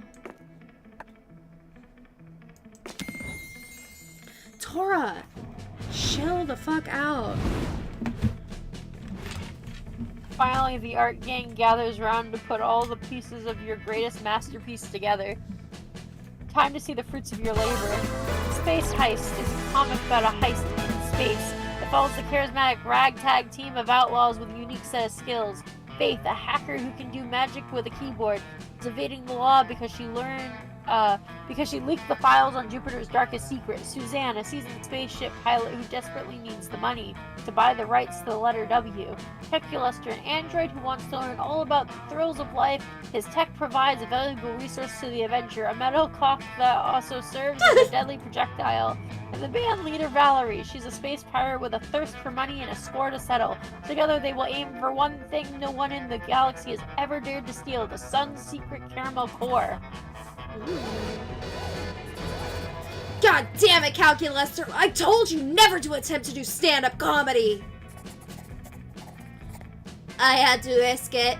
I had to take the risk, for I wanted to experience the thrills of life. Not fighting. I managed to hack into their perception of aesthetics, and that ought to keep them busy. You want to do her, or should I? You can do her. Come on, you two! Hop in here! The station is about to explode! Fasten your seatbelts! Never again, Calculaster. I can't make any promises, for I am programmed to live.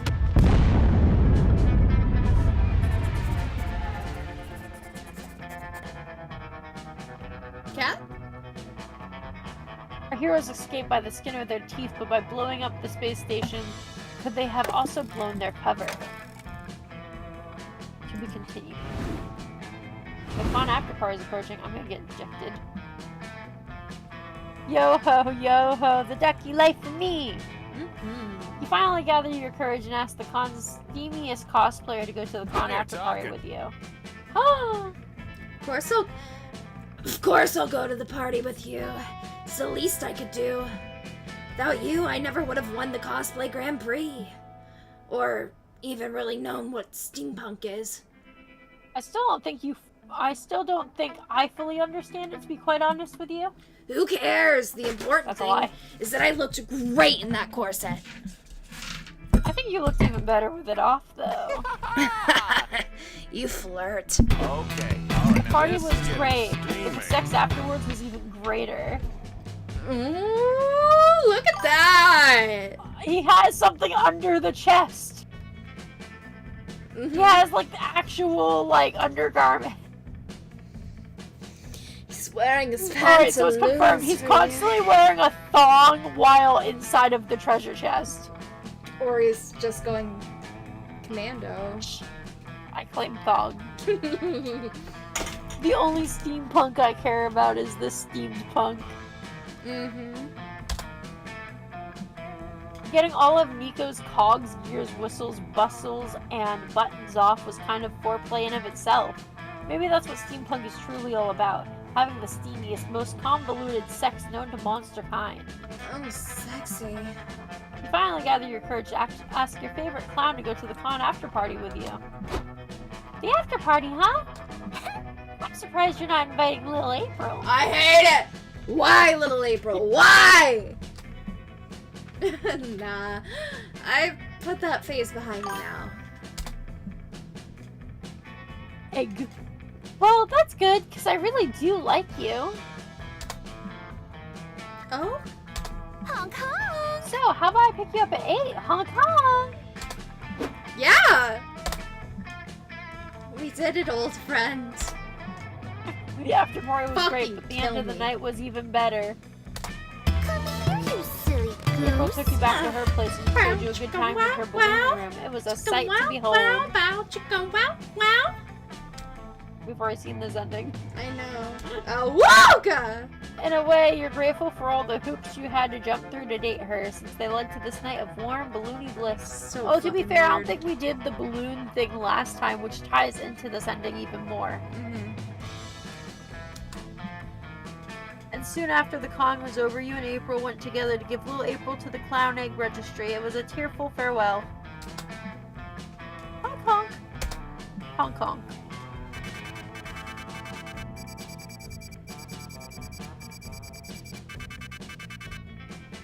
Nice!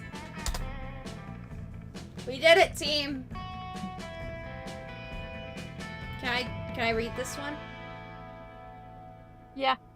Before we knew it, the con had ended. It was just 4 days, but we could swear it felt like an entire lifetime. All sorts of misadventures took place, entire friendships blossomed, and we ourselves changed as people.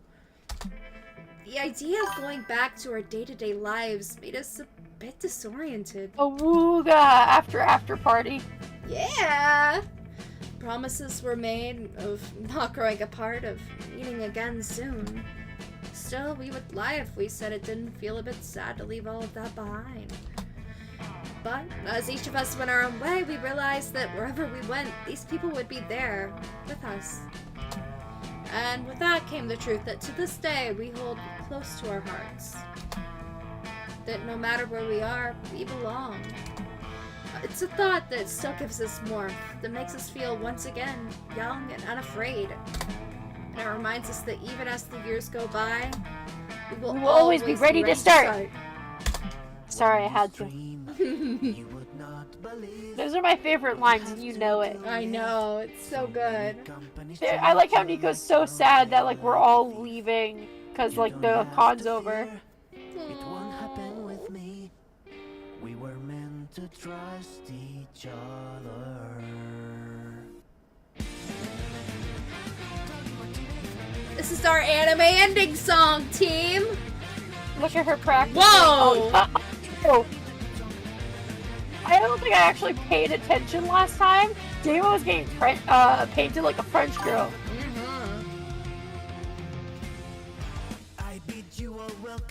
Yes, April! Beat 'em up! I agree. Thank you! Because last time you didn't put the streamer friendly version on. No, so we I both didn't. skipped it.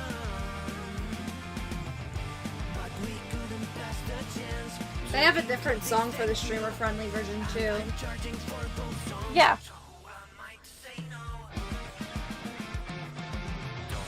I mean, it's the same ending, just different songs, but we decided to skip it last time.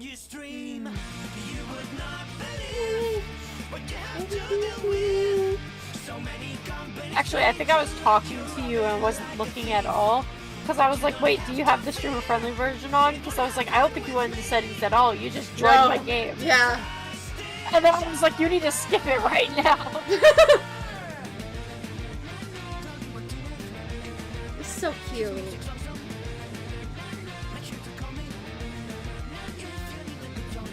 Oh, then it shows them like going to the con the next year and meeting up again. So Nico's like the happiest.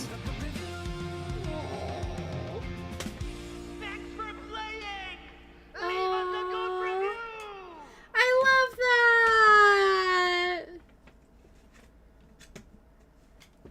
Tora. Oh, fun mini fact. I don't know if I told you this, Iris, but unlocked a new plot line. Can call Susan. Unlocked a new comic genre. No, I need a Damien.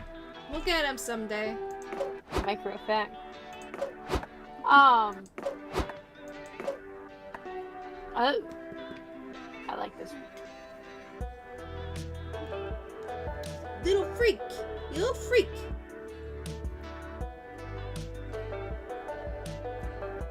Microfact? But anyway, when it comes to Damien, and I guess the other characters, if you go off their ages, Damien, I think in the thing he's like, what is it? He's like 21 or something like that. Mm-hmm. Anyway, he's like 1 or 2 years older than us, technically. If you go off of the year that the game was made and the year and the age that he says he is, and then add years to it since then, he's only like a few years older than us. Interesting. Don't ask me why I did the mathing. Because you're obsessed with him? Only slightly, but you have no proof. What?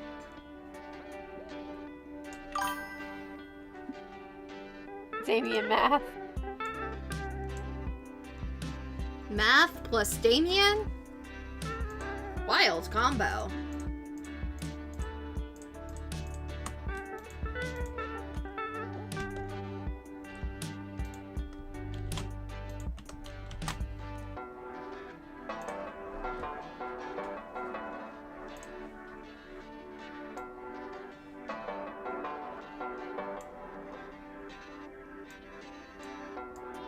Alright, cat.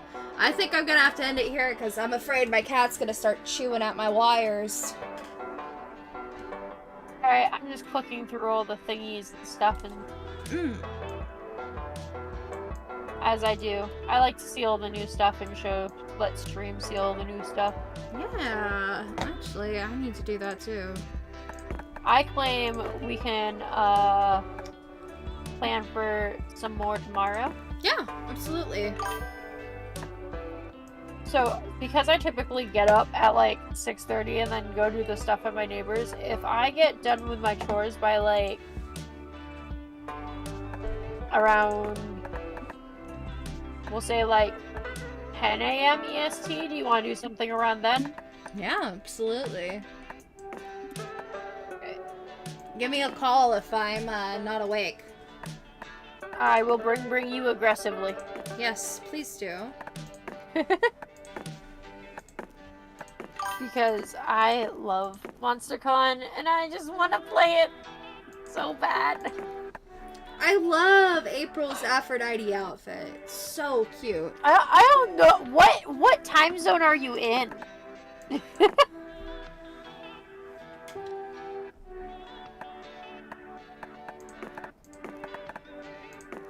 I mean, I'm down to do it also later in the day, but I want to probably do it CST. So I think you're only an hour behind me.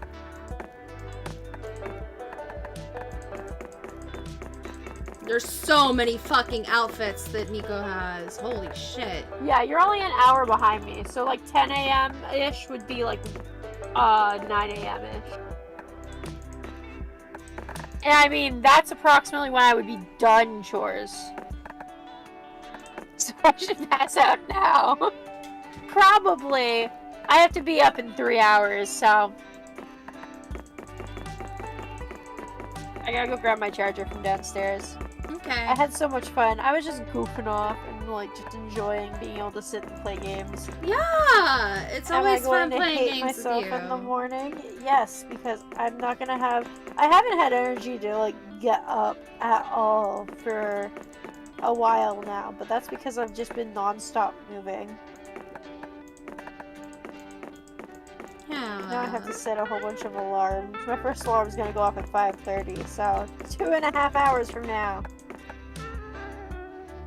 Because the latest I want to get up would be 7:30. Okay, you don't have to put a whole bunch of effort in, by the way. Like, Iris technically has some background with voice acting. I don't, and I mean, I feel like I do a pretty okay job, but I also sometimes don't even try because I spend almost all day at my actual job talking. Oh,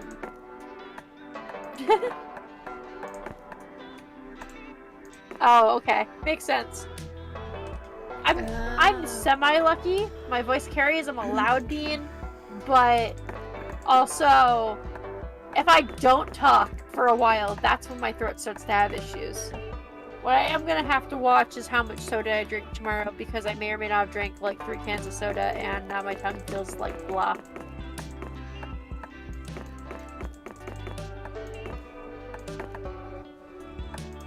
Yeah, I'm fine. I don't really voice acting as long as I'm hydrated, I'll do okay. Even with the Damien voice, I just have to have hydration.